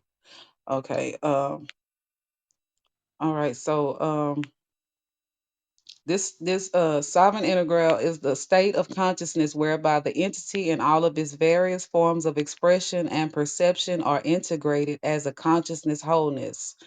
This is a state of consciousness that all entities are evolving towards, and at some point, each will reach a state of transformation that allows the entity and its instruments of experience, which we all read earlier is the human instrument, which is basically the three components, which is your physical body, your emotional body, and your mental body. So, this solvent integral state of consciousness entity. Is a part of that. So this is a state of consciousness that all entities are evolving towards, and at some point will reach the state of transformation that allows the entity and its instruments of experience, which is their human bodies, to become an integrated expression that is aligned and in harmony with source intelligence. So that's basically saying that all three of those bodies, your mental body, your physical body, and your emotional body, has to come in a line the with this consciousness. And eventually you're going to get to that point. Eventually something is going to happen and you are going to reach a state of transformation that will allow you to come in a line with that consciousness. Then it's I think it was also just saying all, because it was hmm talking about all, everything has a little bit or a fragment of the true creator in it. So it's yes, saying that everything, and it's not just humans, humans yes, and other entities and animals everything, and everything, minerals, the crystals and stuff. Because there's a little bit everything. of the little bit of the true creator in all of it. hmm Trees, the flowers, everything is saying everything will eventually reach this state of wholeness. That's the whole goal of life, or just the whole plan. I mean, everything is going to reach a state of unity and wholeness hmm and alignment and and harmony with With the source source of intelligence. intelligence. Yes. Hmm. Then it Yeah. says prime creator. Prime creator is the primal source from which all existence is ultimately linked. It is sometimes referred to as the body of the collective God. It represents the overarching consciousness of all things unified. So that's everything unified. Everything unified will be the prime creator, but that's us as a collective, as a whole. This includes pain, joy, suffering, light, love, darkness, fear. All expressions and conditions are integrated and purposeful in the context of prime creator. It encompasses all things and unifies them in an all inclusive consciousness that evolves and grows in a similar manner to how each individuated spirit evolves and grows. So, as we grow, Prime Creator grows as well because we are fragments of the Prime Creator.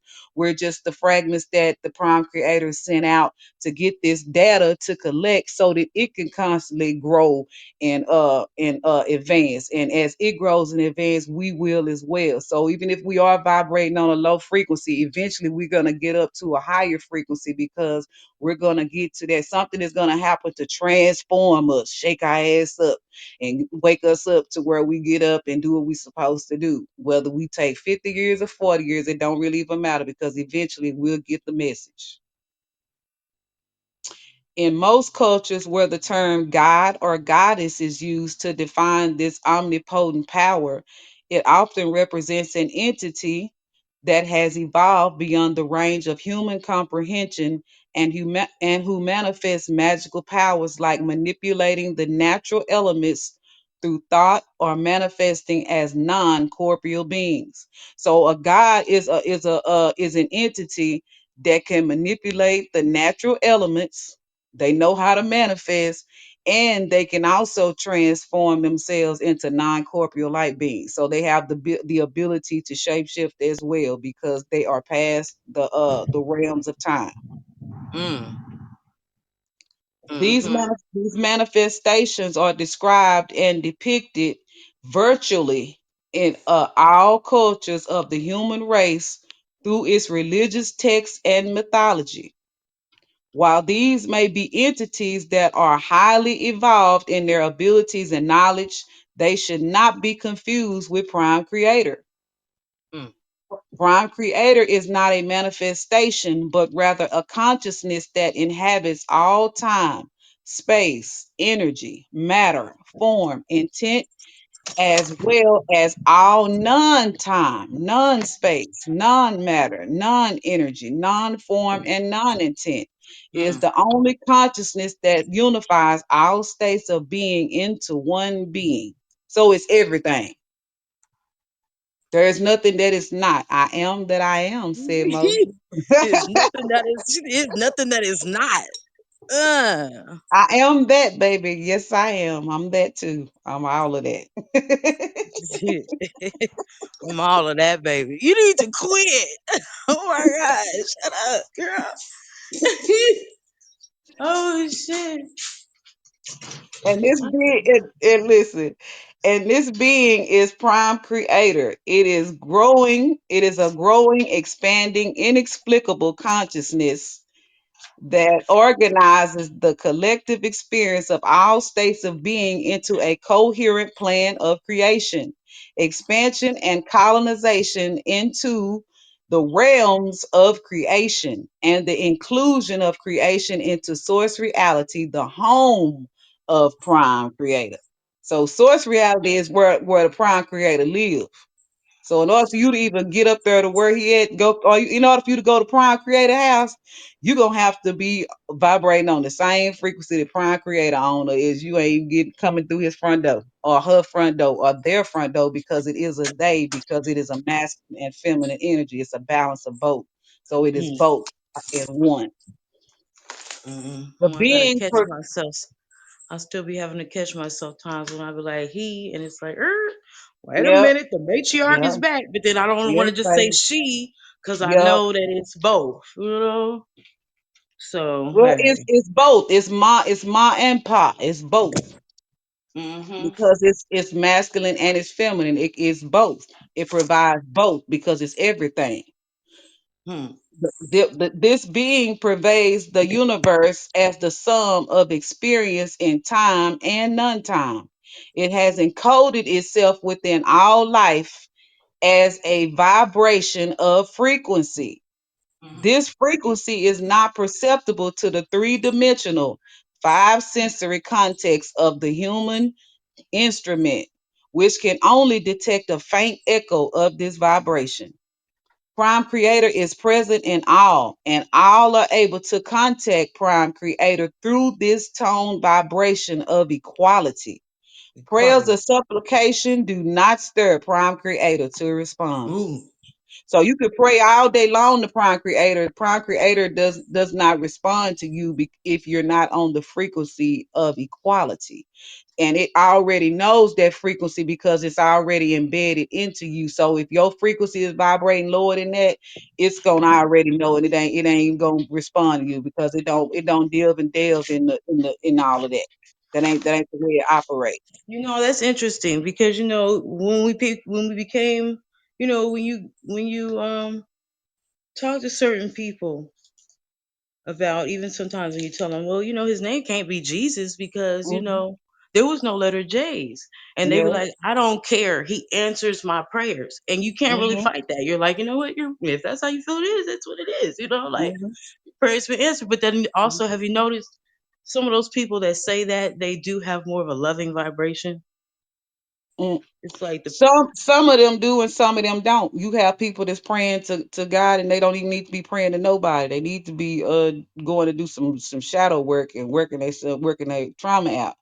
but we don't judge. But uh it's basically just saying that you can do all this praying and stuff that you being taught to do is not the way. That's not how you get it. Because first off, the prime creator is within yourself. You're gonna have to go within anyway. And in order to be on this frequency of equality and love, you're gonna have to constantly be doing work on yourself because you are the reality. If you vibrate on a low frequency, you're gonna attract negative people, so you're not going to be vibrating on love and you're around negativity all the time. You're going to be constantly on a low frequency. That's a low frequency in itself.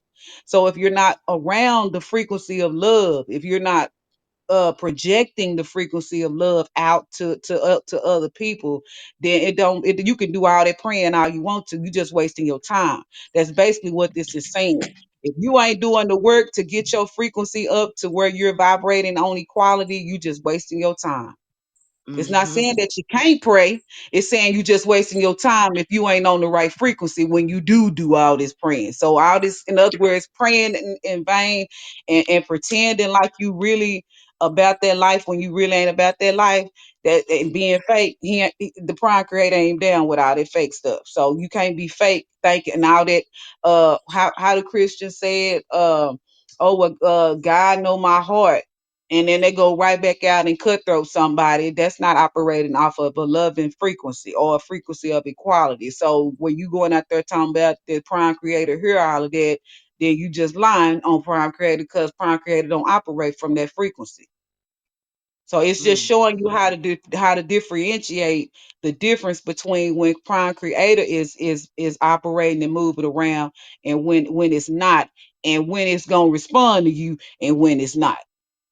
So Mm-hmm. you don't get it confused when somebody else just tell you all you gotta do is just go pray to prime creator and ask for forgiveness, and then you get forgiveness, you go back out, you keep on doing the same stuff you doing, but you ain't trying to operate off of love or none of that. That's what it's saying. You're gonna have to be genuine with it. And it's the way it's gonna know that you genuine is off your vibrations from your frequency, how your light body, how your physical body, and how your mental body is operating. Hmm. If all them three ain't in alignment on equality, you are out of line with prime creator. So you got work to do, baby. You got some work to do. That's what that means. You gotta go do the work. It Very. says, it says, it says, where was I at? Prime creator is not a manifestation of consciousness. Ain't that where I was at? Mm-hmm. Okay. No, I did. I was down here where it encoded itself. Okay. So this being pervades the universe as the sum of experience in time and non-time. It has encoded itself within all life as a vibration of frequency. This frequency is not perceptible to the three-dimensional five sensory context of the human instrument, which can only detect and echo this vibration. Prime Creator is present in all are able to contact Prime Creator through this tone vibration of equality. Prayers of supplication do not stir prime creator to a response. Only the core expression of the individual's tone vibration of equality will be successful in contacting prime creator in a meaningful way. Prime Creator has many lower faces. These faces are often thought to be God itself, but gods are only a dimensional aspect of Prime Creator, and there are many faces of God as well. I mean, I got many faces that look like that's God, because I got all y'all aspects of me. It's plenty of lower faces that's me, that are lower aspects of me, but they ain't me. They aspects of me. They my Mm. little kids. They my children that I created. But they Right. but they have a purpose and they are God. They just not the prime creator. That's the difference. That's what it's telling you. Yes, they are God. They are God. So what? They guys. You a God too. But they not me. Okay. It says prime creator, and there are many faces of God as well. The hierarchy has made this manifest, not prime creator. Hmm. Prime Creator is not beholden to any law, nor does it operate in conjunction with any other force or power. It is truly sovereign and ambiguous simultaneously, and thus unique. It is not hidden or wary of life in any way. It simply is unique and therefore incomprehensible except through the vibration encoded within all life. So if you ain't on that vibration, you ain't gonna even comprehend what it's on any damn way. That's why I don't have time to be bullshit and shucking with you because your frequency is too low. It's trying to stay high. It's trying to keep growing and learning. And if you're on some low frequency stuff, it ain't finna live and dev where it's low frequency. You're gonna have to come up to it. Mm-hmm. And that's the way you gotta be with people. They're gonna have to come up to you or you're gonna have to meet them where they are. But Prime Creator, it meets you where you at because you aspects of it. So it understand you gonna fuck up. That's fine. But you gonna keep on going until you get it right. You're gonna keep on looping until you get it right. Hmm. It says the other Interesting. faces of God have been created so the human instrument can fathom prime creator and crystallize an image of this unique being sufficient to progress through the hierarchy and access the sovereign integral perspective. So our goal here is to master the hierarchy. We supposed to be elevating above the hierarchy. We trying to stay below it and let them rule over us and let's call them presidents and all of this old stuff here when we supposed to be on our Progressing. job, yeah, on our job, progressing higher above them spiritually, so that we can get up there to where Prime Creator is. We too Mm-hmm. busy getting caught up in the religion and all the stuff that they showing us and how shiny it makes it look and all the gloss and the glitter and the glamour, but none of that's getting us back to Prime Creator at the end of the day. Hmm.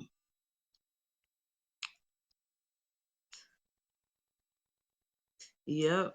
Yeah. And then it says here, it says, nevertheless, what you hold as God is not prime creator, but a facet of prime creator developed by the hierarchy as a comprehensible interpretation of prime creator. So all Hmm. this stuff that y'all seeing is just interpretations to try to get you to understand what prime creator is, how it operates, how you supposed to operate because you're a God in training, because you're a little aspect of the prime creator.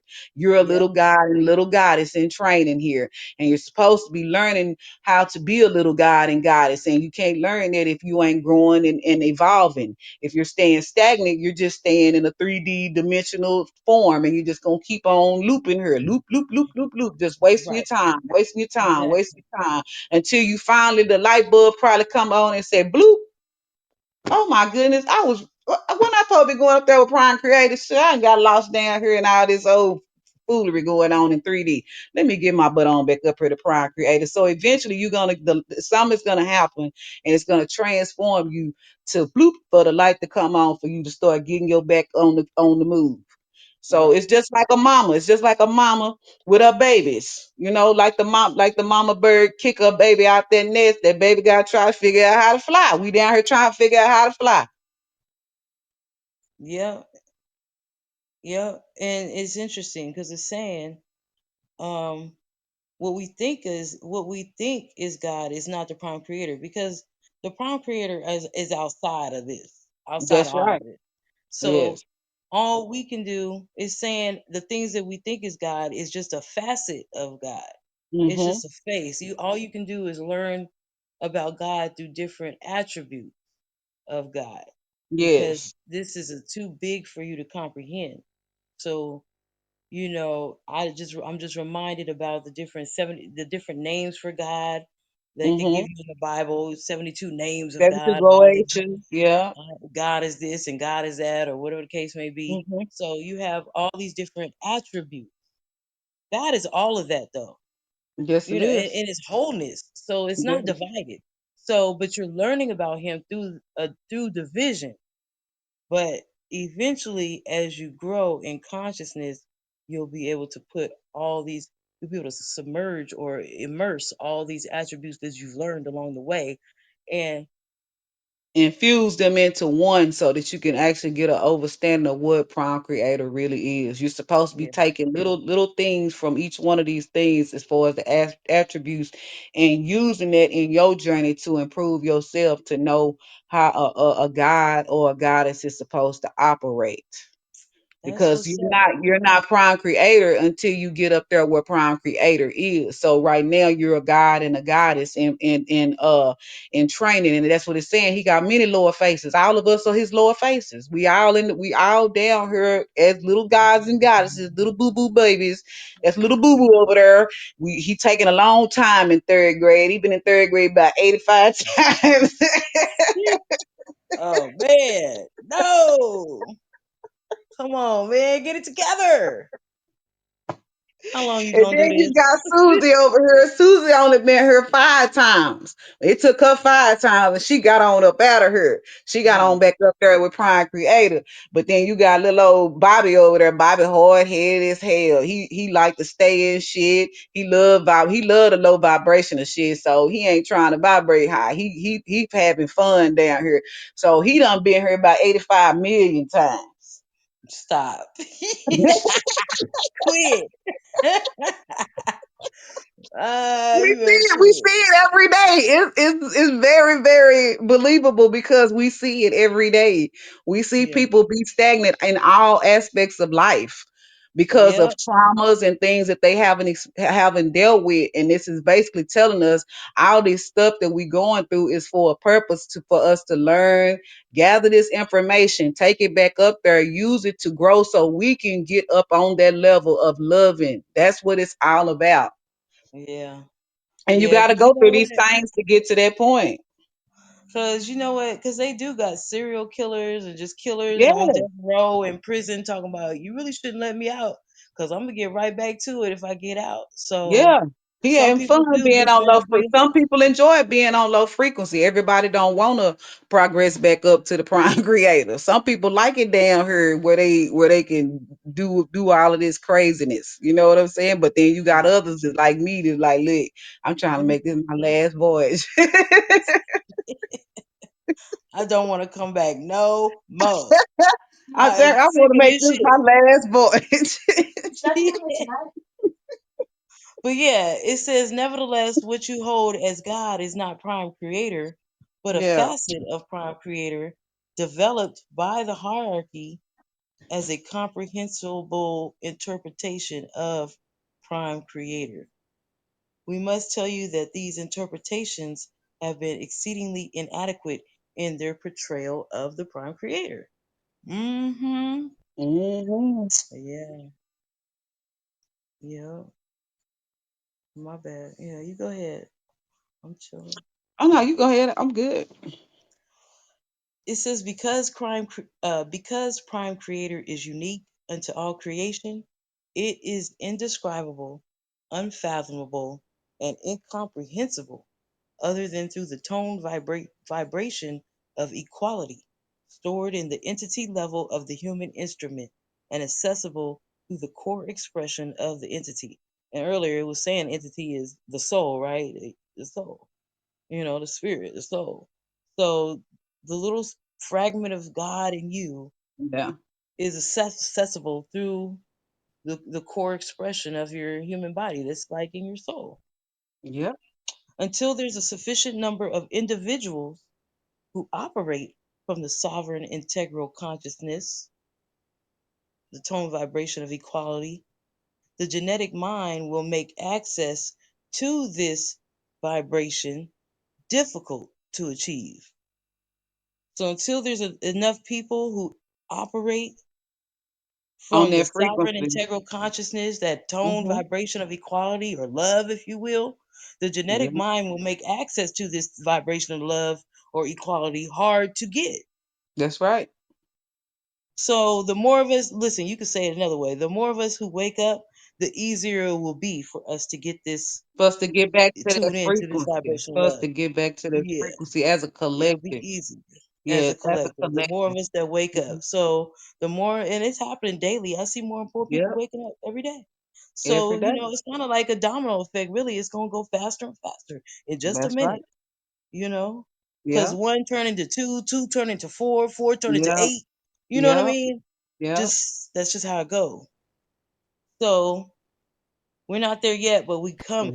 Yep. Because it says till there's a sufficient number of individuals who operate from this frequency of love and equality, the genetic mind will make access to it hard. But when there is a sufficient number, it will be easy. If you just Yep. reverse that sentence, It'll be when easy. there Yep. is a sufficient number, it will be easy to Yes. achieve this To vibration. achieve it. Yeah. Hmm. So yes, And that means it's and easier for everybody, not just for me or for Sister Fee, but for everybody to reach that level. Everybody, because you have to be operating from this frequency, according to the wind makers, to get back to the frequency where you can actually communicate with source or the prime creator. facts, facts. So again, just to do a quick reset, we're the Meddling Kids. We're doing a preliminary examination on the Wingmakers because we're trying to figure out if this is something we want to take on. Is this a case we want to pick up? You know? Um, and so far, reading the words of the Wingmakers, I'm not really seeing anything um, wrong or low vibrational. So, yeah, we're the only ones here. That's all right. We're recording, so that's for anybody to join in later if they want to see what we into over here in our clubhouse, the Meddling Kids. So it's just us here right now, but that's all right, you guys. The point is that so far in our examination, when I'm reading the words of the Wingmakers, I don't see anything negative. I'm not really getting any low vibrational. I'm not seeing them persuading people to vibe low. I'm seeing them persuading people to vibe high in the name of equality. Did they say love? Just equality so far. Okay. Yeah, it says equality.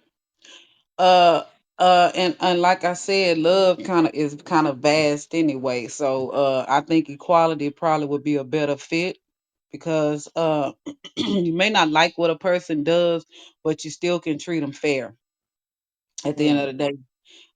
You know what I'm saying? And if that person is not vibrating on a frequency of love, then don't judge them because they're not. Just don't you let them hinder you in any way to where you're not able to vibe on the frequency of love. So that means that if you're around someone and they're not on that same frequency as you can still deal with them because we are in the world and it's not of the world, as the mm, Bible says. So that mm, means that I may not have to participate in what Drew down the street has got going on. But if I have to do business with him and he is someone that I can do business with, I will still treat him fair regardless to that point. Or regardless to what it is that I don't like about him. Or just because he's always tying his shoe up at 5 o'clock in the afternoon, and I don't like that. That gets on my nerves. It bothers me. That don't mean I have to mistreat him for that. No, just because we do that, we tend to just project a lot of problems onto other people that we really shouldn't do. And that's basically what this is saying. Check yourself and just make sure that you're operating out of equality. Even though that person didn't treat you right, did you operate from a loving standpoint? Because mm, at the end of the day, we are responsible for ourselves. mm. True. Yes. I like you said that. Because they say it's such a thing as karma. Yeah, So, yeah, they might do something yeah, bad and let them yeah. reap the consequences of their actions, but that don't mean you need to do some low vibrational or evil shit. Because if you do, then you're gonna have to also suffer consequences. Either way, you're gonna have to suffer the consequences of your actions. That's bad or good. Yeah, and not just and just to piggyback off of that, although they are coming, these win makers, the information they're coming from is from what people would consider a loving standpoint. They're not saying be done. In other words, it's not saying all right, if somebody abuse you, you just turn the other cheek and let them mistreat you. That I no, didn't that's hear them not say that's that. not I didn't hear that's that. not what it's saying out of yeah, it's not what it's saying when it means operating out of equality. And even if it's mentioning unconditional love, it's not meaning out of stupidity. Hmm. It's a difference. It's a huge difference. If I want to give $10 to every child on my block, that is something that I am choosing to do. I don't have to do that. It's just what I wanted to do. So if I choose to do that, I can get upset at them because I'm broke, or because they took it and spent it on something else, or this and that. I gave it to them, and I gave it to them. When I gave it to them, I'm supposed to give it to them from a loving standpoint, not with ill intentions behind it, because this Right. love It's the is intentions also behind it. intentions. Yeah, Yes, this love intentions. that it's speaking of is intentions. In other words, check your intentions with people all across the board, in business, in relationships, in religion and politics. Check yourself all across the board, because that's the only way to know if you're vibrating on the right frequency. Because if you're vibrating on the right frequency, you're going to attract other people around you that is as well. Hmm. Just want to throw that in. Yes. Now, I don't know how long these replays work. I'm wondering, I think I heard people saying that the replays, you can only be recording in a room for up to 5 hours. And then, um, I don't know. And I've noticed when I'm in other Clubhouse chats, if they're in the room for a long time, they'll end the room so that the recording can be there because it can only hold 5 hours. And if it goes over Mhm. 5 hours, I guess the recording doesn't save. And Yeah. so they'll leave the room and they'll start a new room with the same topic or whatever so that they can Mhm. continue on and all the audio is still Mhm. there. Mhm. Yeah.